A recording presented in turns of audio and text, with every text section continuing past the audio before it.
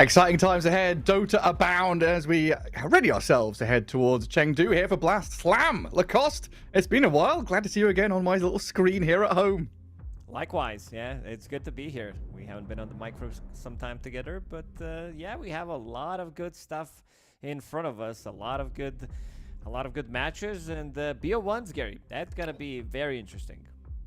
A lot of them as well. We've got a bit of a rush on our hands. All the orders have come in for Dota 2. Got tons of best of ones to get through. I think, yeah, 66 is up on our screens. We can see it right there to get through the group stage to begin with. So we've got a week of group stage, loads of BO1s, double streams going on at the same time before we all fly out to China for the LAN event in Chengdu itself, heading to that best of 5 final right at the end.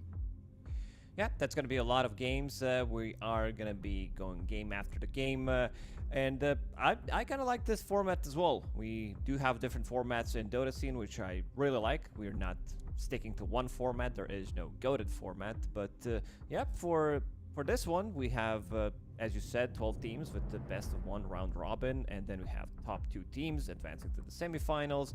3rd to the 8th place team will proceed to the play-ins. And then we also have 9th to 12th place it's going to be going to the last chance playoff. And if you remember, I just love the word last chance because if you go a couple of TIs back, when LCQ, we did have Team Liquid, we did have Team Secret as well, going through those last chance qualifiers, getting the top 3 at TI. So anything can happen, and I love those storylines. Yeah, was it even before that we had the Animajor, right, with that kind of play-in last chance qualifier at the event, where we also had like Team Secret and stuff like that popping through. It's always incredible to have these play-ins because we're cutting half of the teams, right, from 12 to 6, and all, of course, fighting over the prize pool there on your screens. Big amount of money, yeah, for the first place, 300,000 and 100,000 for the team earnings as well. We want to keep that healthy esports scene. Yeah. So kind of like that one as well. Teams probably don't like it as much, but unless they are getting the cut, we don't know what the deal is. But overall, cute little addition in the last year or so. Yeah, like especially looking at, I'm looking at teams like Execration or Tearlaments and stuff like that aren't, fully established, aren't, going to be making top 4 in events. Having this little additional cash is always going to be nice to, just have stability, right? That's the big thing. Yeah, stability, Dota and stability. This is. Oh, have I touched a nerve? Yeah, this is what everything in Dota should be striving for. The stability in general. Like you want to have stable roster, you want to have stable income, you want to have stable good teams coming up from each region. But there's always one of those missing. It's like the fire triangle, right? You've got to have oxygen, fuel, and heat. You've got to have everything together. TOs, teams, players, viewers, everyone coming together to build and keep the community running that we've loved for so long. So first up, with 66 best of ones, we've got to kind of focus in and figure out what we're doing. Our first one up is going to be Yandex against Na'Vi. Interesting team. This team, we did see them at Fissure Playground. They had a pretty good run, I would say, where they did manage to beat Tundra. They managed to put them in the lower bracket. Then they beat MOUZ, the champions of the previous Wallachia. And then when it came down to playing on the big stage, on the LAN, they lost the BetBoom team, and then they lost the Falcons. Didn't really put up a fight, I would say. Seems like maybe there was some nerves playing in front of the crowd. I know that the crowd favorite was Saxa. He was, like every single time Saxa was on camera, the crowd was pretty much going wild. But really? Very interesting team. Yeah, I just want to see if this team, because I've seen them play at Fissure Playground, they looked okay up until the LAN portion of the tournament, so I want to see what else they can offer in this environment. Yeah, if they can steal their nerves and prep for it. We were watching One Win and Shiro Jr. kind of pop off a couple of years ago, right? We had such high expectations from them as the new boys on the scene in that Eastern European qualifier region, and they had some struggles, had some hurdles to get over, unfortunately fell short, but nice to see Shiro Jr. here on a very solid roster. And Sax is still technically a stand-in as far as I'm aware. Yeah, it does seem like it, but team is doing well. I assume they want to keep him. It's just whether he wants to commit with the team. And the team that they're going to be playing against is going to be Natus Vincere, also known as Na'Vi, a team that was kind of my dark horse pick for previous Wallachia, because this is a team that is always there, but they just need a little bit of oomph. Like every single time I watch them play, they do well. They had a very competitive series when they were playing against the BetBoom team. They did manage to beat HEROIC, and then they dropped some of the games. Like even they took the game off MOUZ.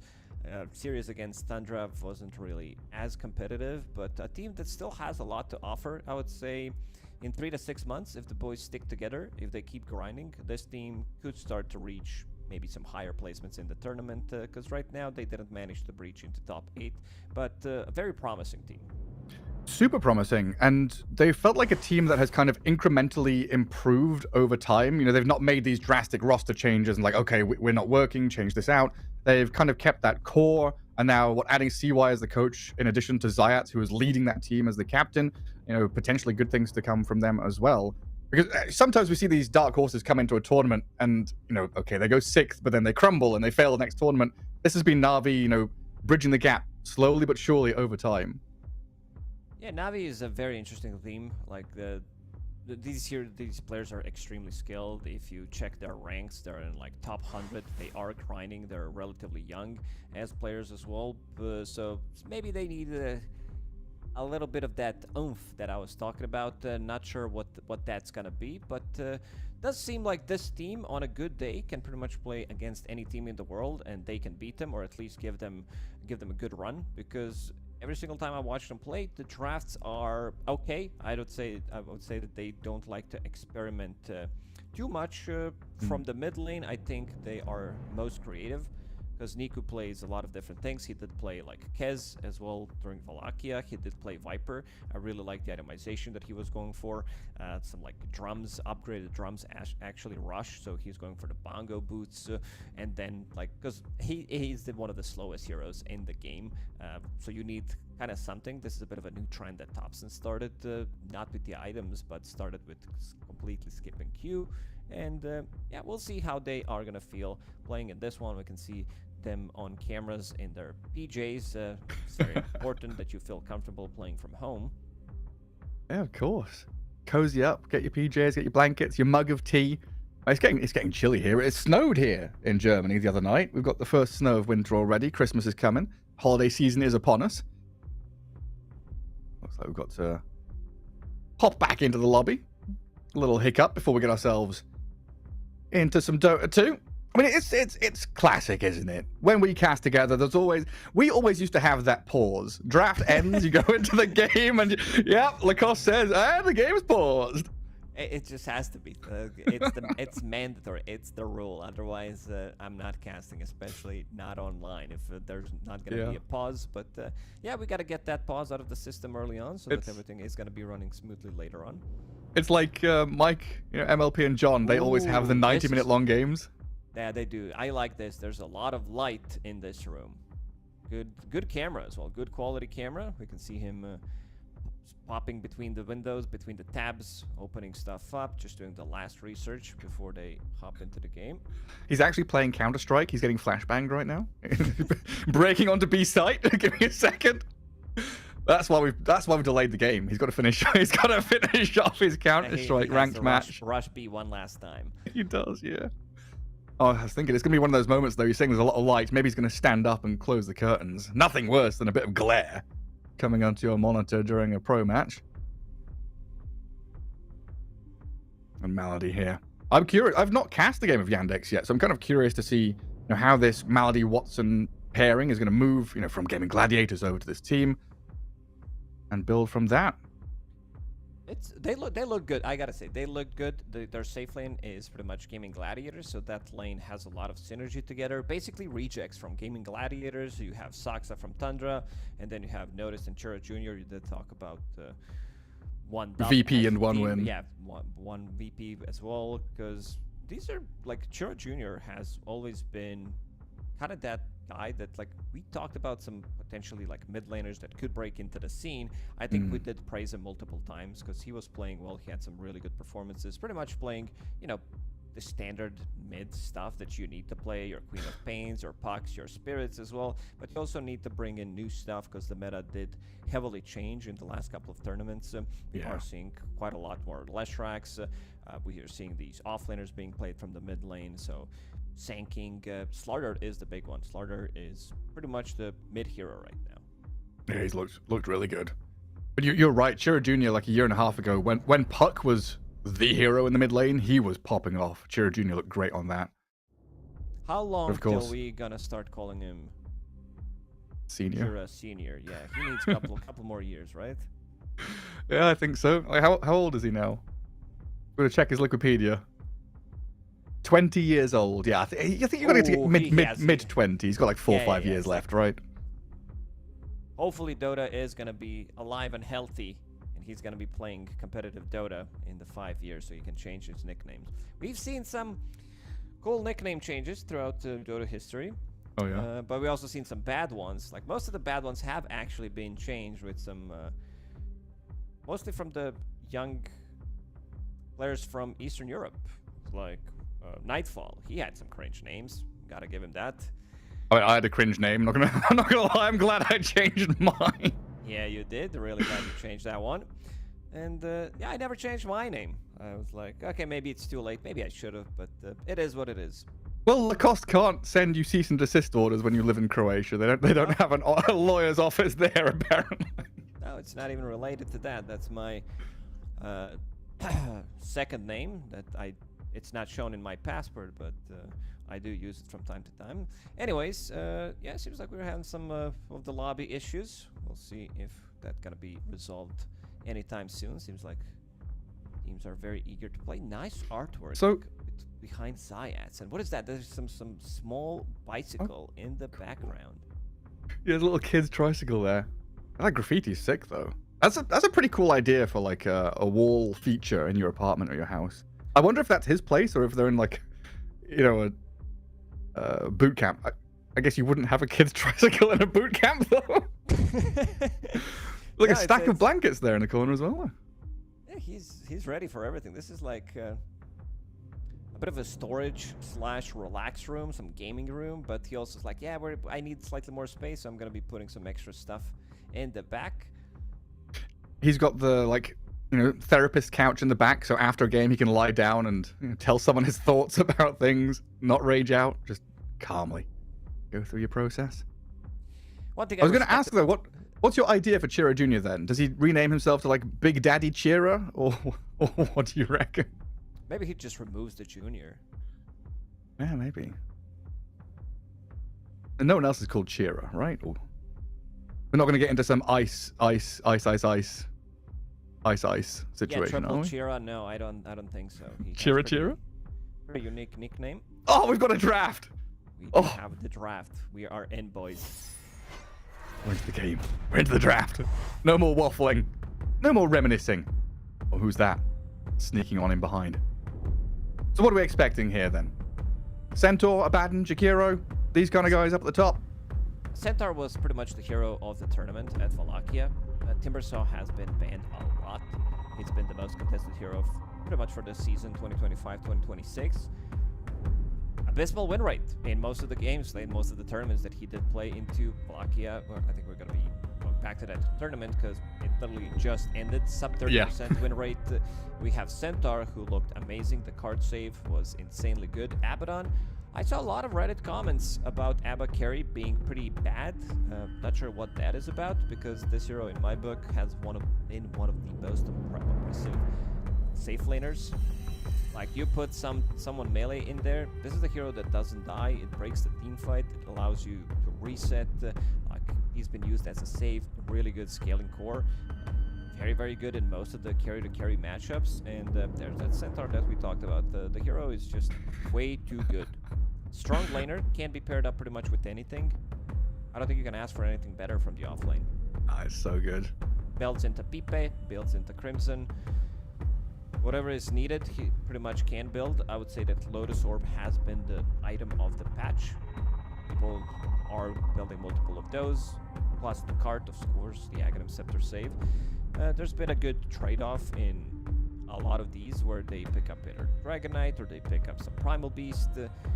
Primal Beast, also there's been a very cool bug feature interaction in Dota, don't know what to call it nowadays, where you can save people who are getting pulverized by a card. Oh, because they're like tethered to the ground, or yeah, it's just a bit of a new tech spell coming out from Primal Beast, where it's also not like affected because you have like status. It's not affected by status resistance. Gravity, laws of physics. Yeah, sometimes you can't save them because they are in the air, so you're trying to click them. Instead, you need to click on the portrait, so it makes it easier.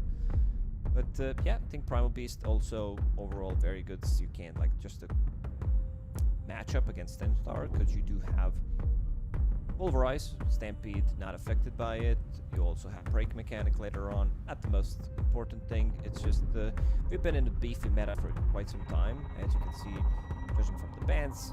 Slardar, Timbersaw, Abaddon, heroes that don't die as easily, and then you have Cherry on the top, Dragonite, my favorite hero to watch, where he just right clicks. Yeah, turn into dragon, splash everywhere, do the big damage. And it's kind of funny to see Dragonite and Abaddon, two heroes that we would have considered kind of, lane winner into mid game heroes, actually now be two of the strongest, like, hyper late game carries. DK and Abaddon are insane when you scale into late game as well. Yeah, that's DK what I've seen. Can be flexed, but I do prefer Dragonite as carry overall. In some matchups, it is fine to pick him, put him in the mid lane if you have overall better last pick, but the Armlet Masked Madness build seems really superior in terms of your damage dealing. Then you get a BKB, and then you're like, oh, Crystallis, Daedalus. Suddenly you're like, what the hell is that? We've also seen a lot of minus armor strategies being ran at Wallachia, because Dragonite, if you play him as a green, with the green facet, it is also minus armor, it is a lot of physical, Snapfire with the Lil Shredder, and then we started to see more from Slardar, more from TA, stuff like that. So it is something to think about, even though a couple of these strategies I see that have been answered at the later portions of the tournament. And now let's check what Yandex is about. Saksa, he's been very annoying with some of his position 4 heroes. This has been Kaori's hero. This is how MOUZ won the tournament, pretty much. He ran it like 12 or 13 times or some shit. It's what do you mean Kaori's hero? Go look at my Dota buff and then see whose hero it is. Oh, sorry, Gary. Sorry, I totally forgot. You have a minute. Please explain to the audience. Oh, I mean, I don't need a minute. I'm just broken in the head, and I pretty much exclusively play Warlock and Turbo nowadays. My Dota buff the past 2 years is just Warlock non-stop. Freaking love that hero. Fatal Bonds is such a good spell. I just love it. Seeing like the pentagram bonded, the little links between enemy heroes, then you got some guy who does big damage. Incredible. There was one moment at Wallachia where Kaori literally dropped the golem, he fought back, came into the fight, deep into an outpost, and single-handedly won the game by using golem on 3-4 of them and just fatal bonds. Everybody evaporated. This is the hero that I wanted to mention for Saksa. He's been very oppressive with the hero when he was playing at Fisher Playground, where he was extremely annoying, just providing vision. You need levels on this hero. You can have like level 4 bounty hunter running around. It's a very good hero to provide vision for the team. Not the strongest lane in terms of being paired with the Centaur. It's not like any kind of a crazy combo. And there's that minus armor strat that I was talking about. Navi, Templar Assassin, Dragonite, which is going to push Dragonite to the mid lane or to the off lane. I have not been really impressed by Dragonite from the off lane. It does feel a little bit of lackluster. In the first, I would say, 25-30 minutes, but when you start to build damage items, then it still feels really good, because there are other items that you want to be buying from your off lane. Like Blink, right? Yeah. And you kind of feel shoehorned into that. On the bounty hunter, though, how feast or famine is this hero nowadays? Like, because very often he was accelerating you to great heights in the mid game, or just looking garbage. Is it similar still? It's okay. It's pretty similar to what 9 class with Slark was doing. It's maybe slightly worse in terms of vision game. So very much picking your moment. So through the bounty hunter, you're going to have like better opportunities to drop big golems, use your Stampede to get in and out of fights as well. Yeah, I like this double saving support. We've seen this having a lot of success during Wallachia. We've seen Snapfire with the Cookie, Ringmasters, we saw a lot of Tusk.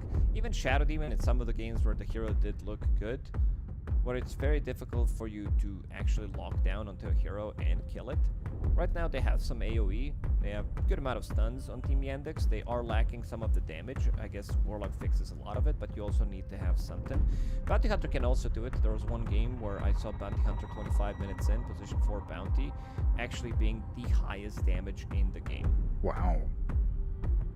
That just, I mean, yeah, amp damage and track is insane.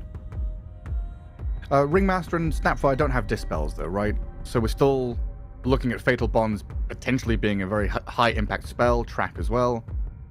But you said Lotus Orb has been very popular, so we'd assume that'll come out. Greaves potentially for the Snapfire. Greaves, yeah, Greaves, Snapfire, Shard, you are kind of playing that position 4/5 healer. And Kez comes out.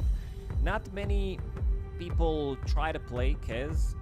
It's been mostly, Mickey. I would say Mickey and Pure have had a lot of success with the hero. Team Yandex, we still don't know where this Kez is gonna go because, as I said, during Fisher Playground, they did run it, I believe, only from the mid lane. Okay. No, it was, sorry, we are on, no, haven't actually seen them play Kez. Oh, interesting. So I guess technically flexible here? Flexible, yeah. I would kind of prefer if it's in the safe lane. This hero with Warlock, you have sustain at the early stages of the game, and if you give him good start, he can pop off. Like, Kez is insanely strong. I don't think many people know what the hero actually does, myself included. I was gonna say I'm gonna be leaning on you big time. Oh, not on this one, Gary. He's doing the raptor dance. That's it. You gotta do it on your own. God damn it.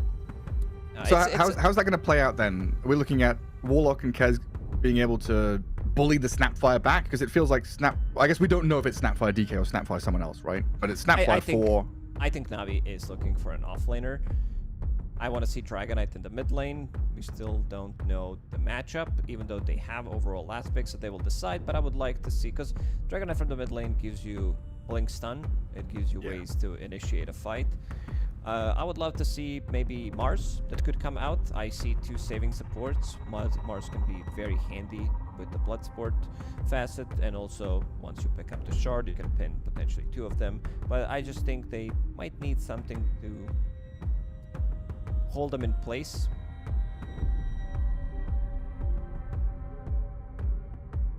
Alright. Oh, the Viper pick. It is nasty. It is nasty. So where are you putting that DK, huh? That's a good question. Because they can flip the Viper and the Kez, right? If they want to.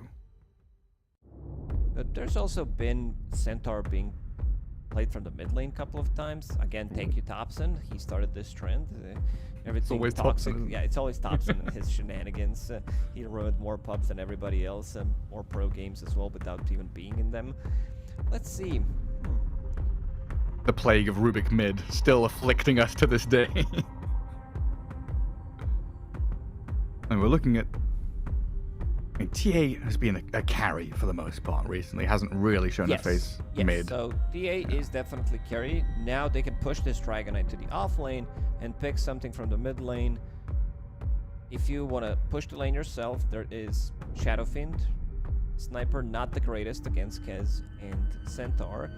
So that's not an option. In terms of lockdown, yeah, go ahead, Gary. I was just gonna think. So in these situations, we've seen Team Liquid and stuff kind of just go for a hero that fits what they want. Like, even if it's not a good Storm Spirit game, they still pick Storm Spirit because it goes in and does the job. I was kind of thinking along those lines. If they just say screw the mid lane, it's gonna be hard. Give us something that is gonna be useful for our draft, and they pick up an Invoker, which, I mean, it should have an okay time against Viper, right? Yeah, I also want to see what the build on Viper is going to be. There's been a couple of games where at the start of Wallachia, people were just completely skipping his Q, instead going for 0-4-4 build, which I don't really like. So 1 or 2 points in it could still give you that lane domination that Viper brings, and then you can go back to your build. You don't necessarily need to put more points in it, but if he wants to just push the lane, trade, go stack for himself, then 0-4-4 build works. But I also don't think you want to be giving that to Invoker. If Invoker is off to a good start, if his Hand of Midas, if you're trading farm, he's getting a lot more done. He has global presence ready on the side lanes. There is good amount of stuns, like Ringmaster can try to set things up with the slow. Then you have Snapfire. This top lane does have a lot of setup potentially for the Sunstrike. Gotta say, not the biggest fan of Warlock plus Bounty Hunter support duo. If these heroes are under-leveled, if they're not getting stuff done at the early stages of the game, could be a bit tricky, especially because you have Viper from the mid lane. Very slow hero. Like, very hard to make stuff happen. Centaur is also a hero that does have global presence, can make stuff happen with the Stampede, but he also doesn't like to move. This is not a hero that is like, oh, I'm playing very active, I'll be on the other side making some gank rotations, I'll take the tower quickly. It's not that type of a hero. And you said on the Viper it was the bongo boots? It was the bongo boots. I'm looking at what Chura Jr. does have in his quick buy. It's Null Talisman and Bracer, so I assume he wants to try to pressure the lane slightly more, so I want to see that poison attack level 2, and then go for your Nether Toxin, go for your Corrosive Skin. You want to have that Caustic Bat. It's an insane amount of attack speed slow. It's one of the worst matchups for Dragonite in general. You have Break Mechanic. It's going to be all about you dealing physical damage, and if you can't right-click, if you're so slowed. Same goes for Templar Assassin. It's a BKB piercing tool. It's a slow. Great against refraction. The question is, can they make stuff happen? Yeah, this is just like rhetorical question. Whether they can be able to do what do well against what Navi wants to do. And Navi's fine with farming 2 items on TA and then start to pressure the map, go for potentially Roche. It opens up the Tormentor 20 minutes in. A lot of minus armor. Niku is spamming Invoke. I had his hero selected non-stop, just hearing... It's always one of these things with Dota, having played it for so long, thinking back, I'm going to dig through the memories of playing Invoker versus Viper, getting crushed by the poison attack and the old Nether Toxin when he used to be so strong with the big old denies and things like that. And then people started shifting to Quas Invoker because, oh, we can regen and sustain against it.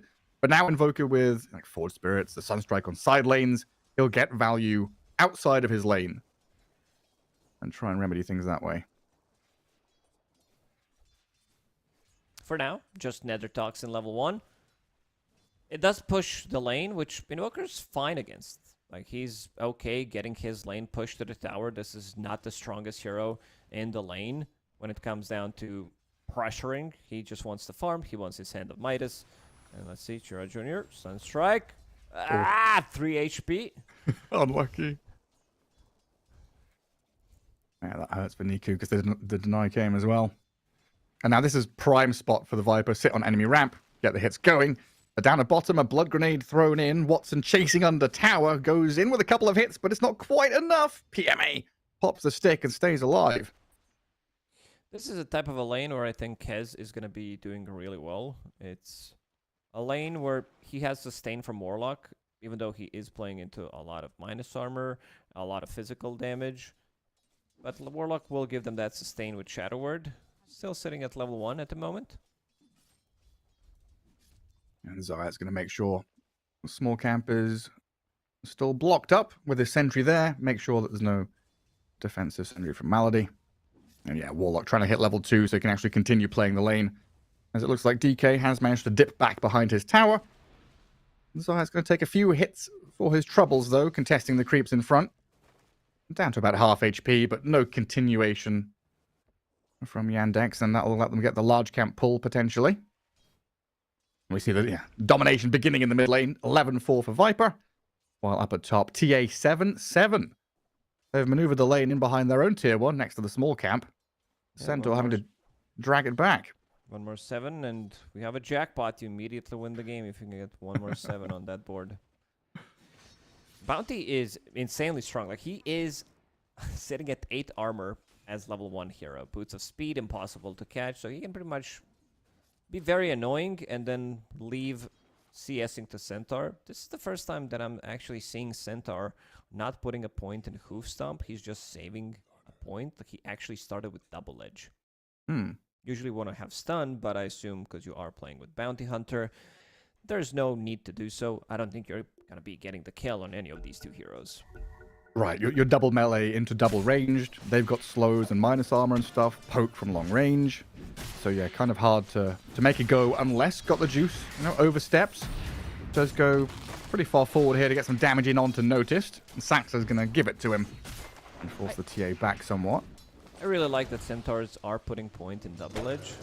I would say if we rewind 3 months back, it would be 1-0-2 build. Yeah. Sometimes even 2-0-2, where you feel like, Double Edge, I'm not going to be getting much done. So is that like range creep secure with Double Edge?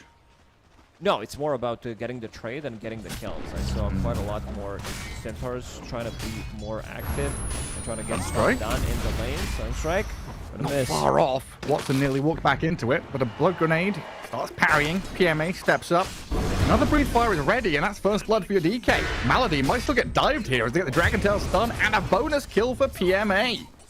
DK, that stands for double kill. I mean, this is a lot of minus armor that we talked about. Like Dragonite, Corrosive Dragon, it turns all your spells into physical, and then Lil Shredder. I also want to see if Zayats puts a second point in Lil Shredder. This is where the damage actually amps up.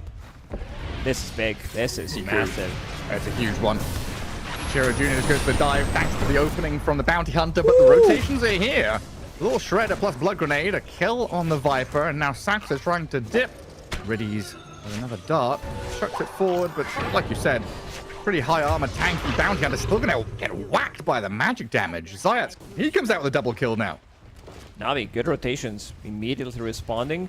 Even without having a point in Q on Viper, they still managed to get that kill. Viper does have Boots of Speed. Invoker also got Boots of Speed. Noticed. Not too much armor until he gets his helm. Yeah, is he dead here? I mean, he doesn't get daggered, but he's still just walked down by the TA. Already a rough time for Team Yandex here. Great from Navi in this early portion of the laning stage. 5-1 in the first 5 minutes. Good start for Dragonite. I thought he was not going to be doing as well in this bottom lane. But I guess this hero is just way too OP. Just sitting there, existing. Look at his items. 2 gauntlets, which he's going to be probably turning into Soul Ring for some mana. Belt, Bracer, Magic Wand, 1300 HP, 8 armor at the moment.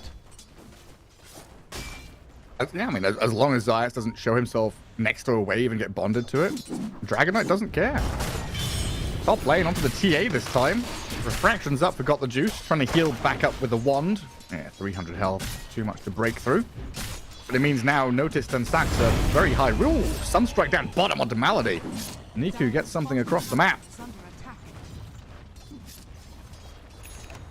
Yeah, top lane, it means that both of the Radiant offlaners now full resources, full HP, can continue just dragging into creep camps, farming neutrals. At least remedying some of their problems up there.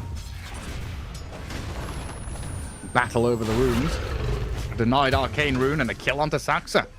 Bounty Hunter's movements being read by Navi. Dust being used quite often early on, but now the Viper's moved on in trouble. Can't get the close in on the Invoker, now surrounded by 3. Scatterblast off the mark, though, as Zayas needs to go back to sharpshooter lessons. Should still have the kill, though, with a cookie forward and the follow-through from Niku. Shiro Jr. dies, in fact, to Riddy's hand. Oof. Shiro Jr. really overextending there. It was a nice play from Navi. They denied the rune, and they also managed to get the kill on Bounty and get the kill on Viper, which is pretty big. Right now, Viper's sitting at 0 and 2 in terms of net worth. Middle of the pack. Radiant are scanning. Oh, this is one of the few times that I'm seeing Invokers still going back to Helm of the Dominator. Most of the Invokers that I've seen at Wallachia, haven't seen many, did go for Hand of Midas, into Atos if necessary, and then into Aghanim Scepter. But I guess this also works. It gives them some extra tower damage. It gives them a lot of pressure. Is this a Noticed. Getting pummeled there, but Sax is on the tail of the Ringmaster. Noticed fine under his tower. Another shuriken thrown in. And Riddy's under his tier 1. Quite tanky. Dusts up the bounty now. Got the juice, can get back into action. Trying to close in on this bounty is difficult, though. Speedy with the Windlace and the Brown Boots. So both of them will get away. So is this Dominator on Invoker, then they feel like they're ahead and they want to pressure further? And that damage comes out of nowhere. Malady's thinking, oh, I'm safe and sound over here. One stun into Sunstrike, you're done. You're dead. Yeah, this Invoker pretty much says I can play anywhere on the map with my Sports Spirits, with my Helm of the Dominator creep. The towers are gonna melt. I love this aggression from Navi. They're playing extremely fast, and this is something that we talked about before the draft. If these two supports are not getting stuff done on Yandex, they could be in a lot of trouble. Look, you know what the play Natus is farming. What is the play? You dominate the Satyr and dispel fatal bonds off yourself. That's what he's doing. Not a bad idea. It's not a great idea, though, is it? I've heard dumber ideas from you, Gary. I gotta be honest. That's true. This one's good. That's a Hall of Fame idea from me.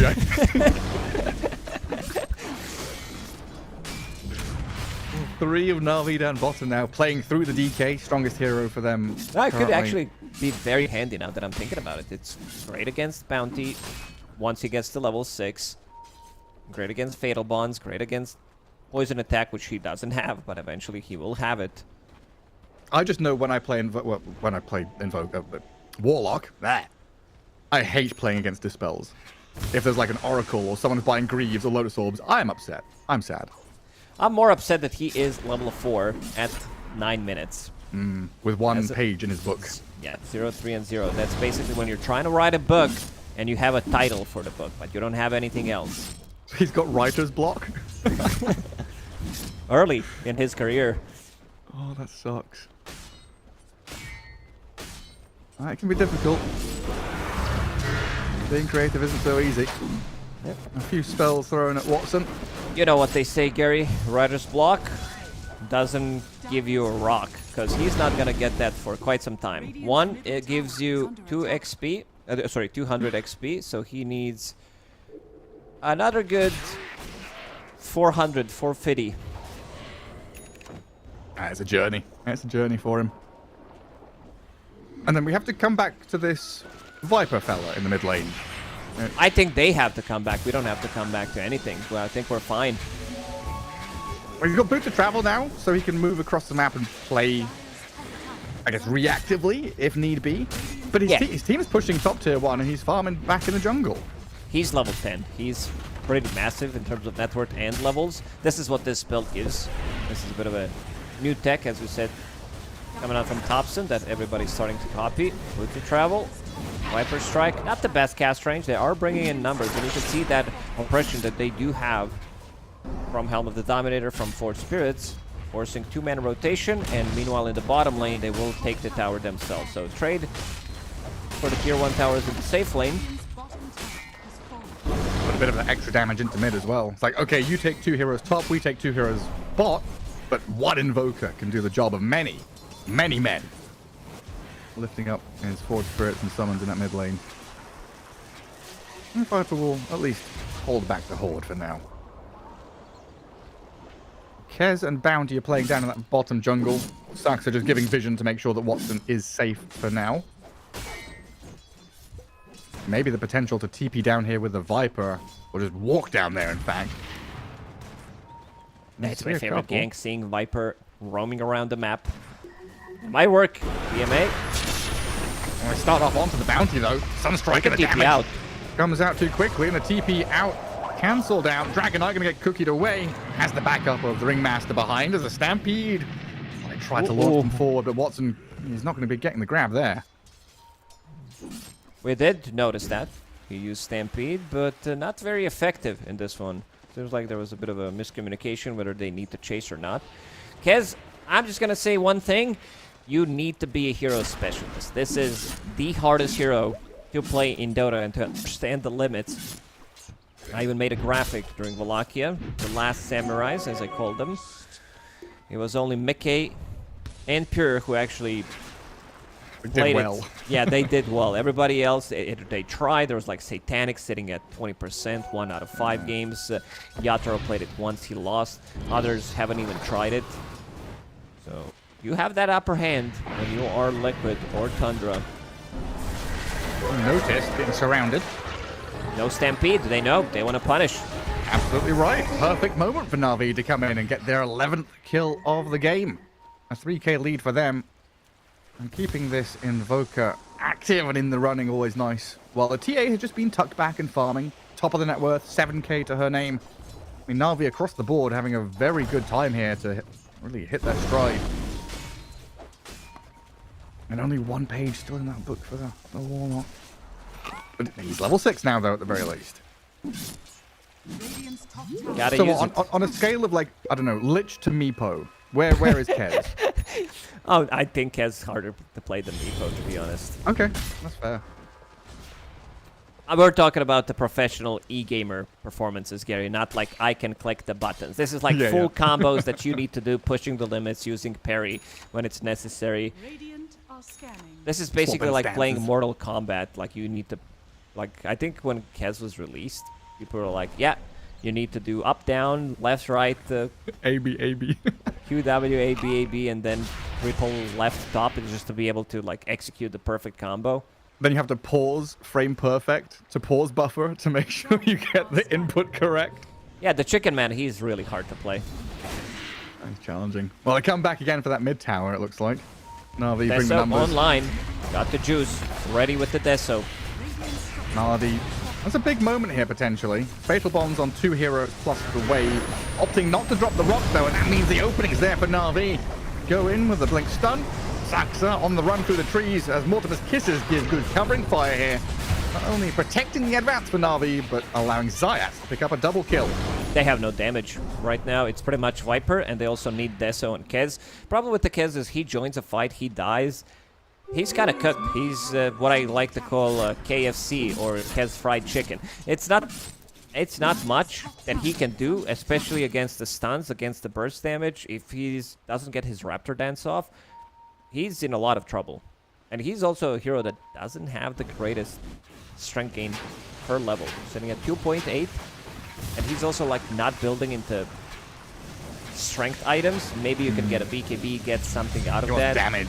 Yeah, he wants pure damage. Like he wants to have his Daedalus. Later on you might pick up Satanic, but we're talking about like 35, 40 minutes into the game. This is the hero that wants to stay ahead.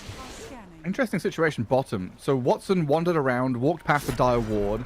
I think his Radiant Ward did spot Zayat coming across here as well. It has since expired, of course. So Watson's able to actually get away from this attempted move out of Na'Vi, at least for now. Such a potent combo. DK Snapfire plus Sunstrike anywhere on the map, you are afraid. Even if you see them coming, you know, you still could just get jumped out of fog. A lot of minus farm armor. stolen as well. It's like Dragonite's going to be doing quite a lot. You have this Well Shredder that we talked about. Everything from him is physical. Then you have TA with Meld, with Deso. I want to see them try to get a pick off and turn that into Roche. I could also see them potentially forcing the Roche with Na'Vi. There is Shield Rune. Got the juice, just picked it up. It's such a nice move as well. Like, you're playing bottom jungle, getting all these wards down, de-warding your enemy. You've got like 3 observers watching any movement into the bottom jungle. So you can kind of sweep through here, push the lane, and as soon as you leave, it feels kind of natural for Kez to come here and soak it up. So you can sweep through, and then play into enemy triangle, then set up for Roshan, and you know that Yandex are going to try and take that space like Watson is now.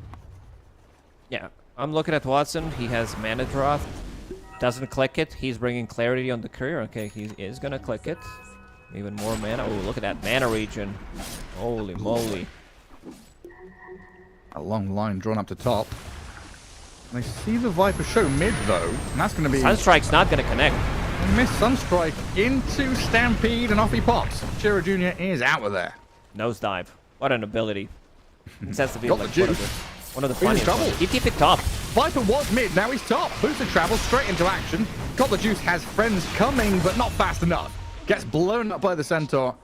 Dragonite from the south, looking for an angle here. He's going to walk into the Viper, going with the Dart and the Wheel of Wonder. Chira Jr. in trouble. This Sunstrike shouldn't miss. Start land with a big blast of damage. Viper down, but Bounty Hunter with the tracks going has all the vision and damage in the world to go back in on the DK. Watson now can start to unload. Natus moves forward, but they've got stuns for days, keeping that guy Good back. rock. The golden drop, though, is a big one with the bombs going. Dragonite's down, and the chase is on. Sax are looking for this 505 Zayat. It's a big bounty to be taken here. He's trying to get out. The Shuriken thrown in, gets the kill on Ringmaster behind, while Maldi's Golem slowed down by the ice wall. Hebel thrown in. Zayat's cooking away. He's a hit away from death, and there's a lot of money waiting to be taken. The neutrals will grab the kill, though. Nice play there. At least he gets the deny, but they need this Temper Assassin. Sunstrike doesn't connect in the mid lane, which does allow Chiro Jr. to TP to the top and grab a kill on Temper Assassin. I guess he was not expecting this type of a play. This is the first death of Got the Juice, who is building into a Blink Dagger, so this might save him for the next fight. Might be able to blink out of the trouble. Game definitely slowed down. This is not the type of a fight that they wanted, but Yandex definitely wants this. They want some extra bit of a gold coming up from track, which is level 1 only. Showing that, yeah, putting up some resistance there, finally bringing numbers to fight back. Not going down without a bout in that top lane. It started to feel like Na'Vi were just walking away with things and slowly edging with that lead, with the TA building up. Going back around again up top. DK leads out onto the little Golem. Notice going to use this opportunity to blink on to PMA. Follow through from Malady. Fatal Bonds only on the creep wave and the hero, while Saxa keeps tabs on Zayats. Stop Mortimer's Kisses. Threading Stampede for Mortimer's Kisses. I think they're okay with that. There's also a new item on Dragonite. I was thinking that this item is going to be popular in some of the situation, considering that Bristleback is popular, Timbersaw is. Mage Slayer. This is something that a lot of the times you would see, I would say, Falcons pick up from their safe lane when they are playing Dragonite, Blink Dagger into Mage Slayer, but they also have two very farm-heavy cores that are going to be carrying the game, so Skeeter in a lot of these situations, he can't afford to go for this item. Will we Others cast not in that as game? much. Skitter went 0-4 and then went Mage Slayer Blink. And then won the game. Got the juice. Viper strike. Notice now Saxa on his head. Templar Assassin has another refraction. Blink Dagger being ticked over though, and no way to escape. Losing damage over time, still alive though, until the Shuriken hits. Big old Sunstrike Cataclysm lands. In comes Notice again, trying to land in with a stun. PMA turning with Niku from the low ground. Trading out 2 for 1 so far. Gets the kill on Saxa though to make it a little more even. While Notice and Watson, they want to dive on this PMA DK. X's ring heals him back Full up the top. damage. The Centaur's blown up. Now Cyclone into the sky, drops down into the ice wall. Oh, Maladich. Time for Niku though, as he's getting blasted by this little bird man, but he's got the teammates to back him up. Oh, PMA and Riddies makes it all worthwhile. Kills Gary. the little guy. Rate this play. Warlock uses Fatal Bonds, uses Pavice, and then doesn't have mana to use Chaotic Offering in the previous that fight. sucks. I think maybe with the Golem, they could have maybe gotten one more kill, but this time around, not enough damage. And this is the downside of Kez. If he can't stand his ground, I think Sax is doing a pretty good job keeping the distance, getting those Shuriken. Let's see how much damage he's actually dealing. Yeah, 1200 on him. Kez still gonna be dealing quite a lot of damage in these fights, but not as high as I would want him to. Pretty much the same amount of damage as Invoker. So Cataclysm now online. They do have a good amount of stuns. 1 stun from Dragonite to set things up. I also want to see Got the Juice potentially finish the Hurricane Pike before the BKB. Because that's going to give him ability to move himself away from Kez. Once he uses those, potentially, like, he wants to use the Raptor Dance, Dread against Viper as well. And this is what I wanted to see slightly earlier, but it seems like there's been one bad fight for Navi, then Temple Assassin died again, and Yandex having a good read what's happening on the map. Instead of focusing this Roche or trying to get something out of it, they are going to go for Tormentor. Cataclysm. Cataclysm though, Riddies. Nice try. Riddies gets it. Yoink. He yoinked it. That's pretty That's how good. it's for me now. And that's Well, we see that trade very often, right? One team goes Roche, they're ahead. The behind team goes, wait, is that a golden drop just for him? All right. What if you could steal his, like, when you kill a hero who just got shard from a tormentor, let's say 15 or 30 seconds after, if you kill him, he drops it. Gary? That sounds like your idea. That goes straight into the Gary B Hall of Fame. What are you talking about?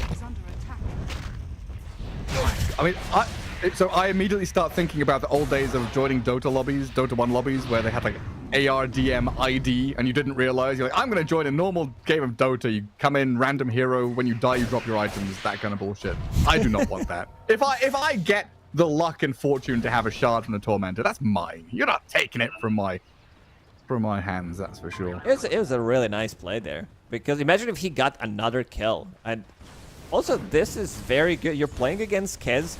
30% miss chance is insane. This hero doesn't build into MKB, doesn't want to build into MKB anyway.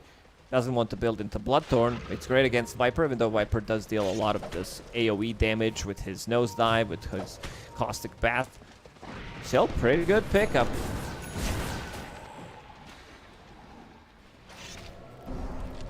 And playing together up top, Zayats and Riddies giving the Invoker a little bit of protection. And it seems like Niku's made the call to get the hell out of here. I want to farm up here alone. You go play with a DK. He can start things off for you. Smoking in behind him. Looking at the both supports. They have GPM talents. Navi. They are ready to get that extra gold.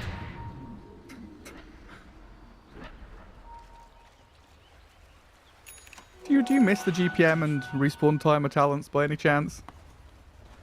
Oh, not at all. No? I think that was one of the worst. That was on par with having... What were they called? These little buildings? Shrines? Moonwells? Moonwells, yeah, shrines or whatever they were called, where you can actually heal up. That was pretty base. insane. Oh, the ones out of base. Oh my god, I forgot the ones out of base as well. Oh, wow. Yeah, before we had outposts and tormentors and wisdom shrines, we had the little Buildings. fountains. We'll love to have some extra buildings. Just I also call them love how buildings. it's called building. It's just the building. We don't know what it is. It's just the building. How's Niku found this? Just wandered in. Hello, Saxa. You trying to TP out of here? Not happening. Science comes over. Quick little stun with a cookie. Saxa dead. In the meantime, though, Watson's found an opening with the Stampede to follow through to not only get rid of you, but the TA as well. Broken, but the turnaround stun. Cataclysm lands. Oh! The TA still going to die. First life down, but Malady has fallen. Into the cart we head. Viper dragged around by Natus to blink away back to safety, but a good tornado clips onto the little birdie boy that kisses damage. Look at that. Niku with a triple kill picks up another one, and Chiro Jr. being left stranded here. Another potential opening for PMA, but he's going to hold back now. Pumps the brakes and focuses on the building instead. They did not move. They all sit into that cataclysm. Maladich immediately evaporated. Deer in headlights. Like, really? That's a good comparison. I don't know, like... Just flashbanged by the cataclysm. You can't see what's going on. Well, It's the only way. React to that? It's the only way you can kill this Kez. He is a chicken. Chickens are basically dinosaurs. And then Meteor. And some Sunstrike as well. Junior, Heart is ready. BKB's up now. Notice trying to drag away this Viper in the cart. The turret is in action. Zayat's now the focal point as Saxa and Malady go in on that Ringmaster again. Deafening Blast to try and push them back. PMA in the pit. Trying to play around Zayat's in that darkness of the Roshan pit. And Yandex have to give up on the chase. So they get the Ringmaster, but they lose their Centaur. The pings on the Chira. The blink from PMA. A big damage from the Cataclysm and the Meteor. They'll move back in, though, with Watson to force PMA back. I don't know who's feeling stronger this fight, because got the juices returned back in.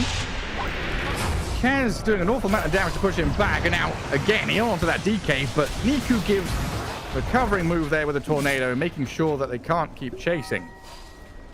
They thought they could kill Vipers, so did I. When Dragonite jumped, when I saw Cataclysm, I thought he was gone. Even a couple of right clicks from Templar Assassin, still not enough. He had the medium Lotus. He has Essence Ring. So that's extra bit of HP coming out from these two. Shiva's Guard as well.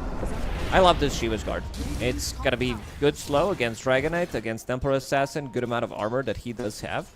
Like right now, you still don't feel the right-click damage from Dragon Knight. It's a bit more like cookie cutter type of a build. Blink Dagger, Mage Slayer. Doesn't have as much, even though his damage looks pretty strong against Viper, because you just don't have enough attack speed to actually attack him. Nosedive. Stampede. We've seen Riddies. Saxa again up in front, giving the intel for his fellows to come on through. Cyclone to delay. But surely, death is inevitable. It comes for us all. They really hate him because he got that shard. Killed him 3 or 4 times after he got it. Were they expecting it to drop, yeah?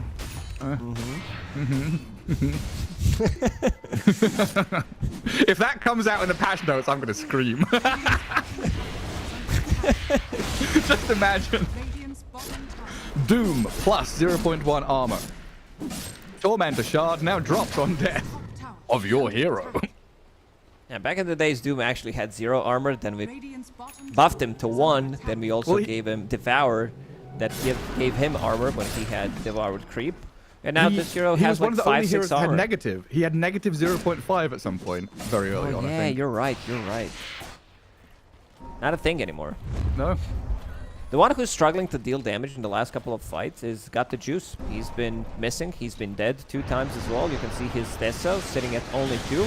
But so is Watson. Both carries, like in terms of network, he's definitely not struggling with Emperor Assassin, but maybe in dealing the damage. Oh, annihilation. If they see you, you die. And Chira Jr. might actually still be in trouble. Pops the Gale Guard. Kisses are coming in, though. Hey, he needs to get in the cart. Sharpish. Bail him out there quickly. Try and escape with a Stampede as well. The Dragon Knight's quickly on your tail. Well, they evacuate Chira Jr., but that's quite a lot of expenditure. Losing your Kens in the process as well.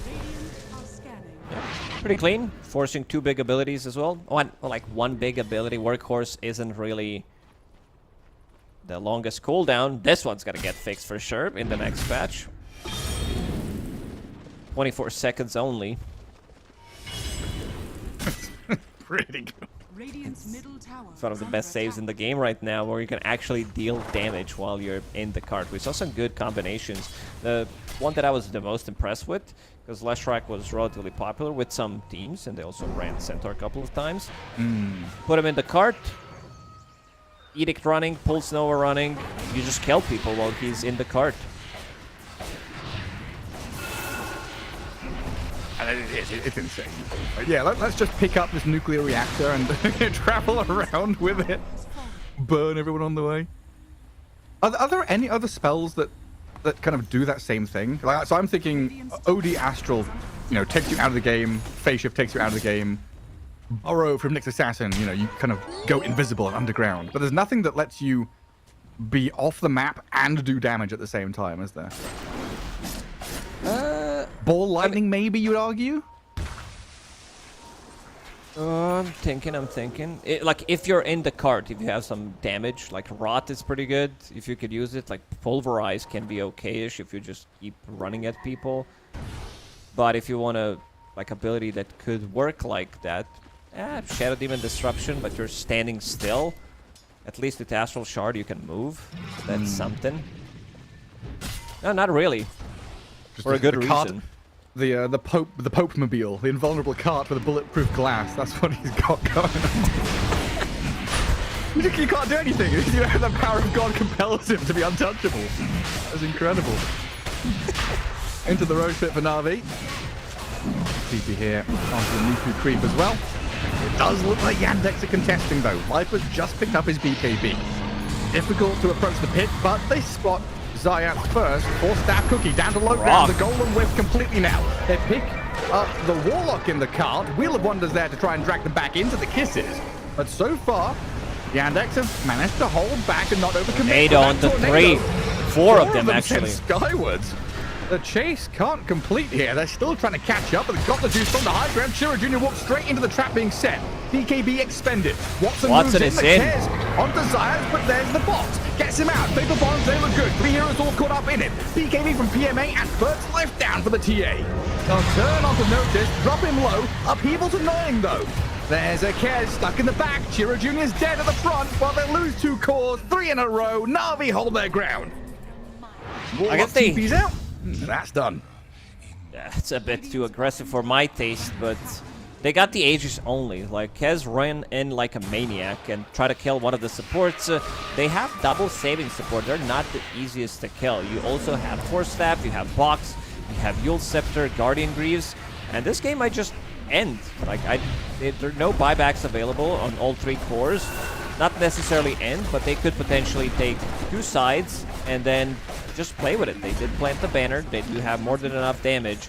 This Deso, Lil Shredder, Dragonite. And what, 20, 30 seconds before Yandex have any of their big heroes back? Niku toying with the Bounty Hunter while the rest of them go to work on the tier 3. Yeah, like you said, 2 sets of barracks about to fall. Even sticking around for the ranged one. And off they go, back into the darkness. And the whole map is there, like all the lanes are also pushed in. So they get 2 lanes and they can play into the 3rd straight away.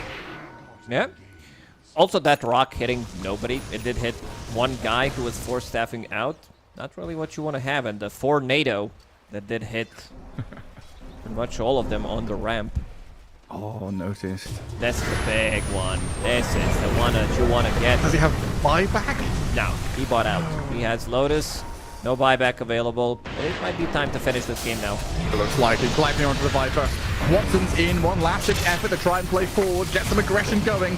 DK forced, drifted away. TA bonded They're up getting onto kited. 5. I mean, this could be big if they had the heroes in the follow-through, but they're just being 3-man punted, tornado run back. again. Another big tornado as the PMA DK jumps onto Malady. TA will come in with the damage. That's plenty for it. Saxa, Invis hiding away, sentries drop, try and give a bit of reveal here onto the Bounty Hunter, but so far Saxa is going to stay alive. Another 4 staff on him, gets the high ground. PMA, seems like he's had enough of this nonsense.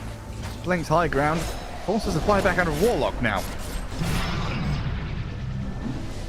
Difficult times for Yandex though. Niku's He's out of mana. Doesn't have too many spells left to give in this fight. So we might just have to take a step back here as Na'Vi, reset, rethink, and look for that next objective. Yeah, they're definitely lacking some of the damage right now. Kez almost has the same net worth as Zayat. Here it is again. Hate that guy. Just kill him. Because he got that shard. What is he now? 6 or 7 out of the 11? 1, 2, 6. 3, 4, Yeah. 5, 6. Yeah. A lot of focus onto him. Oh, Wisdom Shrine. Zayat's trying to be sneaky. Oh, that's another freebie though for Team Yandex. Okay. That's 2 big kills. They'll take any gold they can. Extra bit of track gold. Deso charge. Watson would definitely love to have that one, but it's going to be Crystallis for him now. He can sell his magic wand. Any kind of extra damage in the next fight could be very good. Even though they are down by a lot. Centaur can't afford to die. I think they also need to land a good rock. We've seen him struggle at the early stages of the game. Didn't have the lane that he wanted. Got abused in that lane. So, what is Centaur's role then? It's safe. Like, So he it's not needs to Blitz wait. Stun Initiate? No. He can't. Okay. So then, there's a lot of weight on Saxa's shoulders, right, to find the right opening. Yeah, if you blink in and stun someone, you need to use Stampede to get out of the trouble, and then your blink is in a cooldown. Unless they can find some really big target, if someone's really out of position, then he should definitely try to go for it. Viper Strike on top of him. Right now they have no Lincolns whatsoever, but there's a lot of Force Staffs. They do have 4 Force Staffs, I believe, yes. There's tons of them in this game. I'm smoked in behind the Centaur now, kind of expecting Na'Vi to make a move. But it's A very deliberate spread across the map here by Na'Vi. Are we considering waiting for next Roshan then? Na'Vi don't want to make any rushed moves, right? They could wait it out. They could. There are big items as well coming out on the couriers. There is AC that is about to be delivered on Dragonite, which I really like. Because you are playing against Kez, so extra bit of protection for the supports. I talk about the minus armor. And also Refresher on Invoker, so double Kata. Yeah, that's some nasty business. With a Gleipnir as well. Harsh reality here for Yandex. The lane's getting pushed in. The map already small, dark, very hard to navigate. Radiant has, what, one observer ward down in that bottom stream area? And that's pretty much it. So playing out of their base is a very difficult prospect. And Na'Vi have all the room in the world. They can move where they want to, make a jump like this, up the Viper quickly, but it's in the cart, 1 HP, barely gets away safely. Notice to save the day. MOUZ is trying to go in there and make a play, but Sax and him both dying. The tornado clips him. Bounty Hunter's caught. The dagger straight into the back of him, but he has stayed alive. Some way, somehow, Saxa keeps it going. They only lose the Warlock. They stay alive to fight again, but it's going to be so difficult. With no bonds, no rock. Dragonite with Hurricane Pike, level 20 talent, is attacking from a very far away. No buyback on that Warlock, as you said. He used it in the previous fight. Jura Jr., he's in. Nice tornado in the back lines on Centaur. BKB on Viper. Watson tries to flurry around and spin like a ballerina, but there's no one in his reach. That's a wasted BKB on Kez. That's a wasted Raptor Tense as well. Jump to TA, trying to make a play, do something. You don't go out with a whimper, go out with a bang. Notice will get hammered down. Buys back now. Still 40 seconds for your Warlock to respawn. Bounty Hunter's going to hit the deck, dead for 60. And Mega Creeps on their way with that next round of creep spawns. This was even without using double Cataclysm. They can slow siege as well. TA goes in, hits every single tower once, extra bit of a minus armor if necessary, then Dragonite with Dragon Form in 10 seconds. I think it's time to close it out. Even though Roshan might respawn, it's going to be respawning in 2 minutes. They have pretty much everything. Mega Creeps are coming. What is the third eye that TA has? She'll know. The throne exposed, but Na'Vi stepping back a little bit here. Fake back. The fake back, yeah. I think the scariest animal is backed up against the walls. You give them a little bit of room. Let them step out into the vacuum that you've created. Not a chicken. Chicken's not that type of an animal. This guy's a chicken. He's a what raptor. He's a hawk. Falcon. Not this one. It's an overgrown chicken, isn't it? This is a pigeon. He's meant to be delivering mail to people. He's got lost somewhere along the way. You know what's written in the mail? It's GG. Yeah. Positive metal attitude. Sealed with a kiss. A little GG note from Na'Vi. What are your thoughts on pigeons, though? So I feel like a lot of people dislike pigeons. And I feel it's unfair. What is there to like? They're our friends. Yeah, I think they're one of the dumbest animals. No. Turkeys are. Turkeys are like top 3. Jump in. They found Zaya. And a kill the kill. Anything is something here for Yandex. They pop the BKB on Kez, though. And they don't find any follow-through. Quickly backing up. Notice that. Got the juice. Look at that damage. Oh, they've saved him with the cart, though. Noticed will turn around onto the DK. Trying to get Kez involved. On the high ground, though. A little stuck now. He's stuck. As PMA will turn. The damage will burn into Notice. Centaur gone. Die back for him. Kez is gone. And they'll chase on for the final remaining members of Yandex here as Saxa hits the ground with a thud and got the juice, goes towards throne. The Viper, the only one standing, and GG called. Felt this one coming for a while now as Na'Vi were dominating through the laning stage into that mid-game and closing out a well-deserved victory.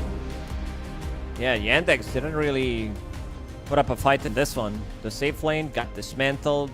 Pretty much the only one who had farm in this game was Viper, who is not the easiest hero to play. Like, you can't really be making moves. We saw him TPing top, getting something done, but very difficult game for them. We saw if the two supports are going to be playing from behind, it's not going to be as fun. And another Kez loss that I haven't really been impressed with. But for a moment there, I saw the net worth of Kez. My mind skipped to 7. It was like 1,874. I was like, oh god. It wasn't that bad. It was still a rough game overall, though. As Yandex, just kind of unable to transfer the momentum out of the Viper into these side lanes. And the Boots of Travel was a neat idea to try and get Chira Jr. involved. But I think Na'Vi just did a tremendous job kind of kiting, avoiding, not getting caught in any of these attempts. Yeah, Nico especially had a really good game. They did dive in between the tower, tier 1 and tier 2, and that was his only death.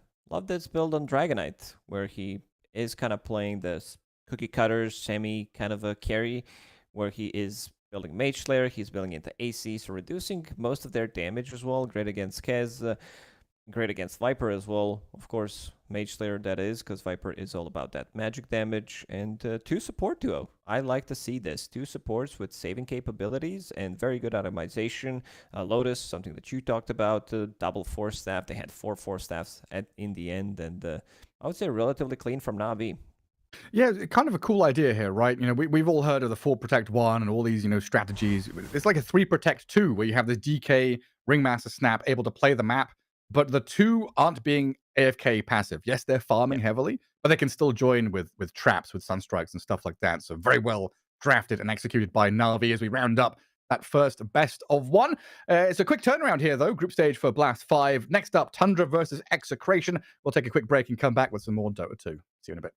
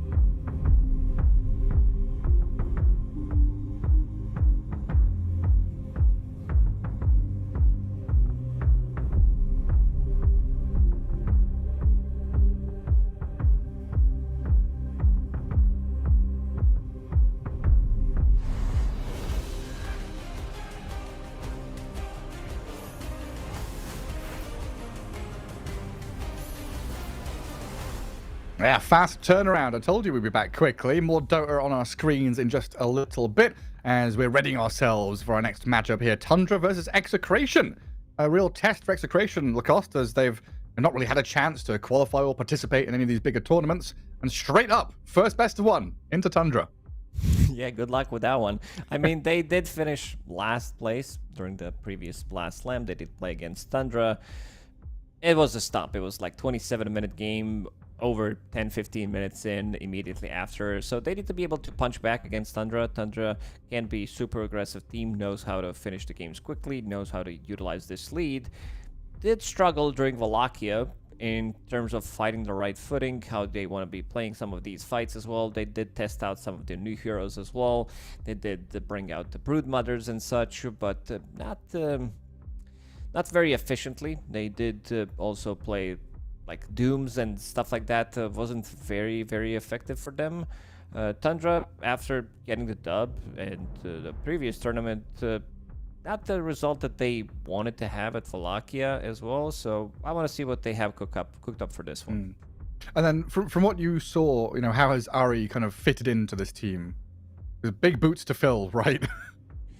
Yeah, he's I think we always talk about Ari. He doesn't have a big hero pool, but he's expanding his hero pool. He's playing more heroes as well, and I think this is the kind of a confidence boost that he needed to have in his career, winning the big tier 1 tournament for him.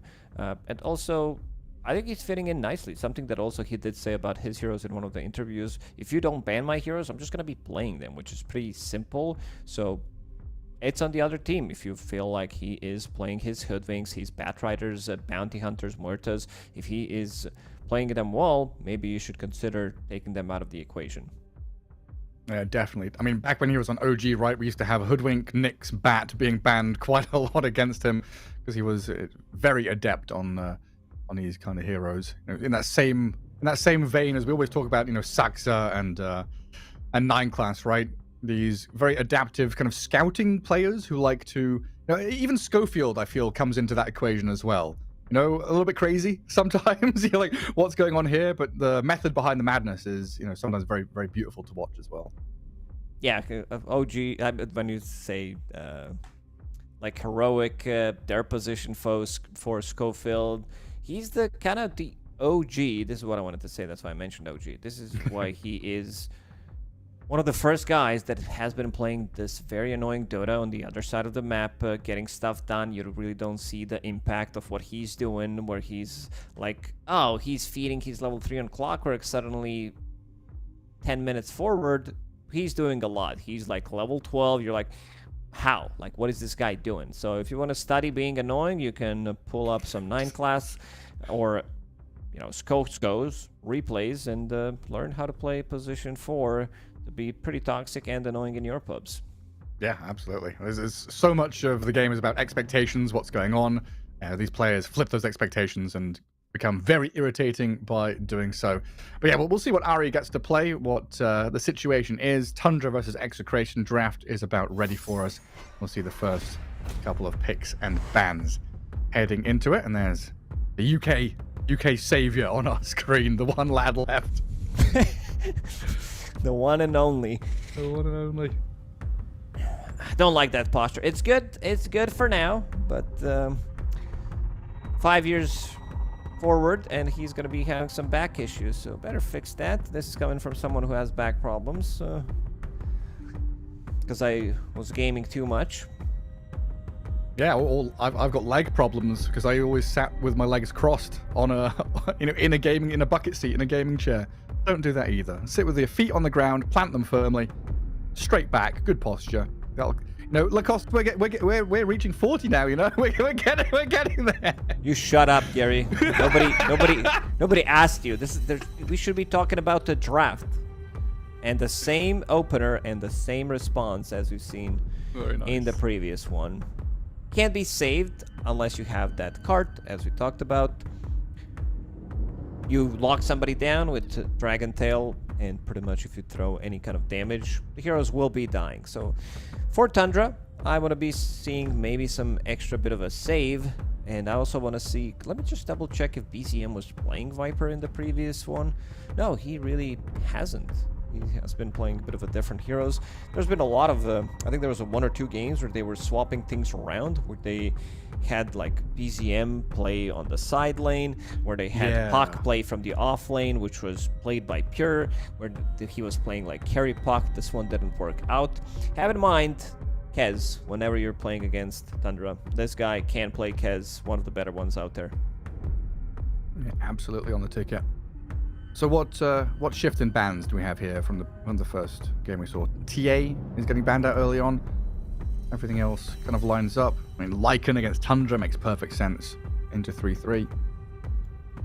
Yeah, leave some of the other heroes that are considered like very strong in the pool. Yes, Larder was about to mention him. Primal Beast as well. Ursa, I haven't really been impressed by some of the Ursas. All right, let's see this. They see Centaur on Tundra. This could be mid-Centaur for them. And if I had to pick one hero that 33 played extremely well in the last couple of months and had a great success with, that's Axe. So against Dazzle, could come in very handy. If they want to be going different route, I would say just the heroes that can catch this Dazzle. First of all, you have Stampede. I wouldn't mind seeing something like a Silencer. Not sure if they really want to play that. Batrider is good for the repositioning purposes, where you can drag somebody away from Dazzle, put him in a position where he's close. I also want to see which position this Dazzle is going to be playing. Yeah, I'm trying to look back. Execration have played a couple of games of Dazzle recently. It looks like they played a POS 4. Support Dazzle a couple of times. But this was a hero that was unpicked at Wallachia and I think banned once. Once, yes. Yeah. So not really on the table for a lot of people. And a very early pick here from Execration. As we come out now with Shadow Demon and Jakiro, two heroes that we saw a lot of through Wallachia and Fisher Playground. And Jakiro, the most popular hero, I think, from Wallachia. Great support, great mid-game. I mean, Ice Path is just one hell of a spell. Well, this is one way to view it. I can see you. Like, there's a massive difference when we talk about heroes. You're like, yeah, great support. I'm having fun. He's like one of the strongest, scales to the mid-game. Can be very annoying for the enemy offlaner. And then why are you doing that voice? And then there's me, when I'm playing the offlane, and I'm like, I hate this fucking hero. Like, I can't do anything against it. Like, I'm playing some melee offlaner. You're playing against Jakiro Ursa. Good luck. You have to drag the creep wave. Otherwise, it is literally impossible to do anything. You try once, you get close. Earthshock, breathe fire, dual breath. Yeah. They spit on you with ice. Like, I'm literally have to use healing style. Right, back to the game, Gary. No, I get that. It's like the old days when, you would be offlane Wind Ranger and your enemy picks Crystal Maiden Juggernaut and you're just like, cool. I guess I die 7 times in lane then. That's my life. I like this a lot. I like Abaddon. Abaddon is just too good of a hero right now. Can be flexed, can be position 1, can be off lane if necessary. I still keep talking about it because there were a couple of games during Wallachia where Centaur was played from the mid lane. It looked okayish, nothing too crazy. Eventually you start to scale. This is the hero that literally doesn't die in the mid lane because of your strength gain.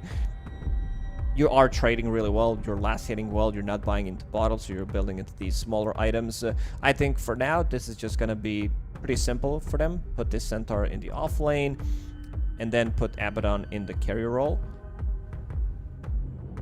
But yeah, it's the reason why I like Abaddon so much, especially against Mars, is you can be inside of the arena, you can blink inside of the arena once you get to your blink dagger. Mostly your build is it's Radiance from the carry role, Manta style into blink, so you can save people. You can dispel a lot of these things as well, and then you also have Shadow Demon, so could potentially save him. He gets a disruption, he gets ulti. Execration, I see synergy. Again, a lot of minus armor. Everyone's benefiting from it. You're playing against Dazzle, Green Dragonite, most likely. Snapfire with the Lull Shredder. So, not too bad of a draft, I would say. It's nothing too crazy, but strong side lanes. I guess I do worry heading later and later in this game when you're kind of reliant on Dragonite and Mars to open things up with the Blink Stun, the Arena to catch.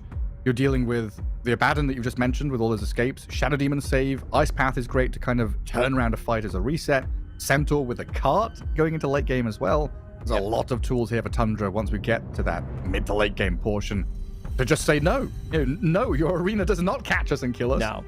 I like 2 heroes for BZM in this one. I'd say Pango is a good pickup. Can cut into backlines, makes it impossible for supports to play the game because you have Abaddon. Eventually, it's going to come down to, like, you have Stampede on top of that. So the whole team can catch these 2 supports. I also think Ember could be a good pickup. Ember has some bad matchups, but still, overall for the game, it could look really nice where you have someone who can be very annoying, another backline jumper. He builds into Spirit Vessel, great against Dazzle, great against Dragonite.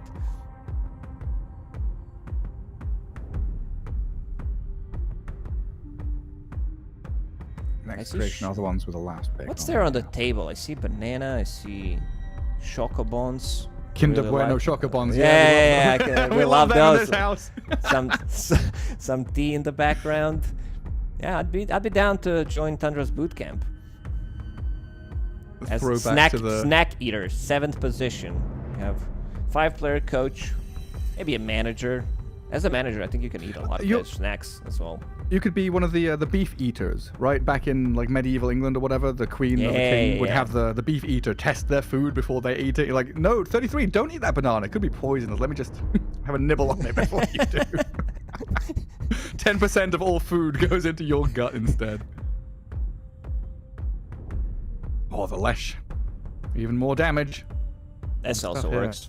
It's what Lesh likes to have behind him is some kind of a save. Like, he wants to have someone that can back him up. This hero is very volatile. He blinks in. This is basically your first item. You have Centaur with the Stampede, the Belly Out of Trouble, Shadow Demon, Abaddon as well. Very strong pick. I like this a lot as well. I mean, is there anything here that can kind of deal with him in lane or make his life a little bit more miserable? What is Bobby? What has Bobby been playing? So we're looking at like DK carry, offlane Mars, Mars with Snap, DK with Dazzle. Yeah, Pango could work for them. I know that Bobby likes to play some Shadow Fiend. This is the hero that can work. Problem is you can't kill enemy carry. But against other heroes is very good. I like the combination between the Mars and Shadow Fiend because you have someone to play with. You have good amount of stuns. You have 2 saving supports, something that Shadow Fiend does like to have when he is also a hero that is blinking in. So I think they also extra minus armor. So I do like this pick. And some potentially good teamfight control with Requiem to stop the saves out of like Shadow Demon and stuff like that. Yeah, if you catch them inside of the arena, the heroes are gonna die. Let's see which facet is he going for. For now, it's a Bloodsport facet. I think the other facet is extremely good, but in most of these situations where you have 1-2 saves on the other side, Bloodsport is just overall better. Yeah, removing that vision, super handy. And if we didn't see the team names, do you say these drafts are on even footing, or do you think Tundra got the upper hand? It's a strong draft. I think they rounded up draft nicely with this Shadow Fiend pick overall. I like the minus armor synergy. Pretty much everything they have has some kind of way of reducing the enemy armor. Was it just like question mark over Dazzle? Yeah, maybe. Haven't really seen him in action, so it's gonna be Dragonite plus Dazzle lane, and then you have Mars plus Snapfire. We've seen this lane a bazillion times in Dota. I want to see how it's gonna play out. So it's Centaur and Shadow Demon. Shadow Demon is an okay hero against Dazzle, where you can just put him under whenever he uses Shadow Poison. Centaur doesn't deal well with it, because he can't really run away. Slow hero, doesn't have enough horsepower at the start. I wonder where Execration are. I'm trying to figure out from the background. It looks like they're in a restaurant or something. Like brickwork and tables and buffet behind them. It did look like that. Like an Italian... all you can eat type of a restaurant. I don't know if Italians have that. It's just like the brickwork made me think of like Italian pizza oven kind of deal, but yeah, I don't know. Just the building they're in. Anyway, Execration up against Tundra here. And their best of one. Now the group stage for Blast Slam 5. Already wandering out towards the high ground near that bottom rune spot. Tundra doing pretty much the same thing. I could see an early clash. No, just hold the staircases. Nobody goes rushing on forward. But yeah, super excited to see how Execration stand against the pressure, right? It's been a while since these players, since this team has had a chance to showcase their skills on a big stage. Challenging opponent in Tundra, that's for sure. Palos But might be in trouble if smoke Ari break. gets the disruption. Oh, he didn't react fast enough.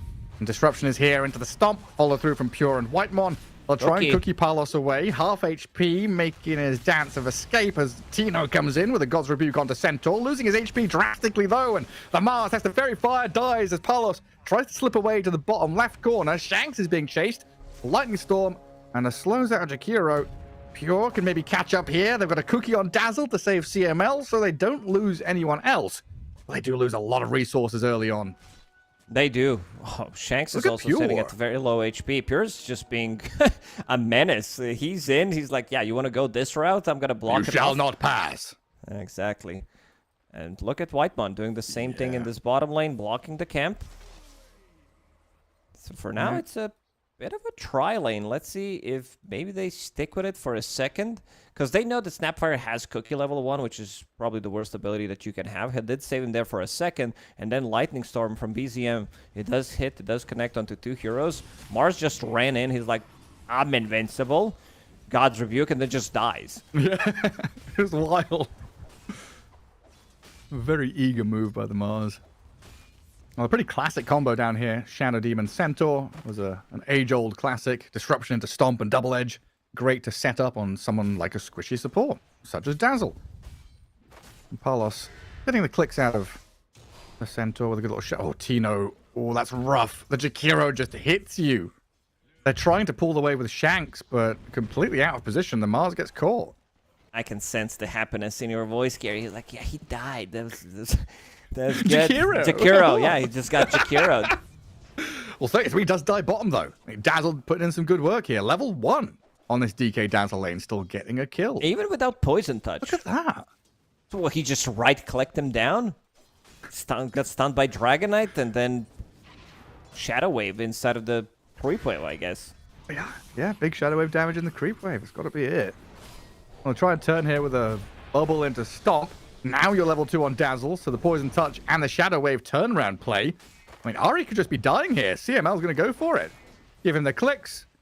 Ari has no spells. 10 seconds for disruption, so... One more click and he's going to deny him. Easy. There it is. Well done.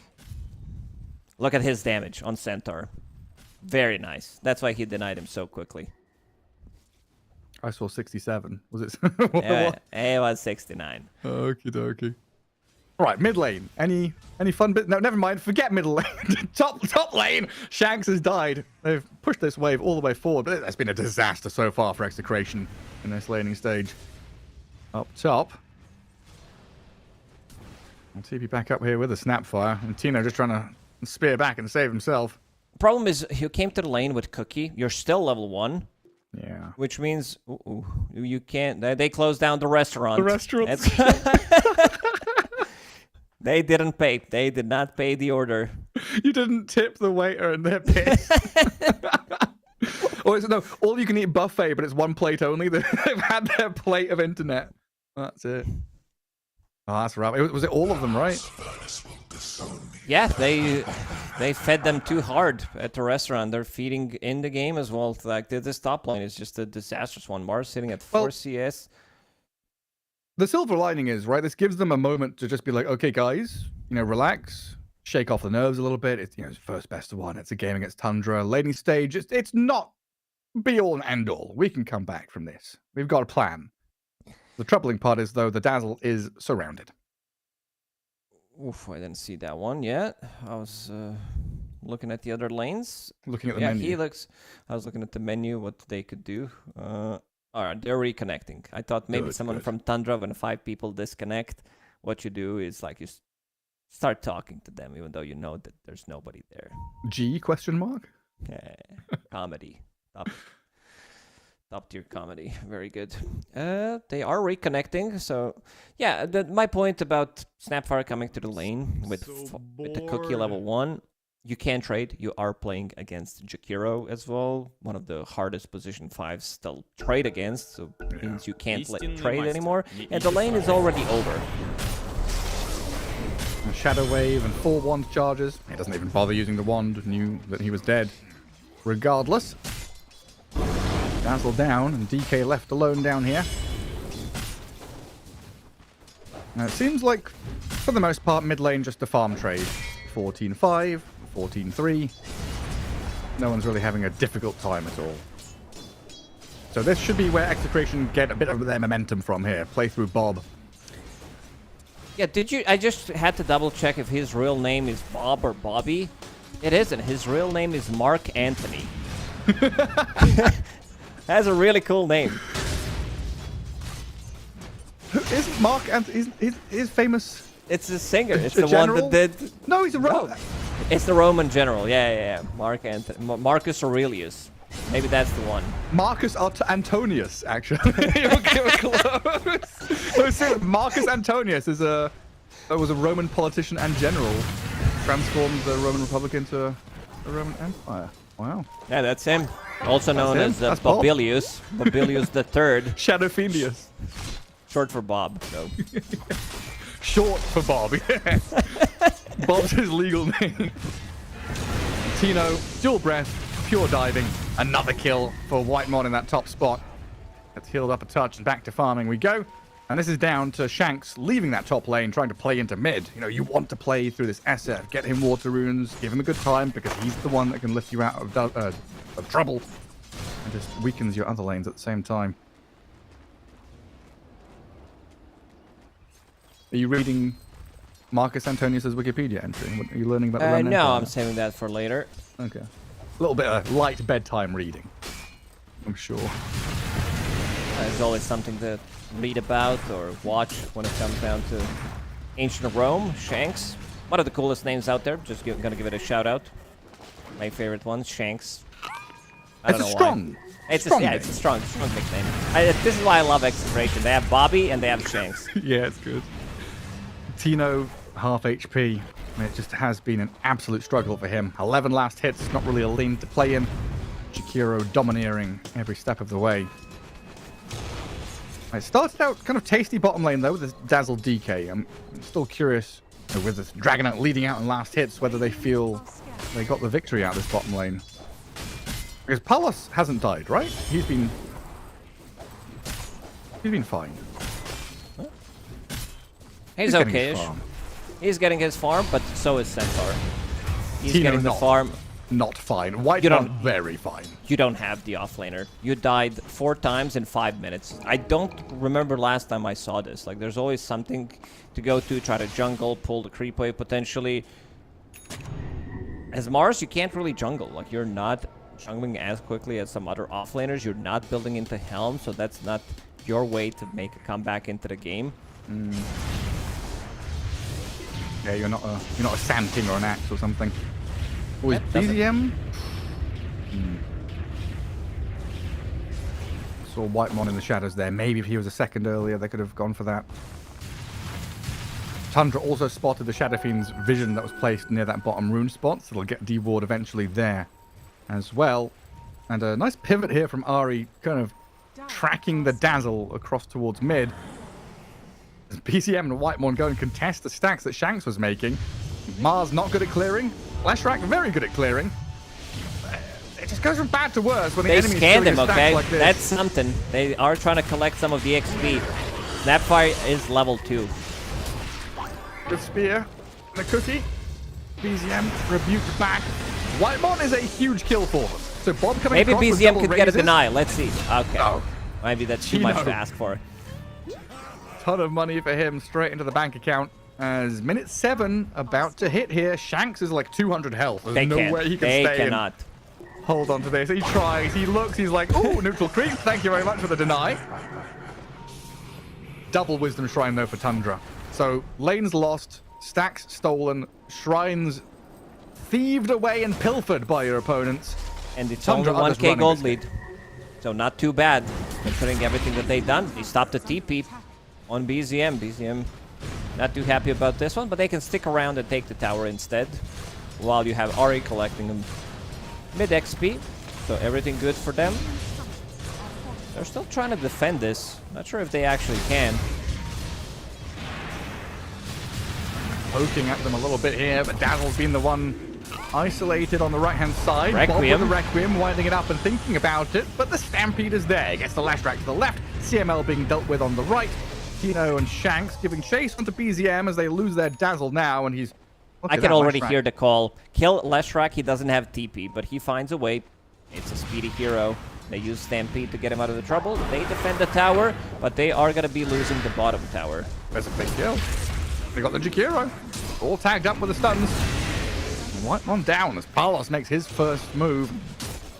Getting the DK involved, you know, he's very farmed, had a nice time in that bottom lane, but as soon as you leave it, 3-3 is here with the Helm creep pushing away at tier 1. I'm just wondering who's going to fix it. Who can fix some of these issues from Execration? And I think the answer should be Bob. Bob, the builder, needs to fix this one.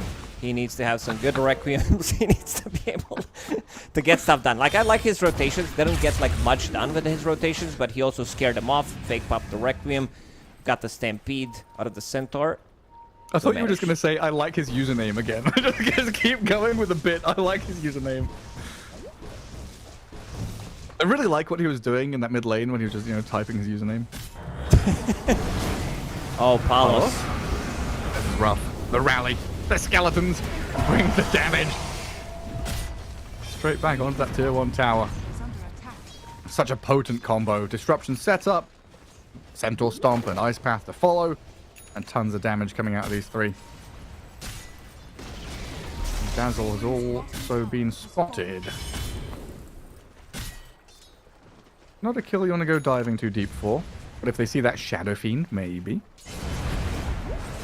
Low on mana. Shanks collecting some mid XP, level 4 right now. You are definitely going to feel the lack of your supports having those levels. XP Shrine got stolen. Mars got dismantled in these early engagements. Oh, he almost has the same amount of farm as Shadow Demon. Yeah, it's been hard. And as always with Mars, it's like, you get these stat items, get your Soul Ring, your Bracer, and maybe you can stick it out, extend the laning phase.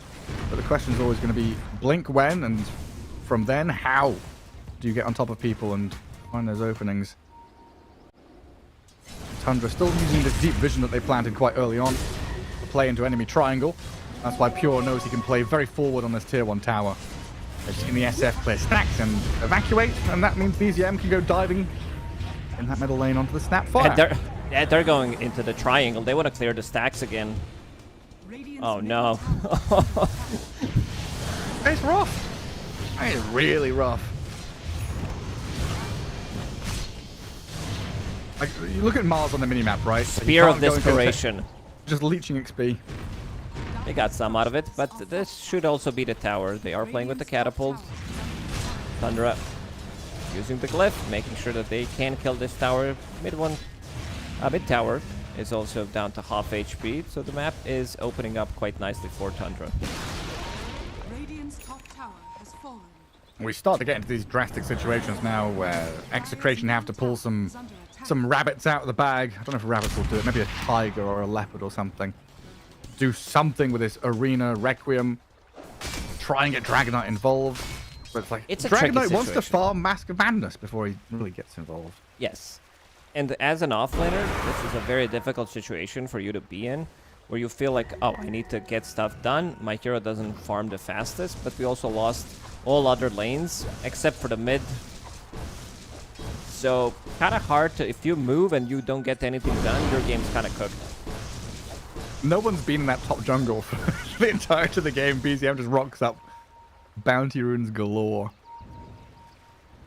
And DK walks right into the Shadow Demon and the Jakiro. Just these two heroes set up onto Palos. Do they need the Centaur? And he'll make it easier. 3-3 will claim the prize in the end.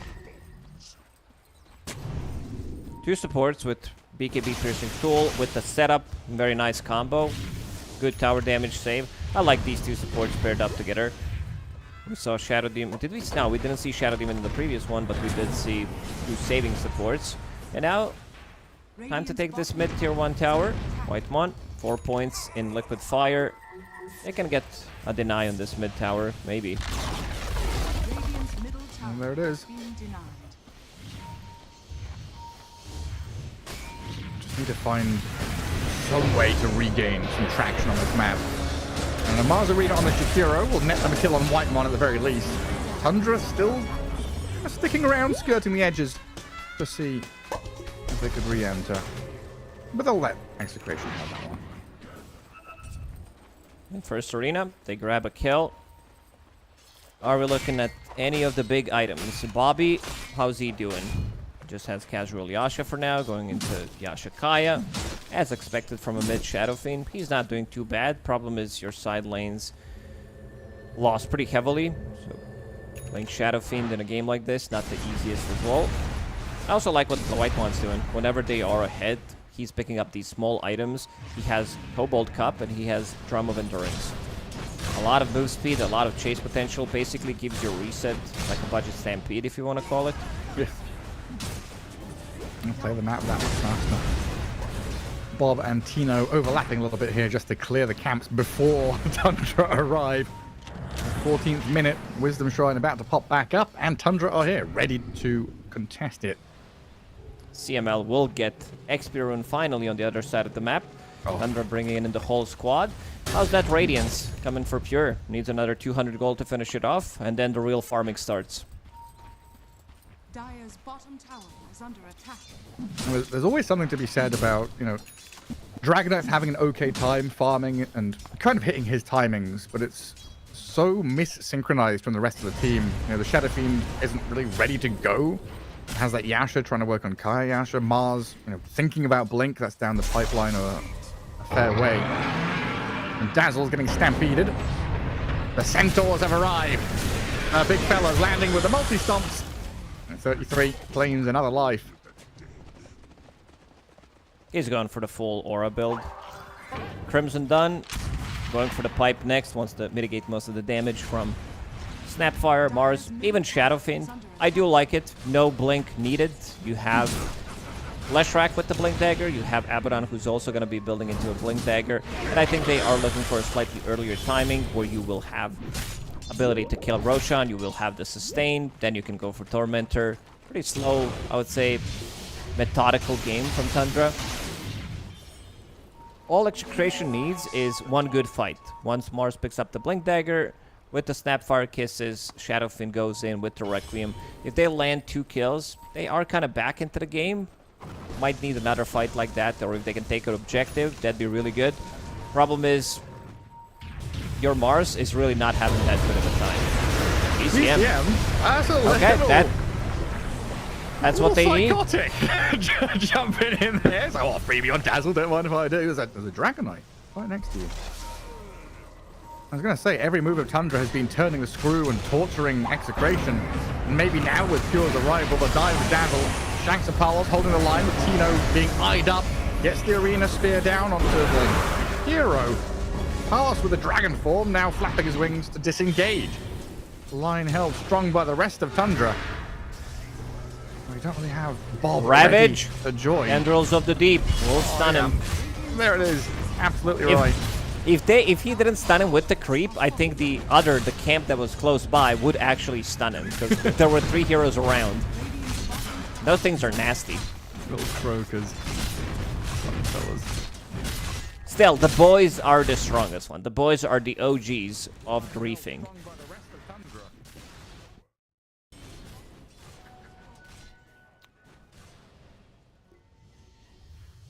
And let's I see. wish they'd take them back out of the game again. Yeah. Now, they you can't get close. There's a melee offlaner, you're farming that. Somebody's stacking the camps for you. And then there's like the golems and dragons that actually kill you. Yep. That's nasty. Yeah, rough game for Execration so far. Let's see if they can manage to pull off the combo with the Mars Arena. Dino. 500 gold away from his Blink Dagger. Desperately trying to farm it. Ari could set things up. Sees the spear. Knows the Lotus Pool was taken. Ships in the night pass through the tree line. Attempt to deny on mid tower, but Whitemon gets it. Not a target you want to go for. This is Crimson Centaur with Abaddon behind him. Yeah. Look at Pure. He TPs to the top lane, has no HP, no mana whatsoever. Ari immediately feeds him one Lotus. No fear. Nothing to Didn't be even afraid skill of. his ulti yet. I think this tells you a lot about the state of the game. 17 minutes in. No need to go for it. And again, every move from Tundra is another twist of the screw, another moment of torture for Execration.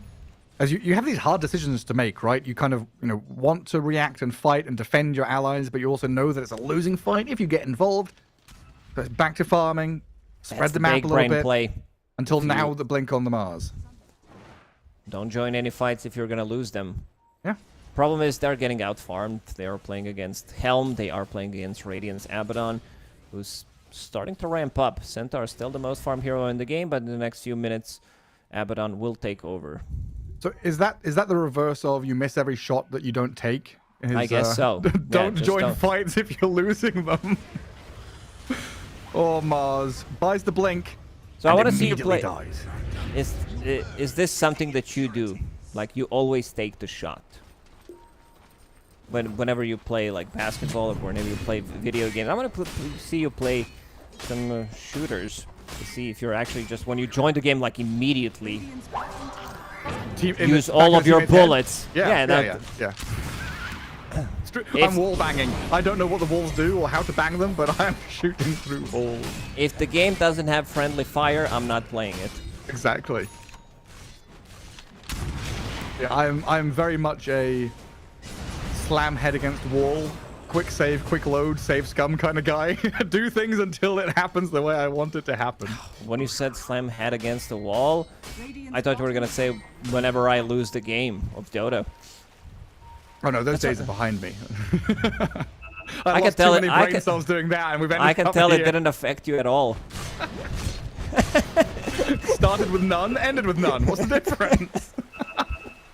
Easy math. Tormy time in 10 seconds. Seems like they want to take the fight. There is Blink Dagger on Mars. Let's see if Tino finds anything. There's Pipe and Crimson on Centaur, level 13. Smoke on smoke action. Tino, first point of contact. Ce n'est pas un pipe. Shield, Aphotic Shield, and Promulgate on Shadow Demon. By Promulgate, I mean Disseminate, my bad. You wanna try again one more Ah, we're good. We're almost there. That's a quick Tormy. Yeah, you can kind of see Execration wanting to go get involved, but under vision, Tundra see everything coming, and quickly scribbles on the map to say, hey, yeah, there's farm to be had, there's a rune to be grabbed, and we can keep the pressure on here. The last remaining outer tower, right? The tier 2 top. That's the next move for Tundra. And potentially, like, one of the last moves for Execration. They've probably got 3 or fewer fights in them. So important that they land with this one. Stun into Kisses, good catch on Whitemon. They get the blow up on the Jakiro and force the Stampede out of 3-3. Alright, still respecting the damage that can come out. Pure, he was farming on a different side of the map, so they did not want to contest this one. Jakiro now with the shard. There's a lot of tankiness. You have this Centaur who can sit in the middle of a fight. Then you have Disseminate, Aphotic Shields. They're very survivable. I think they're going to be waiting for the next round of items. Leshrac wants to farm up his BKB so he can run inside of the arena. Manta style on Abaddon. Tino. Yeah, purged up. Pure giving chase. I This just is the want to great point thing out about Carry Abaddon, right? Is you can just Yes. run straight in. And that'll open up the eyes for Ari here. Get a banish onto the DK and the back That's DCM picked up a double kill on amplified Tino damage. and CML. Requiem to try and push him back. The DK TPing out. Successfully home, but now you've left Shanks completely stranded. There we go with the Centaur stump. He's tucked away in the trees though. Can they not see it? They can't get in. They finally find him. Break through the forest to get a triple kill for BZM. they found the opportunity. BZM was like, you know what? Even without a BKB, I have that amplified damage. I will be joining a fight. Centaur is not dying. Like, there's no way you're going to be killing this guy. And I just wanted to point out that 33 bought the 21-minute Soul Ring. It's like, I'm never probably going back to base. I want to have extra bit of a tankiness, and I just need mana. My Crimson costs mana, my Pipe as well. I have so much regeneration, I'm not going to even feel that Soul Ring. So I kind of like the pickup. It's just classic 33, isn't it? Little Small adaptation. Yep. Small item. Force staff to try and get him away from the spear. It was a horse staff this time, yeah.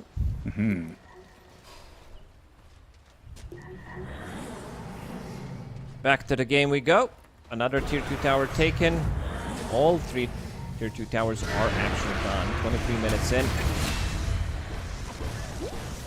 Dragonite can carry. Dragonite is an insanely strong hero. He needs... I like the Daedalus that he has in his quick buy. I would love to see Solar Crest for him. Drum Solar Crest is what you want to have when you have Dragonite in the team. Just try to pump up as much damage as possible. Solar's the big one. Dazzle, he is going for more of a heal-oriented build. I see Holy Locket on him. Snapfire, only Shard for now. Not sure if Shanks is going to be finding that farm. Is it you one-shot the creep wave with the cookie? Problem is someone else is not getting that farm. Yeah, Bob and Tino kind of desperate for it. Pure out in the open, alone for now. Who would be in a boy band if it's like Bob and Tino and they're missing 2 of them? What, 2 members. What, we need 4 or 5 people? We need 4. Yeah, it's a boy band. We need 2 more people. Bob, Tino. You want people from different teams? I think Slacks would fit in. Slacks plus 1. Not sure what. I think Slacks would be in a boy band. Yeah, young Slacks. I don't know if you've seen pictures, but he's a very handsome man. Dressed up as Omni Knight. Has a nice voice as well. Anyway, back to the game. Let's see if 33, very important after picking up this Aegis. Pure didn't even use his ulti once this game. Picks up the Aegis. Requiem up top. Centaur, tanky as he may be, stampeding off to the right-hand side. Oh, no way he survives this. He's got backup arriving. Force staff away and BZM's in. Brave, and I think attempted TP there, immediately cancelled out by the stuns. CML left. Centaur survived, and Pure also gets Shanks in the middle lane, thanks to Ari. Hero BKB. Yeah, DK. Up top. Shadow Fiend's been stunned. Splitter comes in. 33 surrounded the Shadow Fiend with BZM. Dragon Knight slips away, but they have suffered some tremendous losses now. 33 very patient with using his items, saving that barrier for the last. He also has Tumbler's Toy with Ronnie. Extra bit of HP, extra bit of regen that was kicking in during this whole time is keeping him alive. And I even like the Soul Ring, the item pickup that we talked about. Level 15 talent that he did have. He definitely adds up. Radiant's top tower is under attack. And Dragon Form down, a pretty big deal as well. Palos just having to sit and watch his buildings get hit. Pure walloping away here with the Dark Troll and his summons. They attempt, though, a move with a spear back on Centaur. Bubble will save and Tino will die. That leaves the Dazzle open here as CLR has to grave and run back towards Fountain. Pure trying to burn him down with a Radiance burn. But will be pushed back by the Shadow Fiend as Tundra returned back to their buildings. As Centaur jumps the DK again. Palos, Demonic Purge on him. Cookie back towards the Fountain, getting stunned up by everything on the way through. And in the meantime, Execration herded back to their Fountain, buildings falling. I like the plan. They try to kill Centaur, who was alone once, failed to do so, and now they try to kill him when there were 4 people around him. Yeah, there's a good grave and some good heals, but it's not going to save the day here. Bob will Requiem, try and push them back with Pure and 33, far too tanky. Diving past tier 4 towers to claim lives of Execration. Shanks, Cookie's back to Fountain. That's an arena there to try and block them away from the DK, who BKBs and gets Grave to try and survive. Armor Toggler maybe a turn, but Abaddon still has his ulti, and he has Aegis. He just can't do anything. They lack DiMaggio. They don't have enough, and this is going to be one set of lanes, one set of barracks for Tundra. Seems like they want to close it out. Still holding the Aegis for next 2 minutes. pretty much infinite regeneration coming out from the Centaur. Where's this sitting at? 50 per second. 52 to be more precise. Incredible numbers.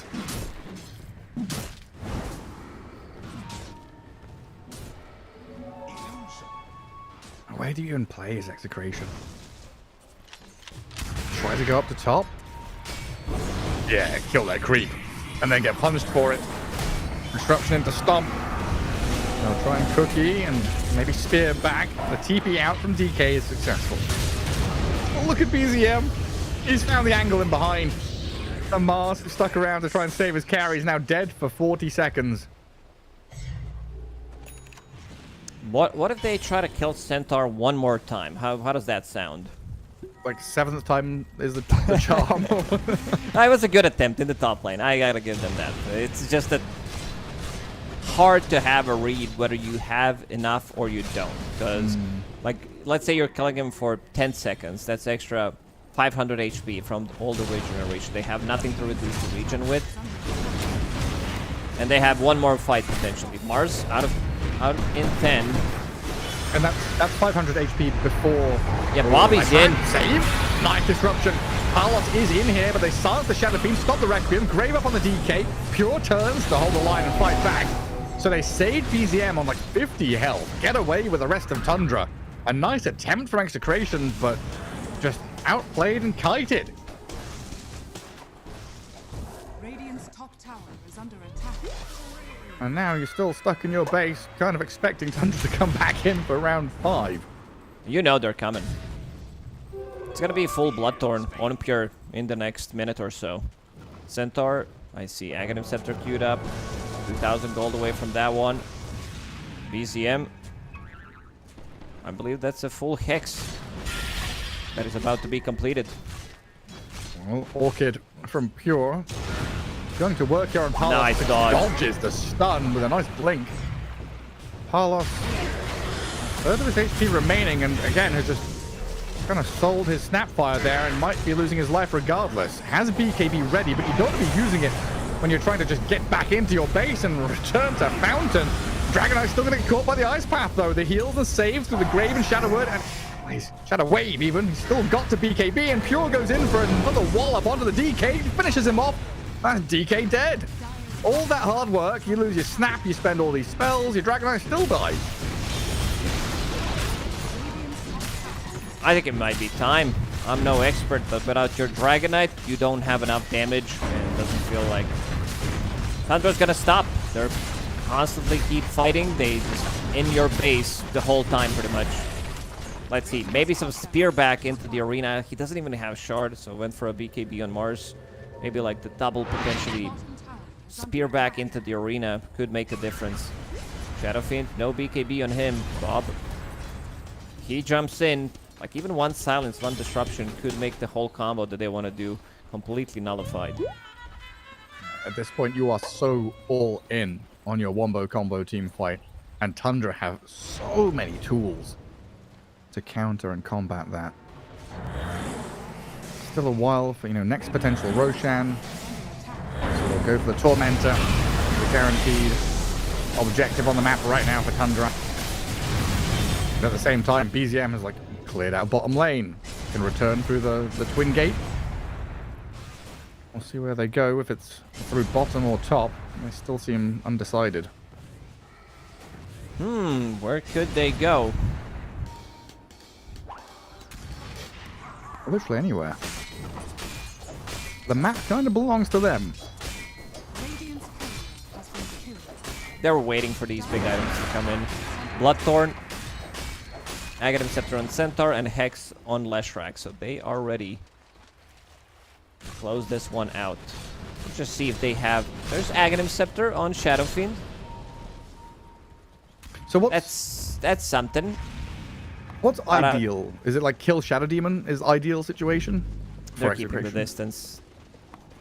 Ari is really... Because you have 3 really tanky cores in front of you, you really don't have to rush anything. Let's see, maybe the full wraparound, try to catch the backlines is going to be the idea for Execration. I don't see any smokes available on them, seems like they use them all. Tundra are the ones lying in wait. Jumping onto the Snapfire, quickly dispatch with her and Mortimer. The Beatrix and Mortimer, Yeah. both dead. Final tier 3 about to fall as well. And Daedalus is there on the Dragon Knight. So maybe if they can get in on the right target. We've seen Lesh drop low. He's also level 18, so let's see the damage. Oh, he blinks in, gets stunned, gets hexed. That's it. He's got nothing left now. He's tried. Bob's going to get surrounded here. Hounded by BCM. 33 moves forward with a double edge, and GG is called. If you look at the map, they weren't even close. Like, nobody else was even close to Dragon Knight. I mean, the game was kind of over anyway, but nice try. He sees a hero, he jumps in, tries to kill it. Yep, top lane went way too good for Tundra.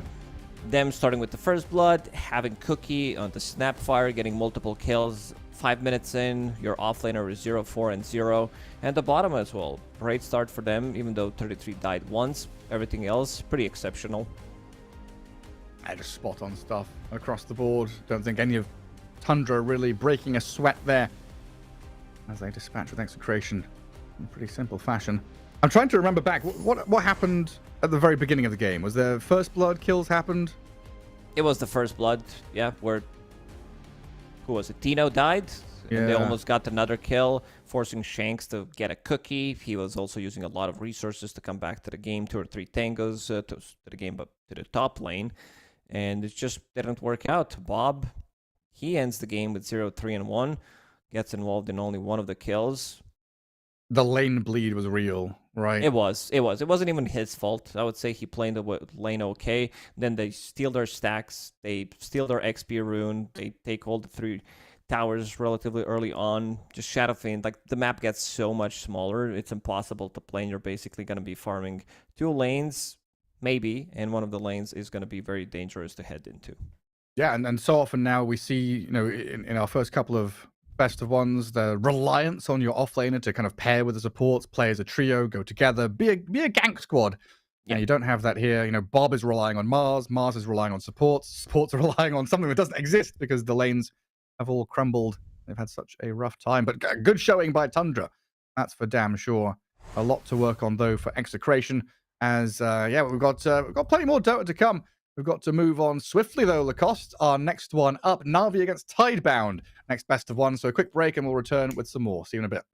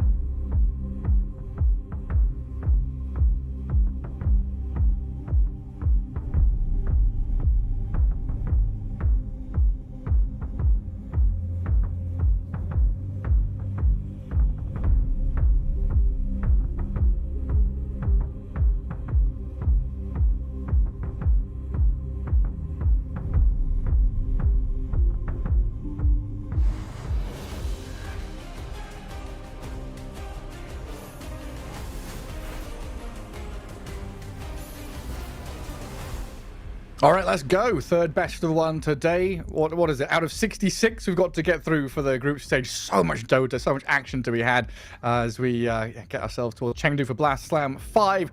And next up, Na'Vi against Tidebound. Eastern Europe versus China. Should be a fun one, Gary. These are the two teams that during Wallachia I said that they should be the dark horses of the tournament. I was kind of wrong. I expected more, to be honest, from Tidebound. This team, on paper, it sounds like they have a very good team. Like, maybe the reason why I hyped them up so much is because Neo is back. He was the assistant coach of the team, and if you remember TI 2023, this guy got a third place with LGD. He was pretty much owning every single game that he was playing. And smiling while he did it. yeah. It's just very likable fella, and also not just because the way he smiles, the way he looks, it's also because the way he plays, because he's I think his heroes right now are the meta heroes. He plays a lot of Primal Beast, he plays a lot of Mars, he plays Bristleback, Centaur, these type of heroes. He even brought in one of his classics, which is not the hero that you would expect maybe to see. That's the Brewmaster. They lost that game, but yeah, we'll see what they will decide to go for. I forgot Timbersaw when I was talking about him. Of course, Timbersaw was banned, so he didn't get the chance to play it, but I believe we have the draft ready, so we can hop in and check what's going on. Of course, he's one of those offlaners that kind of takes over the game, right? He is. Through He lane. is. Yeah. So no matter what he's on, we'll see how he does that. And as usual, oh, look at that. Oh, I love that. I didn't see it last time. Ogre Magi in the they need Jakiro cosplay. Somebody tell Neo we want to see his big smile. This is not a good camera placement. Maybe it is when the draft is removed, the lower portion of the screen. But yeah, Neo, very, very likable fellow. I want to see. I don't think Wallachia was really showing what this team is made of. And Na'Vi will pick up Pangolier. Pango has definitely shifted in terms of priority. There was, like during the previous tournament, we saw Pango being slightly more contested. It also depends on the team that are playing at the tournament. At Wallachia, there were no Falcons, so that also means that teams are not going to be maybe picking it as much. They don't have necessarily the flex. Na'Vi does have the flex. I think you need to have it when you are playing. This hero has been meta for a really long time. It's been one of the most imba heroes. Him, Beastmaster, probably my top 2 picks. Hope I'm not forgetting anyone. These like super early kind of unique item timings, right? Like Pango Diffusal Blade just hits so hard. Beastmaster with the Helm of the Dominator, just like, yeah. Yeah, and everybody nowadays is skipping the treads, boots, just going straight Diffusal Blade. This is the mid I'm talking about. You weren't even buying into treads. I'm talking more about the off lane, where you still need to get treads, but from the mid lane, you're like, well, Diffusal Blade, 9 minutes, 10 minutes. Very good timing on the hero. And he always does that mid-game job tremendously well. Yes. Rolling in, starting team fights, causing havoc, finding those supports in the back lines. Very handy. Always up there with the other highest damage dealers in the game, no matter what. Heavily focusing on the position 5. Chen, Enchantress, Shadow Demon. Tidebound seems like they want to relieve some of that pressure from their off lane. So is that respect towards this early pressure from Na'Vi and knowing, these are signature heroes, the Ench and the Chen, or is it that they're planning to play greedier? Or a mix of both, maybe? Maybe it's more focused towards their safe lane, because this Zayats plays it. We saw a good amount of Chens and Enchantress actually playing the off lane. I would say that most of the Chens, especially when Falcons were playing, were played in the off lane. It just feels better. We also saw Dookie Chen, very good. I think he's the only one who plays it with the other facet. He plays it with the Centaur facet, where you die, you get 120 attack speed, you have 15% attack speed aura, and then you get tomato creep once you get to level 3 and level 4. Mana burn, I would say better in general, because you can be very annoying in the lane, and you can also be very annoying in the mid lane for the enemy mid laner. very good at guarding runes and stuff like that. But yeah, won't be seeing him. Banned and gone. Who are we left here with? Bane. Interesting. So it's going to be a solid laning support. Always got that grip to catch on to an individual target. A hero that's also very good at stopping lane shenanigans, right? Like, let's say they give new, maybe a greedier off lane or a lane that doesn't function well together. They want to try and drag waves. Bane puts a stop to all of that. One of the best, if not the best hero to do so. There's nothing here that screams we've picked Bane because you have a Juggernaut or anything like that. No, it's just strong position 5. We'll see, like BKB piercing tool, anti-carry. Very good for securing the lane for his safe laner. Can also be flexed to position 4 if necessary. Ah, right, Slardar. He's still out there. That's the one I was kind of itching in my brain, was the lack of Slardar ban. Against the Pango? How are we feeling about that? In the mid lane, it's fine. Mid Slardar just does well in the mid lane. I haven't really been impressed by off lane Slardars. I think I said it multiple times that it just doesn't feel right. Like picking it early into draft, then you get trolled. Then you're playing into unfavorable matchup where you just can't do as much. In the mid lane, you are getting your levels no matter what. You are actually using your innate abilities. So you are getting regen, you're getting damage, you are getting armor as well. All right, I like this. This is a nice touch because Beastmaster, very good overall against Pango. You have BKB piercing tool, and also Gyrocopter is one of the counters to the Beastmaster in lane.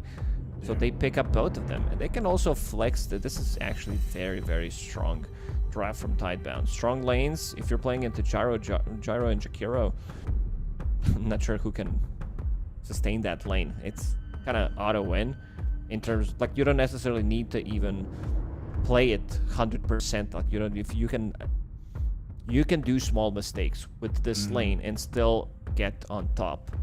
So now they pick Terrorblade, which is good hero against the Beastmaster, good carry-to-carry matchup against Gyrocopter. I want to see if Tidebound is going to be switching this Gyrocopter potentially to position 4 and then picking a different carry, because this is the beauty of the thing that they just did.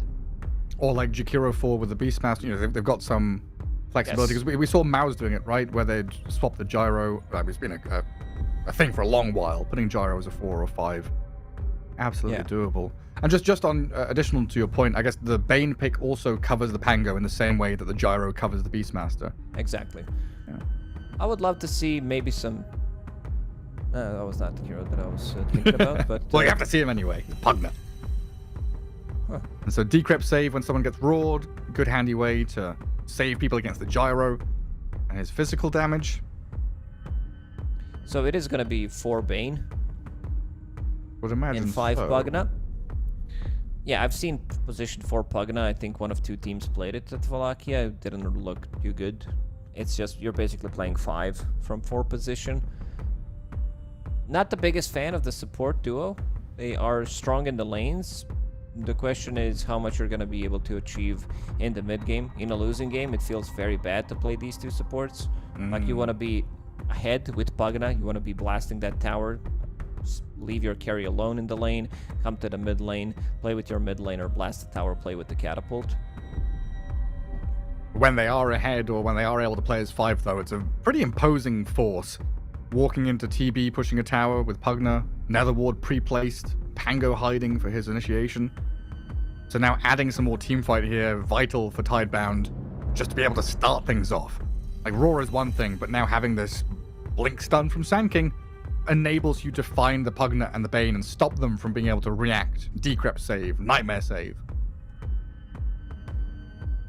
There's also a possibility that Tidebound could run carry Beastmaster, Gyro 5, Sand King offlane mid lane, and still find a hero for themselves. If they overall they don't have the 24 pick in this draft, but very strong draft, a lot of magic damage. I would not be opposed to see an offlaner for Navi that builds into pipe. I feel like you kind of need it. I would say Underlord. Underlord, I was about to say, if this is carry gyro, you build into pipe, you build into Crimson as well. Could be very, very good. Ancient Apparition ban. We're not thinking about a Huskar or anything here, right? Are we? You can still sunder through Ice Blast, but I guess you can't Brain Sap or Life Drain. That's not what you're banning AA for, so I want to see what it is for. Just imagine, like, I mean, Life Drain is okay. It's not too bad of a ban. Maybe I'm looking at a different, or, you know, incorrectly. There's just, like, yeah, combos with Sand King and Beastmaster. So you've got, like, Roar, Epicenter, Burst Strike with Ice Blast, with the Soulbind. Globally, you are a very powerful Yeah, increasing combo. magic damage could also be very strong in this one. AA throws down a Vortex, Blast, you said Sand King Stun, 1 Roar. That's a good point. I wanted to see this hero. I wanted to see Grimstroke being picked up. There was like a couple of situations where it could have been picked up. And yeah, it is going to be Gyro. Switch to position 4/5 in this one. Is it not Sand King mid? Sand King mid, Beastmaster off lane. Yeah, so Gyro is a 4. Cool. Good draft. I like the switch. Maybe I expected something more that is not physical damage after they saw Terrorblade. But giving vision through the traps is super useful for the rest of your team to utilize. The backline support, like Pango doesn't like to play into that Shard Silence, neither does Pugna. Even TB, like the Sunder, Bane, very, very good against it. Just have that extra bit of oomph in a lot of these team fights. That Trap Silence is very handy. I want to see how much he's going to be prioritizing that in his item build.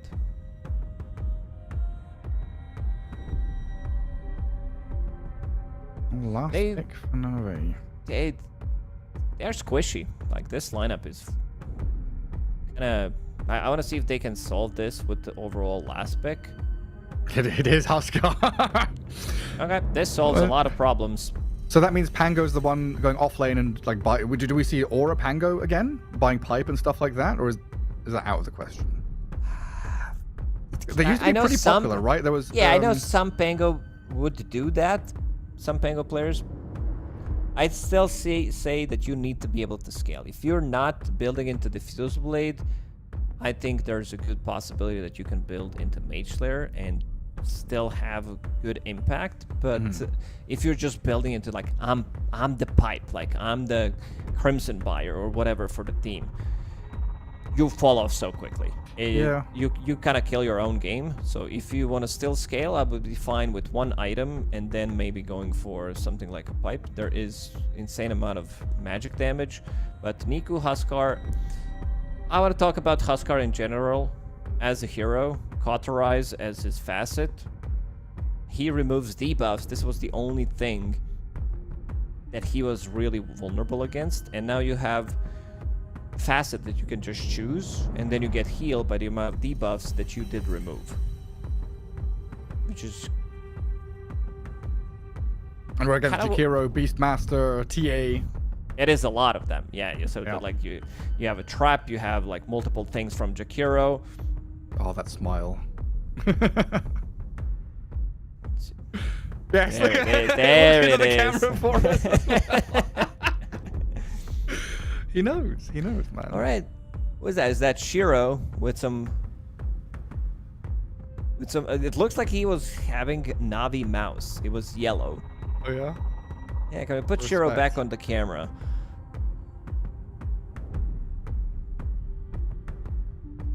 Oh, it wasn't Shiro.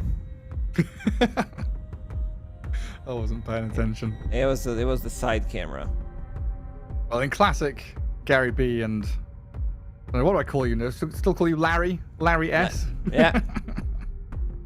In classic fashion, we've got to pause. That's why we're still on the player cams and yammering on.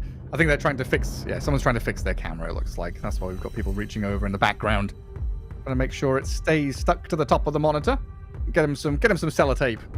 Find some blue tack. I mean, worst come to worst, just put it on the table. Yeah, and it game seems like it looks like Shiro's turning around. He's like, guys, what are you doing? Do you need any help? Come on, I want to get into the game and hit some creeps. Let's get on with it, shall we? But yeah, super excited to see what this Huskar can do. As Na'Vi pull it out, you know, the AA ban in my head, the little red flag came up saying, hey, maybe Huskar does come out in the end. And he's, going to be laying against the Sand King, right? Yeah. Yep. Sanking can do okay. It's the Battle of Sentries. There is one sentry already on Huskar. And also, you don't necessarily need to lane. You can try to pull the creeps. You can try to pull them and then farm the camps as well. You can play off the stacks. Sanking on the mid lane, even if he, like, it's all about levels. You could still be able to do good no matter what. Your Blink Dagger is going to be between 9, 11, and 11 minutes, depending how good of a time you're having. And Huskar recently, same as age-old Huskar, right? Armlet first. Think about BKB? Armlet, I saw a good amount of Dragon Lance, gives you tankiness. SNY, I think good pickup in this one. Slow resistance, status resistance, you're playing a good amount of stuns. BKB. Rest in peace, Halberd. That's not it. I actually saw one Halberd No, you didn't. on the off lane at Falaki. I can't remember who it was. Unbelievable. Positive metal attitude. They lost. They lost. Okay, that's believable. When the item was first released, like the newest iteration of the item, it looked so promising because you were building it from the crown. The recipe was so cheap. Like Vanguard, everybody was rushing it, sanking off lane with the Vanguard, and he turns it into Halberd. Anti-mage carry was like, sick. This is my item. It was OP. Nerfed to the ground. Nobody touches it anymore. Yeah.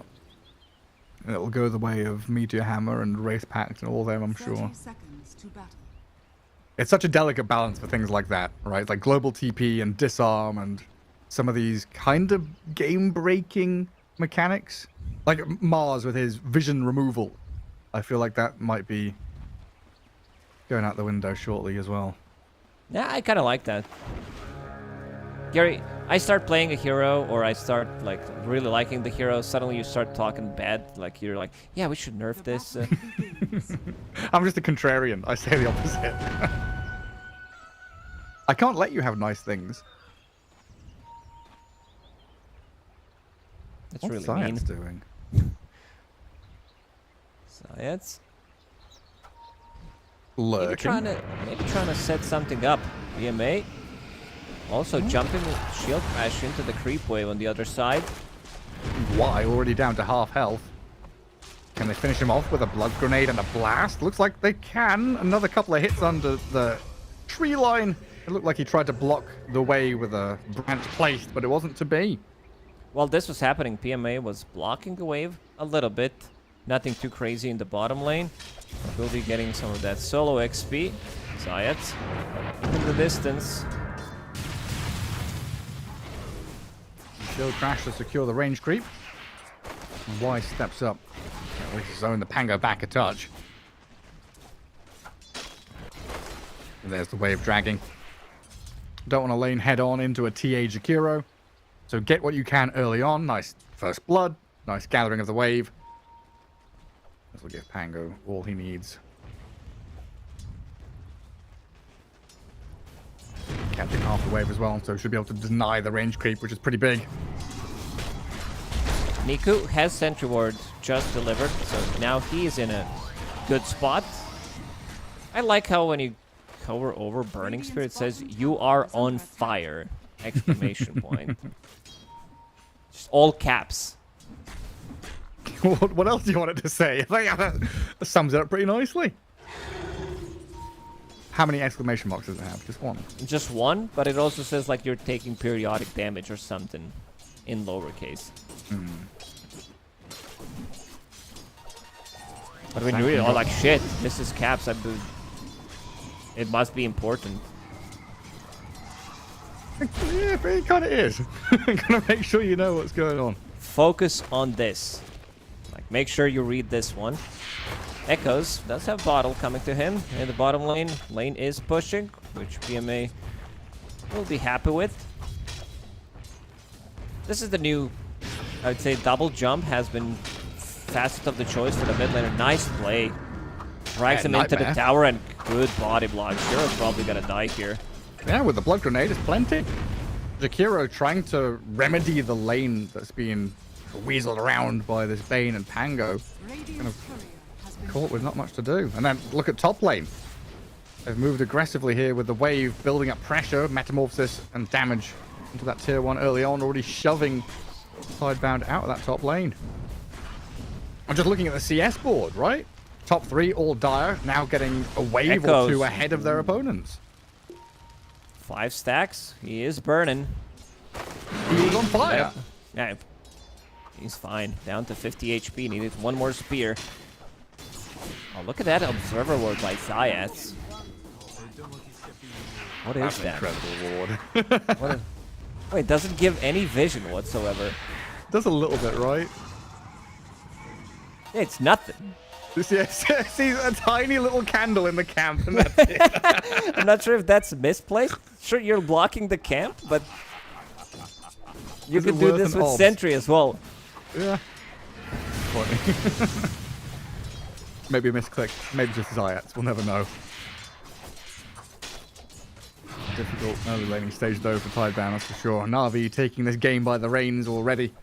And Huskar having a great time as we see him 20 and 13 against the 12-0 of Echo, who's going to have to go back to jungle, try and stack some camps and do whatever the hell he can with these water runes. Yeah, problem is your mid laner is not having a good time straight up. And then you also have your position 4, which is Gyrocopter, who needs to stack in the triangle for your Sanking, which also leaves Terrorblade completely unharmed in the top lane. You're playing against Pagana. So 2 lanes are kind of won already. Bottom lane PMA, he's back to top of CS after that really nice play from Zayas. Dragged him underneath the tower. The Sentry battle being won by Sanking for now, though. So he does actually get to sit in lane and sandstorm it up a little bit for now. Miku, 10-stick, Fairy Fire, getting closer to level 6. He's out of mana, though. The Huskar. It always feels so weird. Yeah, that moment of fear in my voice, like, hang on a second. What did he spend mana on? All that fire. The all caps and exclamation mark cost mana. That's where it goes. Straight into his tooltips. It's been quiet down here. Y trying to get back and manipulate the wave, pull it back for the TA. Up at top, new Beastmaster, level 4, getting an okay amount of farm up here, just really not pressuring the Terrorblade whatsoever. Whenever we look at this top lane, it's TB in Metamorphosis, pressing forward and clearing wave. They're protecting Sanking so that he can clear the stacks, actually. They've got to, right? They have Boar, they have Planet.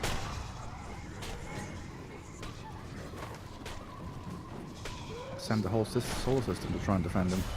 Something. Riddies, 6-minute rune, spawns down at bottom.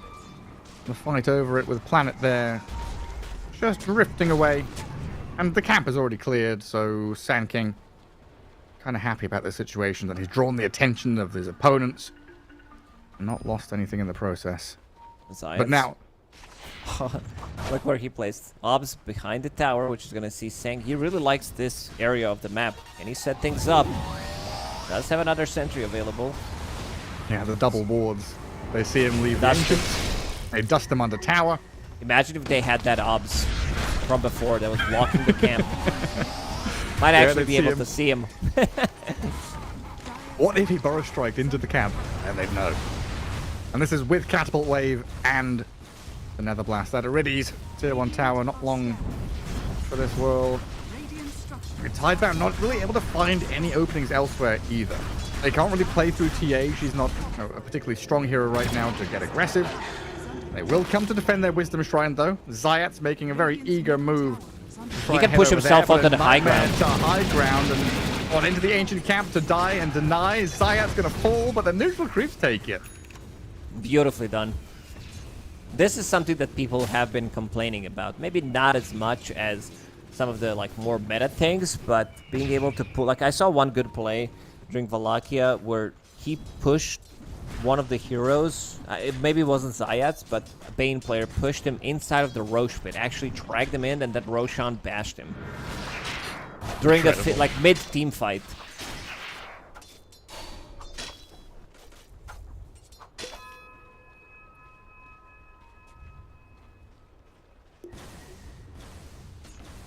This has got to be so scary to try and play out of your lanes like this. Like, what is Tidebound leaning on here? Sand King Blink? Is that when they think they can be more comfortable? Does Beastmaster get a big item that allows them to take over the map? I was thinking, I saw Sand King's courier flying in. I'm like, oh, he cleared some of the stacks. It's his Blink Dagger. And it's just a phase boot for now. So, first Epicenter, pretty similar to something that Shaker does. Clears the creep wave with his big ulti. Level 7. But gonna have like 800 gold after this one. So not too bad of a thing. But they do definitely need Blink Dagger on Sand King. Beastmaster has been slowed down as well. He didn't die, but he was also left alone against Pagana and Terrorblade. Can't really sustain alone in that lane. PMA. Another tier 1 tower gone, and now he continues to farm up his Diffusal Blade.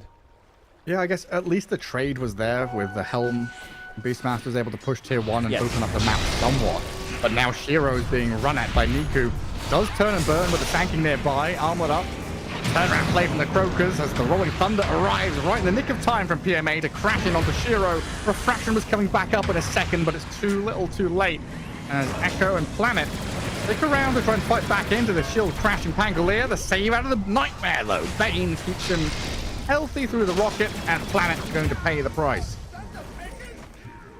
Nice for that. These heroes don't die that easily. This is pre-armlet on Huskar as well. He comes into the fight. He has the stick. And also PMA gets a really good Rolling Thunder. Gets another good shield crash on the way out. Double shield crash, so getting that extra barrier. He was sitting at almost 400 barrier after 2 heroes. I don't think Nightmare was needed at all. It looked like he was dying, but not really.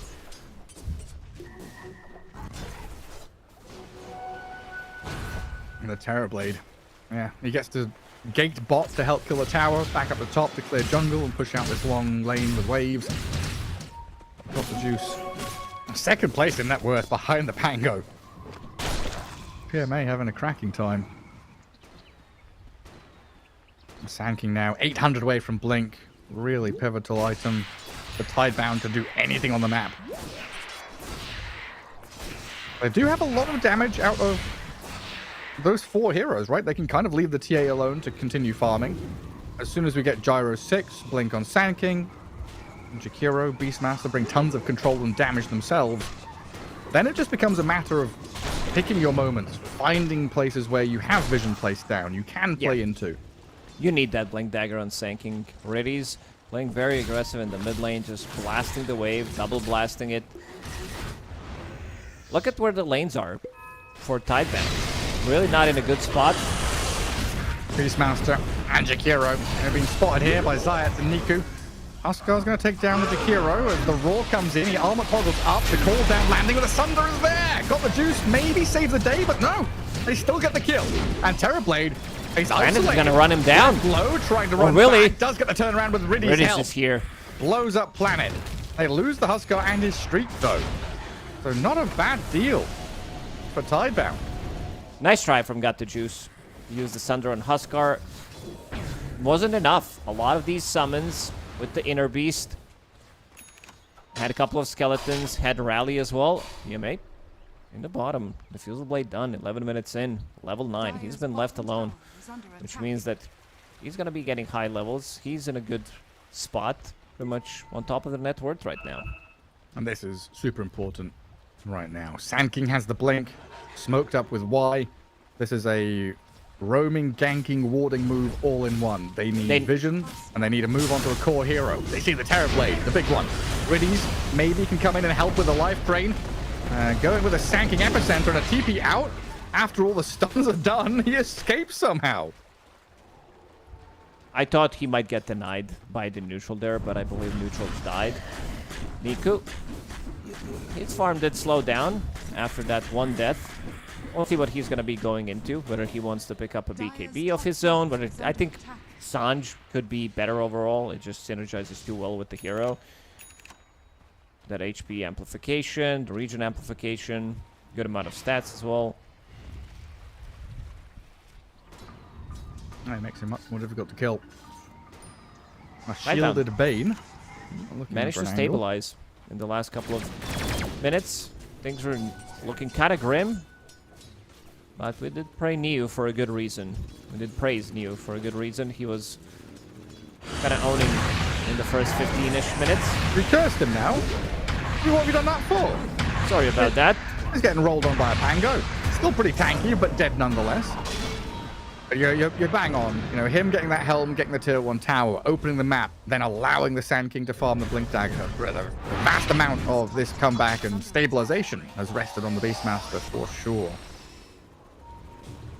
TA, though, has to evacuate bottom as the rest of Tidebound play back through their own ancients in towards Zion, who doesn't this time get to high ground. Radiant's top tower has fallen. But you lose another tower. You've got the juice is in your ancients.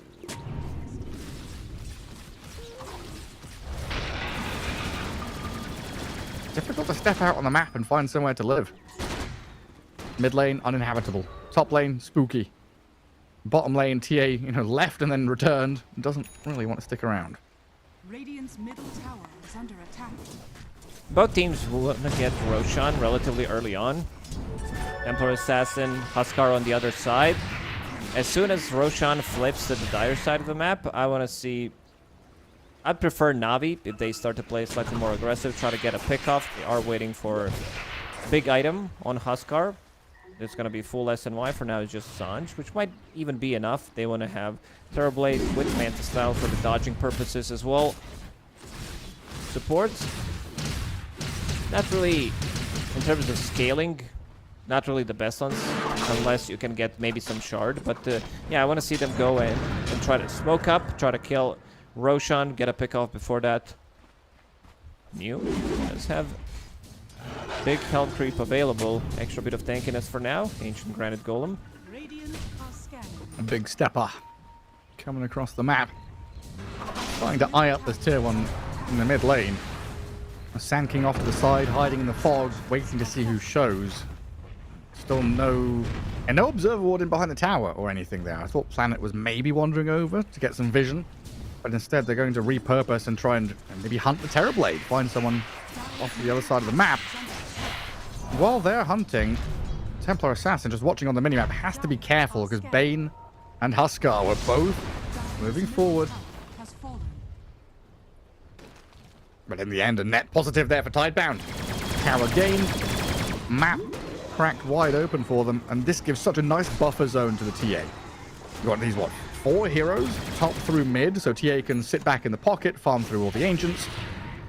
That's exactly what you need for Shiro here to ramp up. Shiro needs yet to be involved. Level 12 on his TA, 0, 2, and 0 at the moment. But as you said, playing the top part of the map, being this bit of a defense, bit of a wall against him so that he can be invaded. They could also be the one taking Roshan, but there is an observer ward from Riddies, scouting just the entrance of the Roche pit. PMA gonna go show his face to the Beastmaster summons and earn charge of the Granite Golem. Nightmare on the Jakiro. Zayat spots an opening now. Could be a quick and easy one, or a turnaround potential for the Sand King to come in. Aiming for the Bane, but the Rolling Thunder's good. Sand King in trouble. They're healing up with the life drain on Zayat. So why the only casualty so far right on the doorstep of Roshan? Nobody going to commit for the pit. They're just going to spread back across the map. and take the resources that are available to them. Maybe if they had extra 20 seconds on meta, they would have committed, but meta was just running out. Two supports taking care of each other. Nightmare saves if necessary. Then you also have Pagana, Cripify, Life Drain. He's maxing out the Cripify, which is a bit of a rare sight on Pagana. I guess he wants to have a lower cooldown against Temporal Assassin, against Beastmaster. But that Nether Ward is also pretty massive. Like the amount of heals that you are getting, the amount of damage that you're dealing. And now Na'Vi, knowing that there is no meta, no Rolling Thunder, will use this opportunity and take Roshan for themselves. I like this play. I back straight in there. Nothing there that Na'Vi could do to go and stop it. So that's now Shiro with Aegis. Multiple lives on this TA. Even though it's like a 4k lead, 9-4 Na'Vi favored. Tidebound was the ones to kind of wrestle control away from them. You know, Aegis is a very valuable tool now to look at these tier 2 towers, look at that map control, and allow Shiro to actually get some damage out. Na'Vi's still going to try and reposition in towards mid lane, though. There's Bane constantly lurking in the shadows, looking for targets. But a very good job by Tidebound to dodge away from it all. And now you have Shiro with the Aegis. So they can be the one maybe looking for something on the map. Supports are not... Like with Na'Vi supports, you can't really make that type of a play. You have Pango, who does have Blink Dagger available, so it needs to be him. And two supports, in terms of damage output in the fight, I don't think they're going to be doing much. It's going to be more about saving people.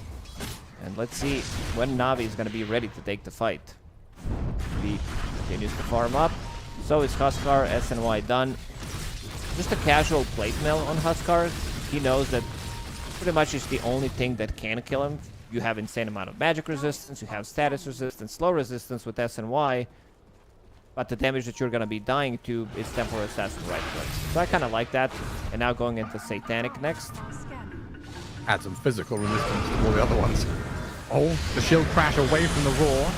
Still gets tagged by that and the homing missile. 250 gold to the TB as well with that golem dying. And Team Tidebound backing up. I'm going to go and try and connect with the Sand King and TA up top. The two stronger heroes on the map for them. And it does mean relinquishing control of bottom. And that's also Twin Gate for Na'Vi, which they can just use to pivot very quickly from one corner to the other. Oh, they're looking at this Huskar. Tormentor's dying. That's going to be a big warning for Team Tidebound that there is not only a Huskar up here, but the rest of his team as well. I'm looking at Planet's item build, Spirit Vessel. Sounds like a great idea against Huskar, and then he uses Berserker's Blood with Cauterized Facet, removes it. It's a 20-second cooldown ability. Like stun, big damage, PMA, gets off the shield crash and the Rolling Thunder. He's skipped away from there, blinks out of danger. Easy Sister as you Shroud. like. Sister Shroud, keeping him alive. He's definitely dead there. And then bottom lane, a TP out from the big hero. A quick trip back to Fountain. A lot of blood being spilt, but nobody dying. Oh, PMA almost dying on the other side of the map. I guess he didn't see after the TP that there was still a rocket following him, and he was inside Alpha Wolf's camp. Oh, really? Oh, no. Yeah, it was close. That is terrifying. Well, Tidebound going to use this opportunity to go clear out the tier 2. Still feeling very powerful with his TA Aegis. And the rest of them having Roar ready. Gyro nearby. So it seems like Na'Vi, slow and steady, the name of the game. Didn't get off to a roaring mid-game after a pretty nice early laning stage. Huskar at this point, we used to always say, oh, he's fallen flat now. He's got no more room to grow. Never said that. Probably never will, but yeah, I said a lot of things about Huskar. Probably negative stuff, toxic stuff about Huskar. Yeah, win lane, lose game. Yeah. It was like that before, not anymore. This hero is a bit of a different. Templar Assassin throughout Dota history struggled with this type of the games back in the days where there were no talents, you didn't have refraction, you didn't have bash. You kind of needed to end the game quickly. You didn't have neutral slot, so it was basically lose 1-2 fights after having a good lead, and then you lost the game. Good pickoff. Let's see if they can transition this into something, maybe some damage on the tier 2 towers, but doesn't seem so. Shiro yet to have his Deso charges upgraded. Still sitting at 0 at the moment. And Aegis about to expire. So, a farming Aegis for the most part. Did get them some of that map up top, which New is exploiting nicely. But Zayat has come across, spots the Beastmaster now, has to deal with the Croaker though as he gets roared up as well. PMA in with the Rolling Thunder. Good control onto the Beastmaster, but Zayat is dying in the back to the summons. He needs more damage as New is pretty tanky. PMA will give it to him. Terrorblade arriving from the right-hand side. Huskar from the left. Sanking is coming across, but there's the control. New still alive somehow. Going to try and skip away, but Huskar is ready and waiting to cut him off at the pass. Another big tendrils will stun them up, but New finally dead. And Zayat just about. Really pushing the limits there. I really like also itemization from Primal Beast. I have that stuck in my mind from the previous tournament. He's been picked up in a lot of the games. Beastmaster. Plate Mail, Buckler. You saw Pangolier's Rolling Thunder and spells dealing almost 0 damage to him. Everything is physical. He's just chilling. He's just sitting there, and then Zayat comes in with a clutch Fiend's Grip for a second. Incredibly tanky though. Ooh, dire scan. We've seen the TA go into jungle, now come out again. Shiro has struggled to deal with TB illusions, Huskar illusions earlier on from one of the runes, and runs swiftly away from Na'Vi as they enter that bottom lane. TB is a big problem that hasn't been addressed yet. It's got to juice, still yet to die. Keeping up with Shiro with farm, Hurricane Pike, Manta style. Scotty timing is the big one. You are playing against range heroes, so it's super effective against range heroes, the extra slow. Giving you the stats as well. Currently he's sitting at 30 armor, so the right clicks from TA, you're not going to be feeling them as much. Tidebound, seems like they want to smoke up. Epicenter was used quite some time ago. And Assault Cuirass was just delivered onto New. So if they're able to get onto top of someone and blow them up pretty quickly with all that minus armor.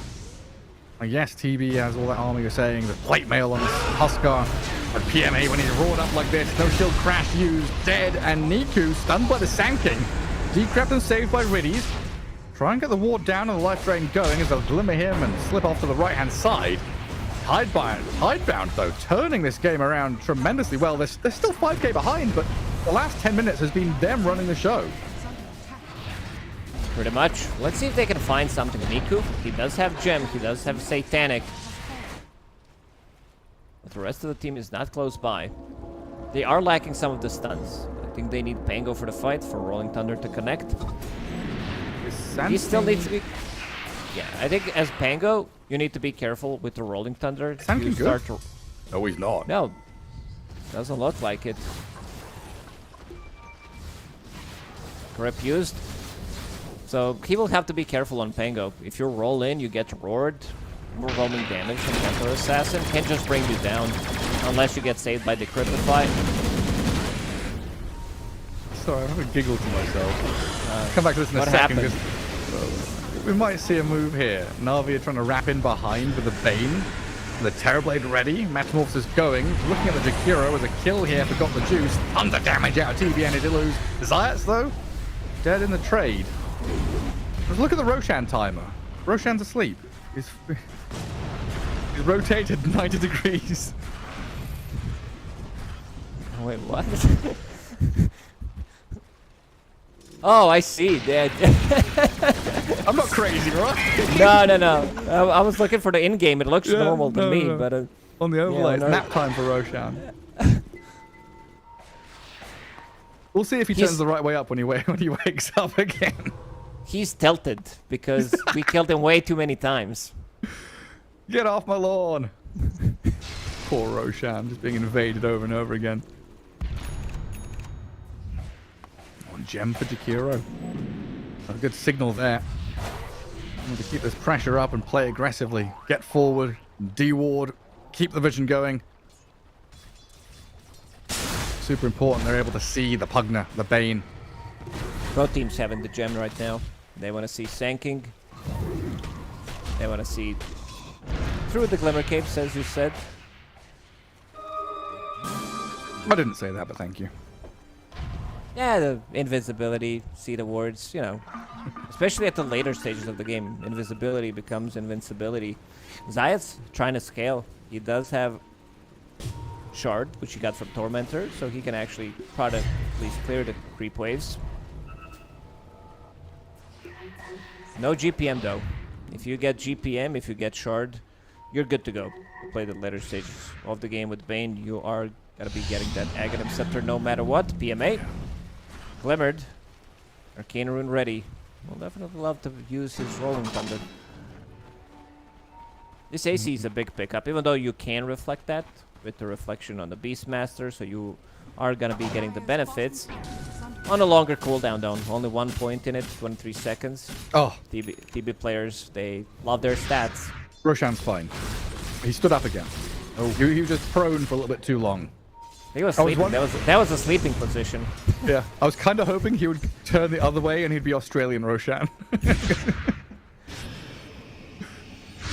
Oh, nightmare on one of the boys. Looks like New's going to lose his Ancient Creep to the Terrorblade. And Roshan, yeah, is alive in that top pit. Not long until he swaps homes, though. Huskar is going to make a little beeline into the Roche pit there and start things off, it looks like. Tidebound ready and in position to strike. At a spicy spot now. So Radiant have vision over this high ground of the pit. Dire are smoked though, wrapping in from the northwest. There's more vision to see the Jakiro immediately jumping in to try and burst him down. Beastmaster in the back turning, trying to run as Niku opens up.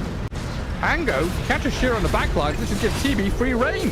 Ascardi slow the damage on the planet. Echoes though gets a double kill as he backstabs in. Niku turns and burns though, and Echo, oh, he's dead even through that BKB. He found a good opening. I don't think Shiro did manage to do much in this fight. He was trying to focus Rolling Thunder in the fight, which we said is good, but there was no roar. I think they need to combine these two to be able to kill Pango. Two supports dying, both of them have buyback. I don't think they need to use him. They're going to be out in no time. See if this fight continues though. PMA goes straight on top of Y again. Now Shiro has to BKB, turns and fights. PMA rolling up, but dead nonetheless. The roar onto TB now, holding them back. They can't stand their ground. Tidebound. A few little pokes onto Niku, but Roshan swapping homes. And this Terrorblade incredibly strong, just unbothered in these fights. 40 armor, 3.5k HP, Hurricane Pike ready. Almost impossible to bring down, especially if the supports are alive, which means that he is getting the Thunder off no matter what. We see the second casual plate mail, one on Pango, one on Huskar, and this Aegis, the second one, does seem to belong to Navi. I just think it's such a chaotic fight, right? Where Pango is able to get onto the Jakiro, like high ground ward is placed, Pango goes on Jakiro, then zones the TA. Didn't even see the Sanking reinitiate because he was on his own with no way for the rest of the team to group up on him. Yeah. Very well split up by Na'Vi. You're right. Aegis for Niku. Na'Vi are looking at that top left corner. They know that Tidebound sent some heroes up there. For the Tormentor.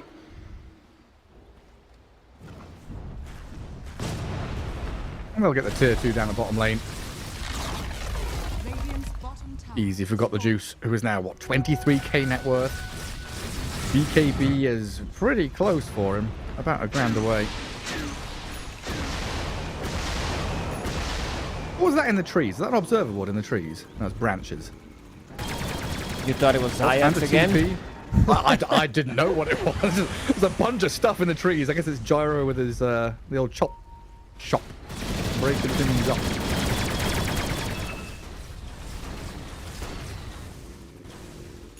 Ghost Scepter Gem Spirit Vessel. What a build. Now though, TBBKB. So the only thing he's worried about is, I mean, is he even worried about getting roared and hit by TA? I don't think so. Roared and macrofired maybe? They need to commit heavily. They need Roar, Sanking ulti to try to kill him. I don't think they even have enough. This is the problem, knowing that there's going to be a Sunder. You're playing into Aegis, so basically 5 versus 7, unless you're going to be using some of the buybacks, fighting closer to your base. And how much protection does Nightmare and Decrep? That's like another 4 or 5 seconds of safety, basically, right? Yes, even more if they get second round of spells. Yeah, true. Rolling Thunder's in. BKB forced out of new already. Gyro TPing out.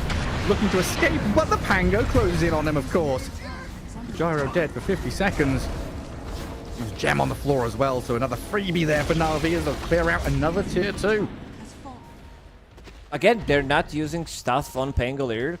I guess they thought that they can't kill him, even with the Roar and damage from Templar Assassin. With the Sister Shroud, he's still keeping Sister Shroud. Can't really blame him. It's the only way he dies.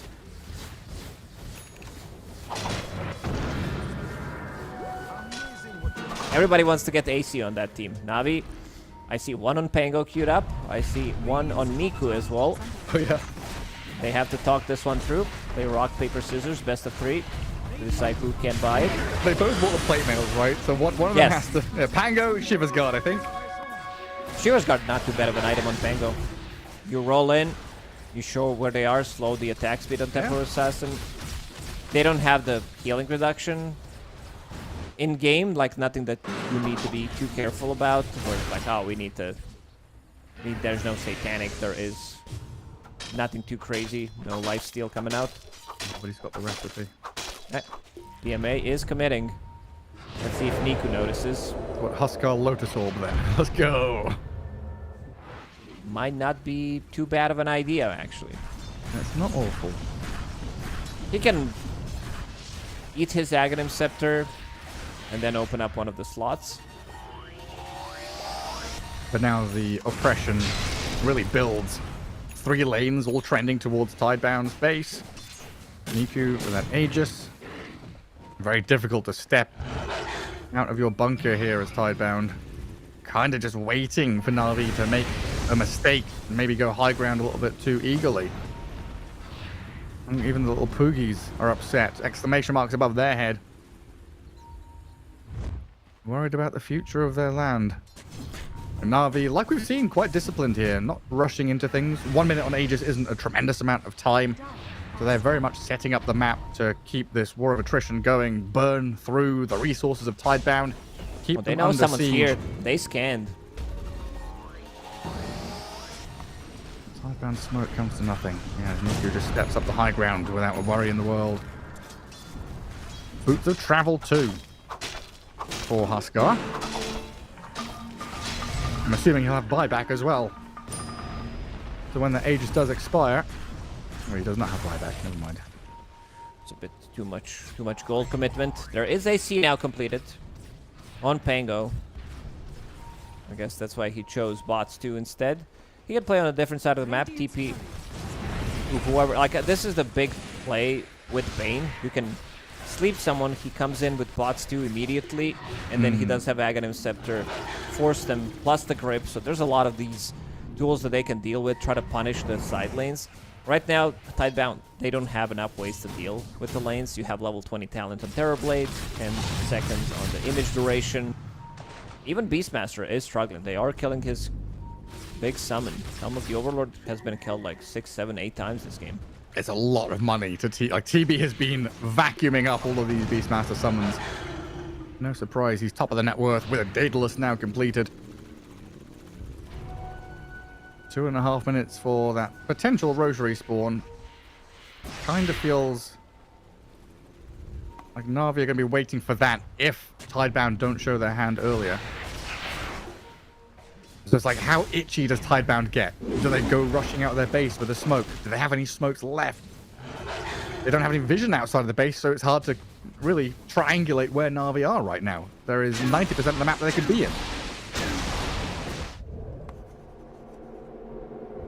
They need to get out of the map, try to farm these outer rings, try to get something done. Problem is you are playing against Bane. This is the best hero in the game. You can set things up in the side lanes.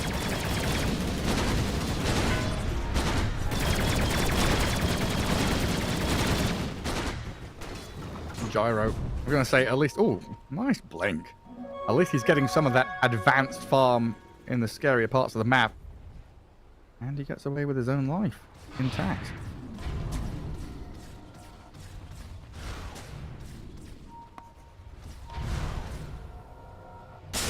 And very much Na'Vi sitting on top of staircases, waiting to see if Tidebound come. Tidebound doing a similar job over by their ancients, protecting that valuable part of the map for themselves.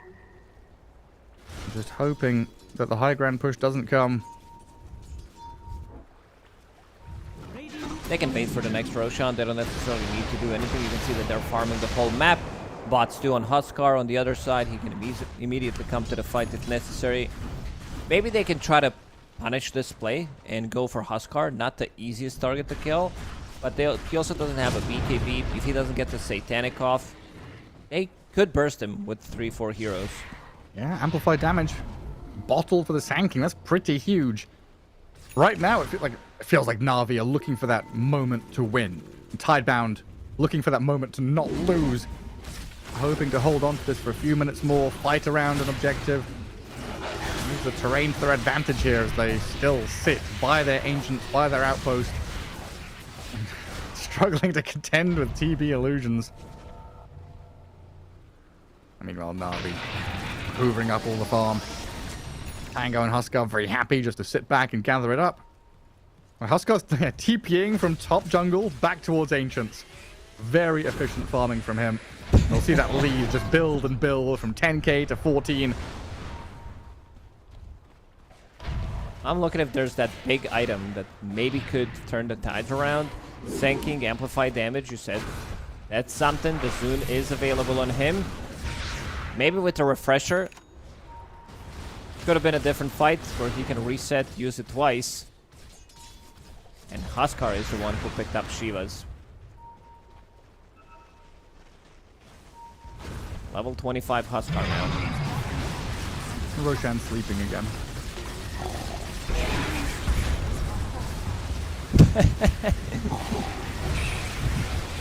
A little nap time. And defending high ground, pretty potent tools here for Tidebound. That's why Na'Vi are being very respectful and not bull rushing up the staircases. You don't want to be caught out by the Sanking and TA when they're able to potentially buy back and defend an area. And a good signal here. Tidebound know exactly where Na'Vi are. Now it's just, can they figure out a way to play around them? One thing to point out as well is Bane, he has the big Lotus, 900 HP. Pagna is holding on to mid Lotus, so extra 400 HP that they can click on their allies and use it. This is basically 1300 HP. Let's check the HP on the heroes. So basically half of your HP that can be healed up in a fight. On top of the life drain, on top of the Glimmer Cape saves, Solar Crest, giving them barrier, maybe even a Nightmare save. I feel like Shiro's damage in this game is extremely low. He's been involved in only 3 kills. Doesn't have a single kill to his name. Yeah, the net worth to impact stat. Not looking good for TA.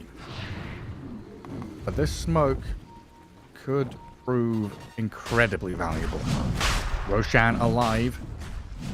Tidebound moving out on the map as they have put their lanes in a decent position to make a sweeping move like this. Na'Vi also smoked though, and Roshan roars, giving the big signal, the klaxons sound. The alarms ring, and Tidebound, they've swung in behind Na'Vi on their high ground by the Ancients, and Na'Vi have gone the opposite side.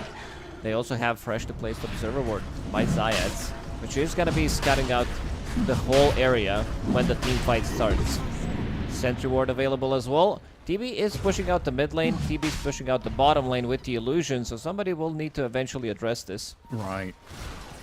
Such an annoying thing to have to deal with. Now a game, a proverbial game of chicken.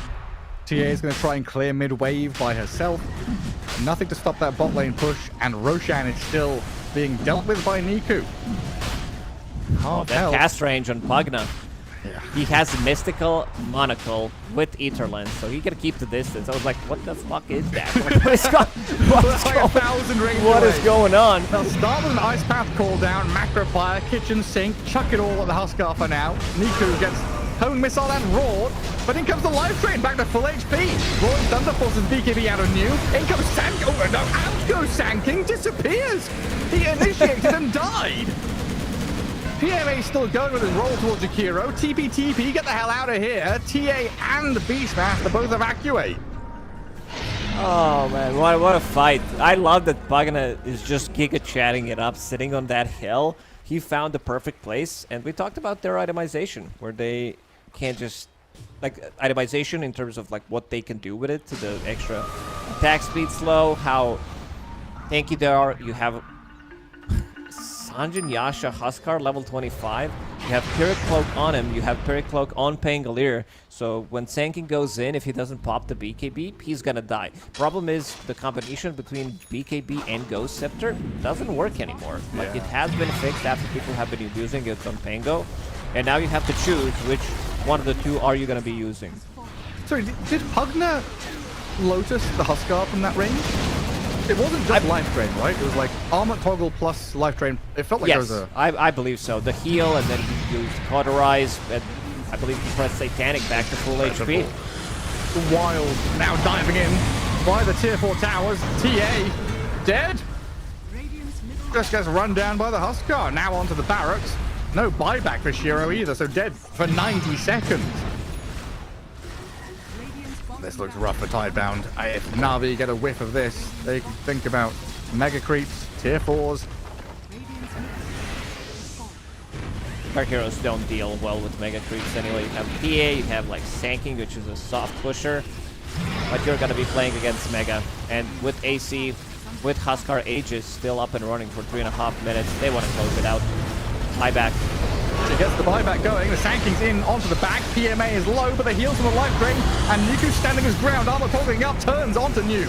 That's life down for the Huskar, but PMA's been kept alive to allow the Rolling Thunder back in towards Shiro, zoning out the rest of Team Tidebound while the Terror Blade annihilates her. TA died back, dead for 2 minutes. Rolling Thunder continues. GG call. Na'Vi take the victory. Pretty clean. I mean, we are seeing a lot of these one-sided games where one team just gets ahead. They got last picked Huskar.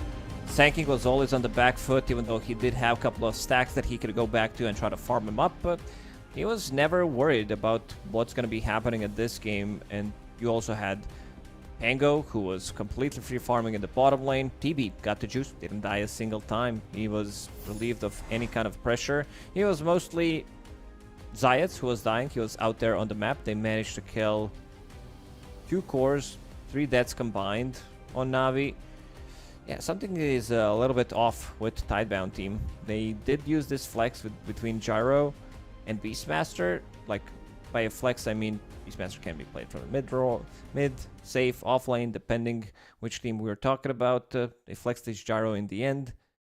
Not great. They picked Templar Assassin, but they never had the tempo. They were never ahead, and they never managed to utilize this Templar Assassin. Also, the carry-to-carry matchup falls off so quickly. Once you get to that Scotty, 50% slow, is just something that you can't really play against. And we saw Sanking also struggling. He goes in, he jumps in, and then the heals come through for this Huskar. I'd say that this one is a bit of an on the draft, but also the execution was not there for Tidebound. Yeah, I kind of want to shout out, like, whoever's shot calling or map reading or whatever it was, you know, from Riddies and Zayats, because there were these moments where you're thinking, okay, Beastmaster kills tier 1, he's got a bit of space, Sandking gets blinked. There's moments where Tidebound are close to finding what they want and what they need. And Na'Vi just dodged them the entire game, right? They ran away from these fights. Okay, like you mentioned at the start, right? Zayat is in these positions where he's standing there, soaking everything for the rest of his team, and it just worked out wonderfully. So another win for Na'Vi, 2 of their games already victorious. Plenty more to come, though. We're not even halfway through the day yet. We've got 4 more best of ones here on this stream, so we'll take a quick break and come back with some more Dota 2.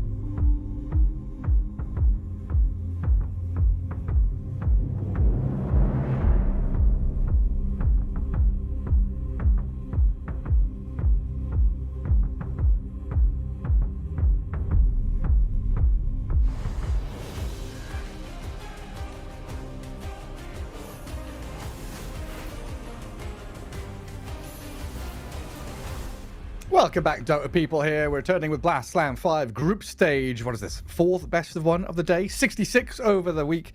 That will be leading up to Chengdu for the main event. And next up, Lacoste Falcons against Heroic. Oh, this one should be spicy. We haven't seen Falcons play at Wallachia. They wanted to take a break. We saw them winning the Fisher Playground. We saw them losing the grand finals, the crazy grand finals of the previous Blast Slam. And now they're here against Heroic, a team that is powering up. Heroic, I don't think 7th, 8th place at Wallachia does them justice. This team played extremely well. I'd say Davai had one of the best tournaments that I've seen him play. It's maybe aside the one where they actually won Wallachia, the season 2. But he's definitely powering up. He feels much more comfortable. They are having good drafts. Whisper is owning from the mid lane, which I'm glad to see. I think this has to be one of the smoothest transitions that we've seen from one role to another. We saw, like, I don't know, Toronto, Tokyo swapping to the position 5. We saw some, like, other swaps from the carry to the off lane and such. But this one is clean. Like, you can't really tell that he was playing off lane. There was no need for adjustments. They also have this ability to also play offlaners from the mid lane, as seen multiple times, play Enigma from the mid lane if necessary. So we'll see if they're going to be banning those. Yeah, just crazy stuff. And I do believe that the draft is ready. Should be, yeah. Racking my brain now to think, have we ever had a player go from, another role to mid? In my mind, it's usually you're a mid player, you become an offlane player, you become a pos 4, you're a carry, you become an offlane, you're a offlane, you become a pos 5. It feels like think. Going from EG was very good at having carries, and carries played by offlaners or offlane to carries, whatever you want to call them, where you had like Nightfall joining in, Ramses as well. Was Pure in one of the iterations, not of EG, but some other teams. He was also playing the offlane as well, and then he was back to carry. Yeah, he was playing offlane for BB team. So. Yeah, but to the mid lane, switch from the off lane to the mid lane is quite rare. Yeah, like in my head, it's like if you start off as a mid lane player, you are a mid lane player, and then move. Very rarely do we see people kind of move to the mid lane from another one. I'm not saying it's like a lane specialist or anything like that, but I guess this also ties into what a lot of mid laners have been talking about since Water Runes came in, right? There is less interaction, there is less one-upsmanship and outplay potential. And it's less about mid lane being this straight 1v1. You're not in the duel. You have help from your teammates. You've got help from runes. There's other things that can come into play. So maybe the transition now is easier than it would have been 5 years ago. Oh, would you look at this? Chen first pick. From Falcons, yeah. Gotta be aware of it. Look at Schofield. Struggling to open up a water bottle, but not struggling to be the most annoying player in the game that you ever saw. I believe he managed to do it.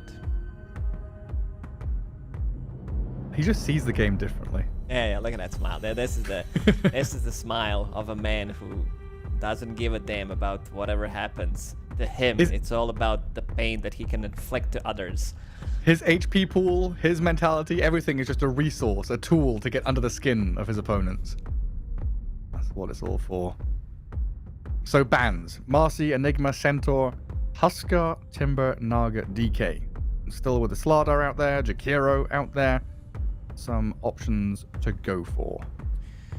Also to point out, both of these teams at Blast Slam 5, they did lose their opening games. Falcons did lose against the Occult Brothers, and Heroic did lose against Extreme Gaming in a relatively long game, 54-minute game. Falcons did lose in 35 minutes, which is a bit of a rare sight, I would see. They tend to be very tough nut to crack when it comes down to closing the games against them. Very resilient. Same goes for Team Spirit. Yeah, it's really hard to get them to capitulate. Do you like that? There's a long word for you there. Yeah. Do you want me to spell it out? Spell it out for you. C-A-P-I-T. No cap. Yeah. Cappy. Oh, that's what no cap means. No capitulation.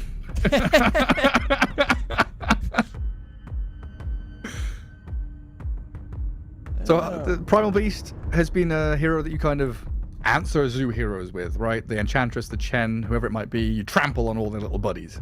You get away from danger if you need to. This hero counters everything. Oh, okay. This hero is one of the best heroes in the game right now. It's been for a while. It has BKB piercing tool, infinite damage in the late game, good scaling. Your 25 talent, one of the most impactful talents when it comes down to locking the heroes down. If you get the refresher, you have like 67% pulverize. You can stun lock people for basically like 15 seconds. Mm. And usually when heroes have multiple of these things you're talking about, they have to like buy an item to unlock it. You know, like Batrider has magic damage and... sorry, I'm looking at the screen and this triangle from on top of the Falcons, it feels like it's gonna stick into Crit's nose. And I'm playing this mini game trying to fit it in. The DVD icon in the top right corner. Oh, it moved, it moved. The spike almost got him. Okay, again.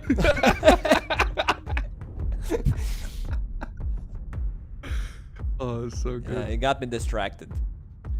Yes, yeah. Go ahead. And initiation tool, right? Like usually when these heroes have a BKB piercing spell or magic damage, they need to buy a blink or something to use it. Primal Beast just has initiation. Yeah, he's buying into blink, but he also, like, this is the best hero in the game to creep skip. This is the best hero in the game to clear some of the stacks that drags the creep wave into the camp and then farms it himself. If you can't lane, the best hero again in the game, they're not necessarily need to lane. This hero can solo kill a creep wave between tier 1 and tier 2 tower with the blood grenade and boots. I think you heard enough reasons why this hero is so good. The reason why I'm hyping him up is because I feel much more comfortable playing this hero nowadays. It took me good like 15-ish games to get the groove of the hero, to understand the limits. Abaddon is good. Abaddon doesn't die. You can pop the ulti. Shielding someone against Primal Beast ulti, it's not the easiest thing to do. AoE with Pulverized Facet does get bigger after the first slam, and then doesn't allow you to get close. Unless you can blink in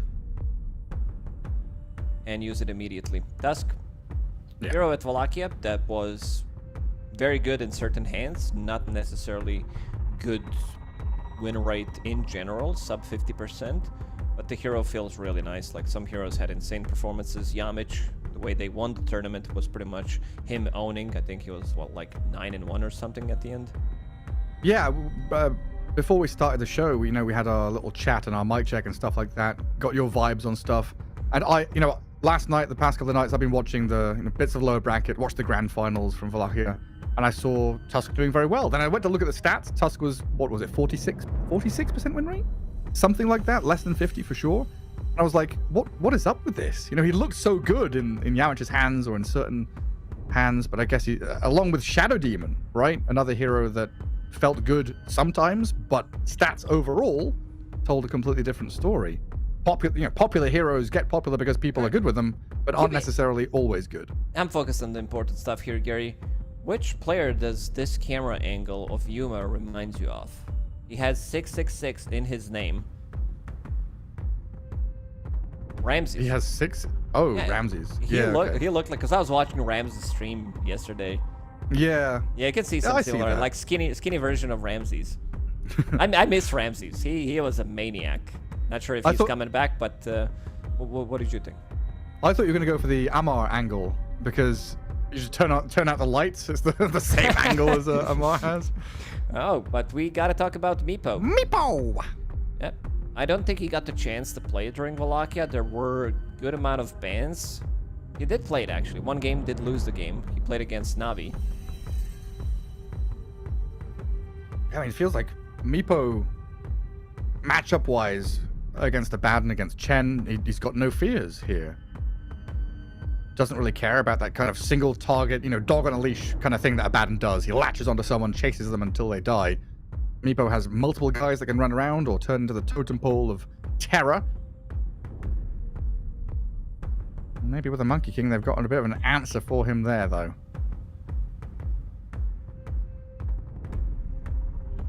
This is a lineup that can play pretty quickly, Falcons. Definitely a lot of pressure. It is. I know that coming into TI, Amar was playing a lot of offlane Monkey King. Problem was everybody was banning out Monkey because everybody was starting to play it as position 4. 9 class kind of ruined some of the heroes that Amar wanted to play at TI. So I want to see if he still wants to play the hero. I saw him playing in pubs as well post TI because they are valuing the team fight, the strong laning, like ability to scale from the offlane, and this kind of fits the profile of the hero that Amar wants to be playing. If you're wondering, the blank ban is Kez, by the way. Looks like Falcons forgot to ban something, but that is the little bird boy. Final round of bans, Sand King gone. So looking at that, as always, flexible mid to off lane pool, which they love to swap around as Falcons.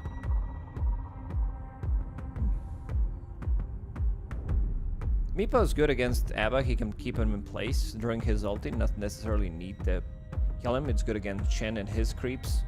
Great against Tusk, can't use the snowball. You are going to be building into Radiance and Abaddon. Monkey King, I want to see where the hero is going to go. Primal Beast is still good against Monkey, or you can, like if he's sitting on the edge, you can push him out of the Wukongs. You can cut him down from the trees as well, which is always going to be nice. This is a good ban. Bango is insanely good against Meepo, even though multiple nets are gonna make his life a bit miserable. Having almost infinite shield crash, like the barrier against Meepo, is insane. Like, you're literally not dying. What happened to Razor? It's not a hero right now. Where is the lightning elemental? It's too long of a cooldown. Like, his static link, way too long of a cooldown. Just, there are better offlaners right now, carries as well. I'm just looking at Malrain and thinking, what's he looking for? Shaker could work out potentially for them if they want to play it. Always good against Meepo. Not so good against Clockwork though. Against Primal, you have Fissure from the distance. And it's kind of rough picking Storm, Ember, these guys against Meepo, Primal Beast, right? There's so much control. It could also be different carry potentially for them if they want to put this Monkey in the mid lane, but it's not the best matchup against Primal. Let's see, some burst damage that could come out. Sniper! Not the burst damage, but the one that keeps the distance. I think this is one of the few ones that a lot of the teams would maybe think about, but they would not pick it. You are playing against Clockwork, Primal, Meepo. Yeah. You need your Shard. Shard is very good against Meepo. Actually, disables them. Yeah. You do have some backup plans, right? With Snowball, Shield, Hand of God, there are ways to protect the sniper even if he gets dived on. There are. So you need your Force Staff, you need your grenade as fast as possible. Marine is gonna be taking it. And it is. Actually, it is Amar gonna be playing the Monkey King. So yeah. Let's see if he actually managed to play it post TI. You gotta double check that, because I was tuning in a lot of his games. I saw him play it and I was like, this is really good. This feels like it can work. It's just that, again, they didn't get the chance to play it at TI because everybody was banning position 4 Monkey. And then Darkseer here, looking at a game where there aren't any silences, there aren't many stuns. There's a pretty nice time, initiating, disengaging, reinitiating where he can. Ion shells onto, a Primal Beast, a vacuum into a trample. Some cool stuff that can get done there, on top of the illusions you're creating of someone like Skitter with that Abaddon Radiance. Yeah, he did play it some matches at TI. Played it against Spirit, played it against Liquid. So he did manage to squeeze in a couple of those matches. It's a good scaling lineup, but yeah, you have Darkseer, we didn't talk too much about him. It's another hero that can create a copy of Abaddon, which is really nice. There's some good copies that you can make in this game, especially the Radiance from Abaddon. Whisper on Primal Beast against Malrine Sniper. This is a matchup where you could, like, Sniper wins this matchup, but I also seen, like, if you make a mistake, if you get rotated on by this Clockwork, it could be the start of the feed. So I feel like I want to watch the mid lane to see how it's gonna go. Yeah, like you die once, then level gap is there. Primal Beast gets like level 5, kills you again. Level 6, kills you again. Primal Beast level 3 with 2 points in his W is a bit too much damage. So yeah. Want to see how he's gonna itemize. Let's check the Sniper, what he is up to. Triple circlet. Stats. It's just I mean, can't really blame him. You are playing against Primal Beast. He does have Scattershot as well. So he wants to slow him down so that there's not going to be that damage coming out from Trample. Meepo, ban Huskar immediately into all chat. I miss Falcons. Yeah.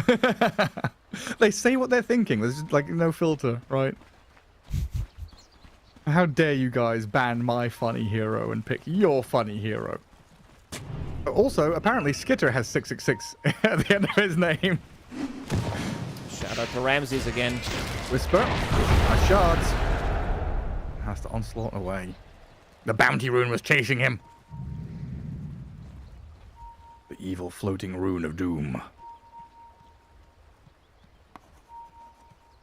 30 seconds to battle. How am I gonna try and scout out any vision?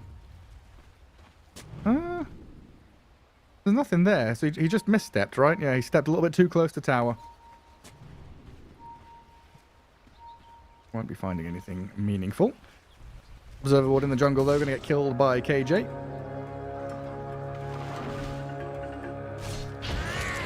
And then we've got the situation you were talking about as well. Crit up top with Skitter. And then Chen's in the off lane. Monkey King. Hang on a second. Another blast and blood grenade. King Jungle's body block. Yuma trying to catch up here with another blast. They've got first blood. Snaking on the run now as well. Earthbind's ready. Nah, too much. Maybe if they had a blood grenade, sure, but they need to be running down to the bottom lane. Schofield. I like this play. This is really good. Not just because he's burning some mana on them, he's also blocking the creep wave. Let's see. It seems like the Vi wasn't able to block as much as they wanted, so that the lane can potentially push. Because the creeps do stop. And there's always some kind of a trick. Something that he can show. Some new tech in the game. I remember when... Tusk. Oh, go ahead. When they added Jetpack, no one was buying it until Schofield, like every single game, brown boots Jetpack pretty much. Have that vision, have that escapability. They find these little things with funny heroes. Malrine's denying really well in the mid lane. 5-1 CSing, having that level advantage. Whisper just got level 2. Malrine's pretty happy about this one. What skill build do you want on Primal Beast? You have to go Onslaught level 1 to escape? But now yeah, you would probably get that. So anyway, so you want to have Trample level 2. But the most important thing is to keep him low. You can actually then stand your ground and try to kill him during the shrapnel. Because the slower he is, the less damage he does deal with his Trample. So for now, Malrine doing a pretty good job. He is bringing a new item already, and that's going to be gloves. Whisper still doesn't have his boots. By boots, I mean bottle. Basically the same thing. If you're Australian, especially. Are you Australian? No, not even 1%. No. So you've never drunk a beer out of a boot before? No. A shoey? You never done a shoey? No. I saw Slacks do a shoey during one of the events. Wasn't familiar with the tradition until they showed it. It's usually a good thing when you come across English colony traditions. England, Australia, Canada, just Whisper, do not. mid. That's that level 2 trample we were talking about. Malrine. But maybe Malrine with the damage. He has enough. He knows the matchup. What the circlets, man. The circlets. Actually making the difference, giving them extra damage. He uses 3 scatter shots. and manages to get the kill. Radiant's middle tower This is what I talked about this matchup. Like, if you manage to kill him, if he goes for any kind of different item build, if he wasn't CSing as much, maybe you could have gotten the kill. And now, yeah, he's on a different level. It's elite ball knowledge, right? Very few people would adapt to this kind of situation like that. You said it in the draft. Very few people would pick sniper in this position. Marine built different. He just knows. They know ins and outs, and immediately healing salve has been brought to him. This is level 3 primal again. Thinking about that he can kill him behind the tower, because he does have one scatter blast. Shrapnel. Let's see. I don't think it's enough. Whisper is dropping pretty low pretty quickly. And glyph up the dire creeps as well. Will drag the wave off to the side, but now Malrine just has free lane. As I say that, he misses the last hit, but it's fine. It's all good. So not a great start for Whisper. 12-1, Sniper 18-4. And will be a D-ward there, at least, for Heroic. Monkey bottom. Amar getting initiated on. Oh, trapped in the cogs. Schofield made his way down here. Not even a boundless strike. Monkey King dead yet again. While Malrine mid lane this time should be dying, surely. Whisper gets the kill, but has to trade his life. While top lane, shards off the mark. Davai skips away from crit. Immediately, Schofield deeping to the mid lane. No, it was actually Yuma deeping to mid lane to get some of that XP. I saw blue. I'm like, okay, that's probably Schofield. He likes that one. But Schofield doesn't like to have too much XP. Level 2, that's enough. 5 minutes into the game. Why has Yuma done... Did you drag the wave for the Primal Beast? Yeah, he does not want to ruin his game. He's already having a bit of a rough one. He just scored a kill. Level 5, we'll drag it to the creep wave in the jungle. Get that extra bit of a farm. Because otherwise the lane meets, and then you're standing there getting hit by Sniper, and it's sad times. Yes. This way he gets 40s. The lane's also going to meet in the mid lane again. It's not going to push and then bounce back, which does allow Whisper to potentially go for another play on Sniper. He is level 5. It is on cooldown, though. Yeah, he did clear the camp as well. Well spotted. Well, Schofield bottom with Yuma. Looking at this Amar Monkey King, but the lane is pretty far pushed up. And Pugna just tucked in behind as well. And so far, not much noise and action out of that bottom lane from Falcons. Chen and Monkey King getting some good last hits on Amar at the very least. It's been a difficult time for them kill-wise, though. And already, like, what, 5 minutes in? It feels like laning stage has broken down completely already. Primal has ditched mid. Sniper with a catapult wave and a Chen going for tier 1 chip damage at the very least. Crit has rotated across. And we've got TP's mid as well. Schofield spots the Tusk. Davai is here, but the damage onto Schofield looks good. Whisper goes towards Malrine with a trample, and his damage with a pulverize clears out the Sniper. Davai and Whisper looking at crit now with the ion shells going. And Whisper will gather the rune before returning fire onto the Tusk. Yeah, And Nepo killing Chen. This is a bad matchup overall for Sniper, especially if he keeps dying like this. Primal Beast, throughout the whole game, you're going to be pretty much the focus. Whisper gets another one. There was also a nice little play there coming out from Chen, where he sacrificed the potato creep, and then you're playing with the catapult wave, so you are getting 120 attack speed on pretty much everything around you. So good amount of tower damage that has been dealt in the mid lane, but still Heroic managing to salvage some of that, getting a couple of extra kills.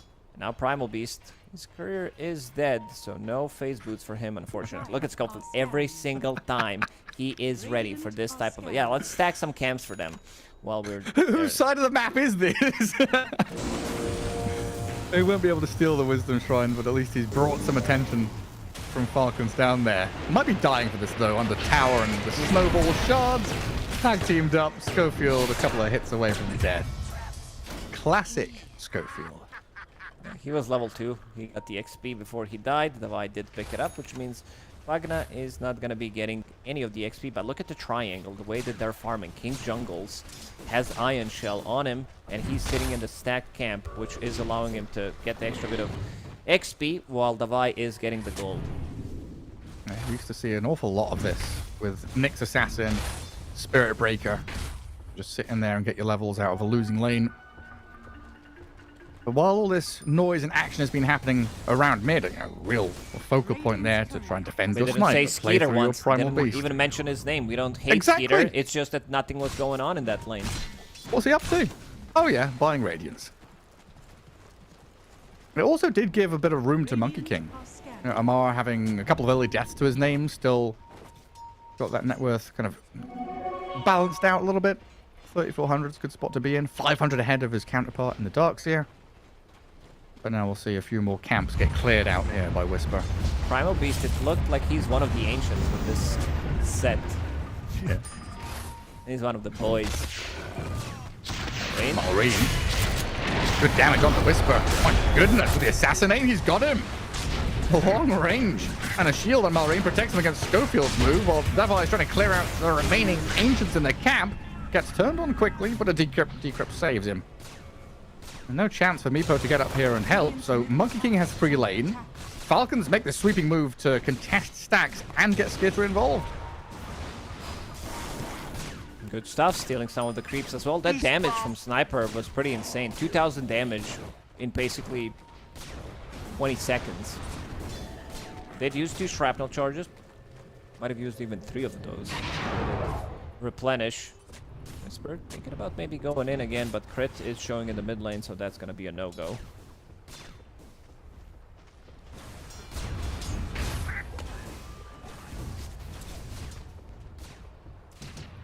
Still feels pretty comfortable here for Falcons. And Heroic kind of scrambling to get stuff done on the map. A lot of protection from the Chen and the Tusk as well onto this Sniper. As we've been saying, the support tools from Falcons very good to keep some of these squishies alive. And they're not really in a rush to go out and do anything. Looking for these first key items. The Fusel on Monkey King, once that's up, he'll feel potent, ready to fight. Radiance Abaddon, we know it.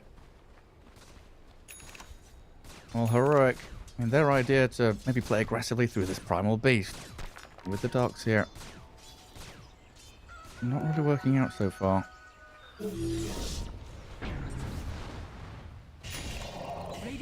Schofield now trying to collect any XP in this bottom lane. Is level 5 right now. Will still need a lot of XP to get himself to level 6.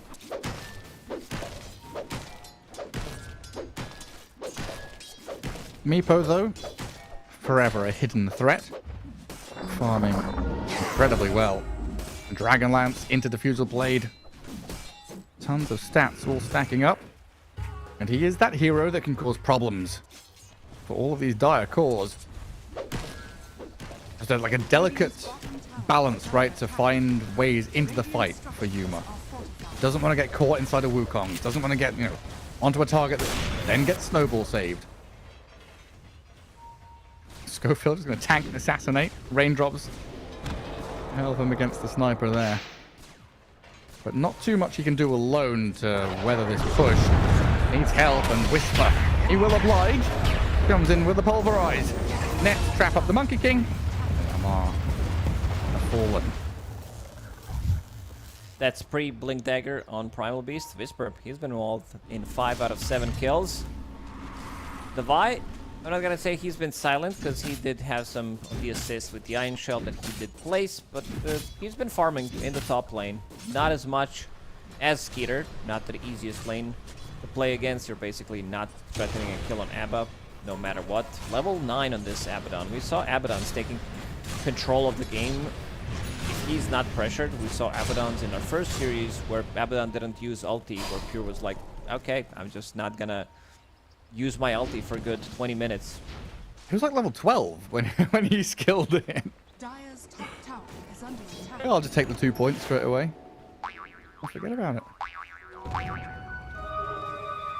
Yeah, I don't think you're gonna be killing Skeeter. This is the beauty, the power of this hero, where you can't be really ganked. You need to bring extra protection. It's like 4 extra seconds plus the heal that you're getting from borrowed time is a bit too much. On top of that, you have infused raindrop, and he got great healing lotus, so extra 400 HP that you need to go through. plus the Chen heal. So he's kind of safe in the safe lane where he can get his Radiance timing no matter what. And Falcons can play with other 4 heroes. Schofield, level 6. Doesn't matter. Or, was close. It was close. Yeah, not far away from the Great Escape. Lamar on his Monkey King. And this is why they like to have him on some of these scouting heroes. Be able to play forward, initiate, give information. This is what Falcons like to do. I mean, Amar, he does have great healing Lotus as well. Coming into the next fight, it's gonna be extra 800 healing potentially with the shield. Whisper in the top lane. Trying to play a little bit more aggressive onto Abaddon. Maybe try to get something done, but you just don't have enough damage. Yeah, I remember we used to quite often talk about wand management, right? Getting a lot of stacks on wand and then holding them, not using them until a vital moment. You join a team fight, you got a full wand to go. They'll have full wands plus these Lotuses you're going on about. Incredible amount of sustain and regen. Oh, that's enough? He actually sniped him. I thought he was going to get away with like a little bit of HP, but Malrine knows his limits. Level 1 assassinate, enough to kill him, while Whisper is escaping from that middle lane. Amar trying to cut him off, jumps across onto the Primal. Chen ready and waiting as well. Crit can come across to help him in his Wukong's command. Whisper blood grenaded, or the life drain. Oh, the heal is good, but Amar trying to catch up the King Jungle as Yuma arrives now. The Meepo against the Monkey King inside the Wukong's command. Still has the Lotus. Hookshot in is required. All right, they're bringing in every single thing to kill this guy. Headshot, I think there was a headshot proc when he used the ulti on Sniper, the Assassinate. And this is now Aghanim Scepter. So you have extra bit of a stun. And it goes out quickly. Skeeter.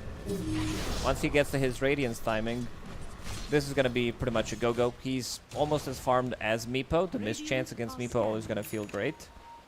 Yuma. 2-0 and 3. This is the Yuma specialty, Yuma's classic. Let's see how much he's going to be able to achieve with this new Diffusal Blade. And also one component of the Aghanim Scepter as well.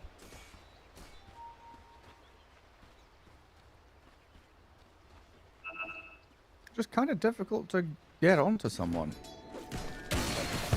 Amar showing himself getting rocket flared. Good start from Schofield there to make sure there is no jump up to the trees. And Amar life-stealing a ton through the Jingu and the Boundless, but still found dead. He tried. This time around he uses Lotus, but Schofield finds a place, a nice wraparound. This is why I was talking about Schofield being super annoying. He was, what, level 3 when they picked up XP Rune? Now he's level 8. And if you see Chen, who was jungling, he's also level 8. Your Tusk is level 8, so he catches up between 7 and 15 minutes. He becomes super active and he gets a lot of stuff done. A non-stop question of like, how is he there? Why have I been rocket flared from behind me? There's big army top. Look at this. Chen with a ton of skellies. Trying to clear it out with the bad illusion, the Iron Shell going. There's some money going into the pockets of Davoy at least. That's gonna be big. Creating illusion out of Abaddon with Radiance is pretty massive. You can put Iron Shell on it. It's a lot of damage in the fight if they don't focus it down. Whisper continues to drag the creep wave to this camp. So you can farm both of them. This sniper build looks like a POS4 sniper build in my Turbo games. What is he bringing on the courier? Shard? I don't think they buy that in Turbo, but definitely needed. Prezaz.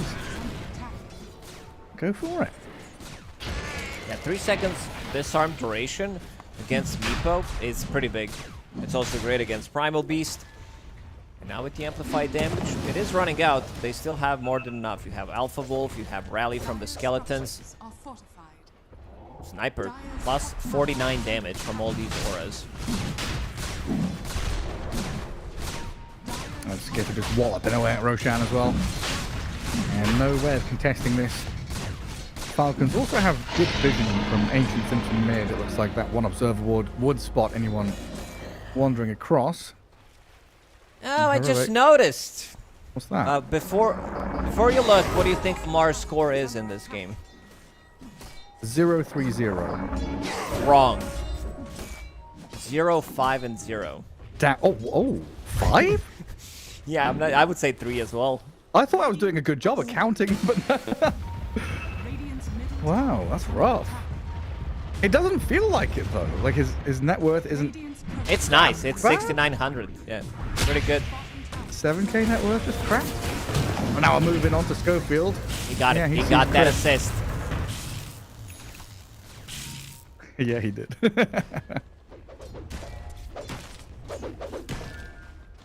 I mean, not long. I mean, what, minute 20? We're going to see Falcons with their double item timings. BKB on Monkey King. There's Force Staff, Dragonlance, Hurricane Pike, whatever it is on Sniper. And maybe the Yasha out of the Abaddon could signal some hard times ahead for Heroic.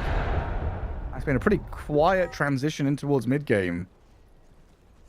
And do you think that's a bad sign, you know, for Primal Beast? It feels like he wants to continually get involved. But getting a key item is also valuable, right? Yeah, he farms quickly. This is a very fast farmer, especially if you're dragging the creep wave still. Going into Aghanim Scepter next, which I liked. I think the break mechanic against Sniper, great against Headshot, great against Monkey. You can break him as well. You can break Abaddon. You can break his passive ability, which is always nice, plus the Curse of Avernus. It gives you a lot of tankiness. You are playing into a lot of armor. He is level 12, so Uproar doesn't give you as much. Smoke breaks. Monkey King jumps down. Marine spotted. Wall dropped on Skitter. Whisper already losing his life though. Quickly. Hookshot though towards Marine. They find an open. Buyback from Whisper. Sniper out, but he gets the low ground. Meepo follows. The jump up by Amar with the Wukong's down. People are pivoting from high ground to low ground. I don't know where they're going or where they're coming from. Yuma is cleared out though. Whisper also brought back in this, but he couldn't get himself into the fight. He's just wandering down mid. While Schofield's getting snowballed upon by the Abaddon and the Tusk. 3 for nothing. With a buyback out of Whisper. I mean, disaster strikes for Heroic. Oh, the Fusel Blade is doing a lot. They also kept one of them inside of the Wukong's command. And you can see the damage. Like, Skeeter, I'm not sure why people are flaming carry Abaddon. I saw it on Reddit a couple of times. Not sure what's up with that, because this hero, to me, looks like top 2 carries of the previous tournament. It's If you're flaming carry Abaddon, you need some Mantles of Intelligence, I think. Yeah, it's it's just that it doesn't die. Like, you don't have to be careful about coming into the fight and being afraid that you're gonna get bursted. Which, as a carry, the only hero that does have this in game is pretty much Wraith King, and this is not a hero at the moment. I'm still kind of sad my prediction pre-TI didn't come true. I wanted offlane Abaddon with Aghanim Scepter. That shit is busted in turbo games. I mean, like, no one dies. Borrowed time, spamming missed coils and heals everywhere. If you want to have fun, and be really annoying to your enemies and lose the game, probably, yeah, play offlane Abaddon with Aghanim. Sounds like a good idea.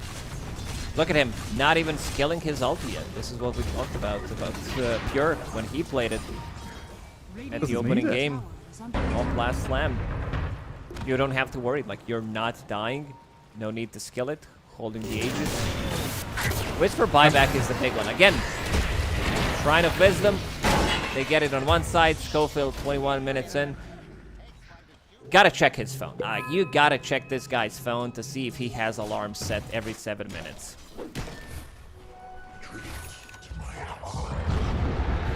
That's why they started taking all the jewelry off of players as well, right? Make sure they don't have any vibrating jewelry that tells them when stuff's happening. This guy's good. He knows. Mara's back into the game. Didn't die in the previous fight. Going into Nullifier. BKB is completed. So Skitter's holding 2 points then, I'm assuming. Yes. Yeah. Quickly get that level 2 ulti up. I always get surprised by your math, Gary. Sometimes it's quick. Most of the time it is incorrect, but doesn't matter. It is quick. No matter The thing how is, you look I very at it. rarely do maths. You're just talking about yourself here. You love doing the quick maths. Even if it's incorrect, as long as it's fast, it's good. It's your autobiography. Yeah, this is what I like to do.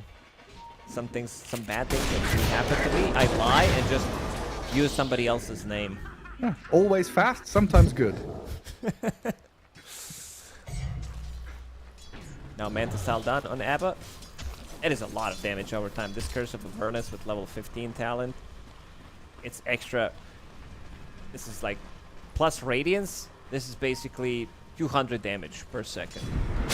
If you can get the flex in. He's walked into a dangerous neighborhood, but he's got a Decrep behind him and a Surge to run away. A nice escape there. Swiftly back to his side of the map. And here are those timings you're talking about. Manta of Badness here. Falcons are ready for that next team fight for sure. This is always my problem, having a read on what Meepo does and when. He's top of the net worth. He's felt, strong at the start of the game. He's looked good when he's got the pick up on Monkey King. You have problems with numbers and you have problems with reading, is all I heard.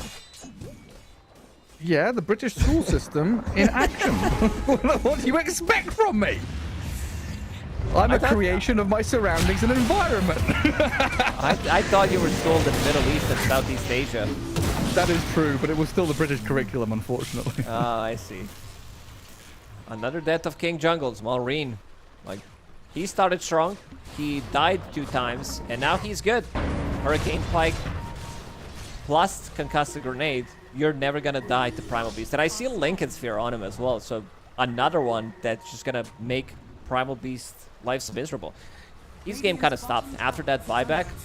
It's also not easy. This is a pre-BKB Primal, so there's a lot of things that you need to be worried about. Your mana getting burned. You get Boundless Struck inside of the Wukong's domain, Concussive Grenade, Hurricane Pike. Like, even just one Assassinate from Shrapnel, which goes out instantly with Ags, is gonna stop you from doing what you want to do. That's pretty rough. There's a shield rune on Sniper now as well. You're going to go on him? It feels like Malrine is baiting this. He knew it was coming. He's a tanky sniper. It's Tank Cardell Lacos. Inside the Wukong's vacuum is air. The Hand of God comes in. Falcon standing that ground and fighting inside the Wukong ring. Yuma, he's in big totem mode, trying to chase down the Chen, but he can't stick on a target. Throw some nets in towards Malrine, but the sniper's perfectly fine. Stands there and pummels them. And Heroic, they're going to blink back, but a snowball in from Crit allows the continuation. Follow through onto the Meepo. Keep tabs on Yuma. A decrap and another jump away. Gets him some distance now. Skinner trying to give chase as Amar jumps across the tree line. Yuma stunned. They've got the catch for the decrap yet again. Saves the day. He got it with the grenade. Try and poof away, but he can't. Oh, he can. I've lied. Yuma's fine. I like the fact that they're just standing their ground inside of Wukong's command and not giving them that they're fighting, they're getting their mana burn. Malrine immediately take aim, extra bit of vision, and then he got Divine Favor from Chen, which is extra 20 armor. This is something that is undervalued in a lot of these fights because you don't see it. The effect isn't really there. Like, you don't hear the sound of the Divine Favor. It's really not like, oh wow, he used Ravage. But you don't see it. Amplifies all the healing. Hand of God, mech used. You're not gonna die. And I really like his item build in this one, because he can't be grabbed by Primal Beast. There's no way that you're gonna be like, in terms of stuff that they have to break the Lincolns, there aren't really many. There's like Force Staff and Clockwork, stuff from Bugna, Primal Beast ulti. I don't think you want to commit any of these. Bugna, he needs to get close to the Sniper, which is definitely not happening. Abba still didn't skill his ulti. Skeeter, 1, 0, and 5. 0, 4, 4, 0 into 6 stats build.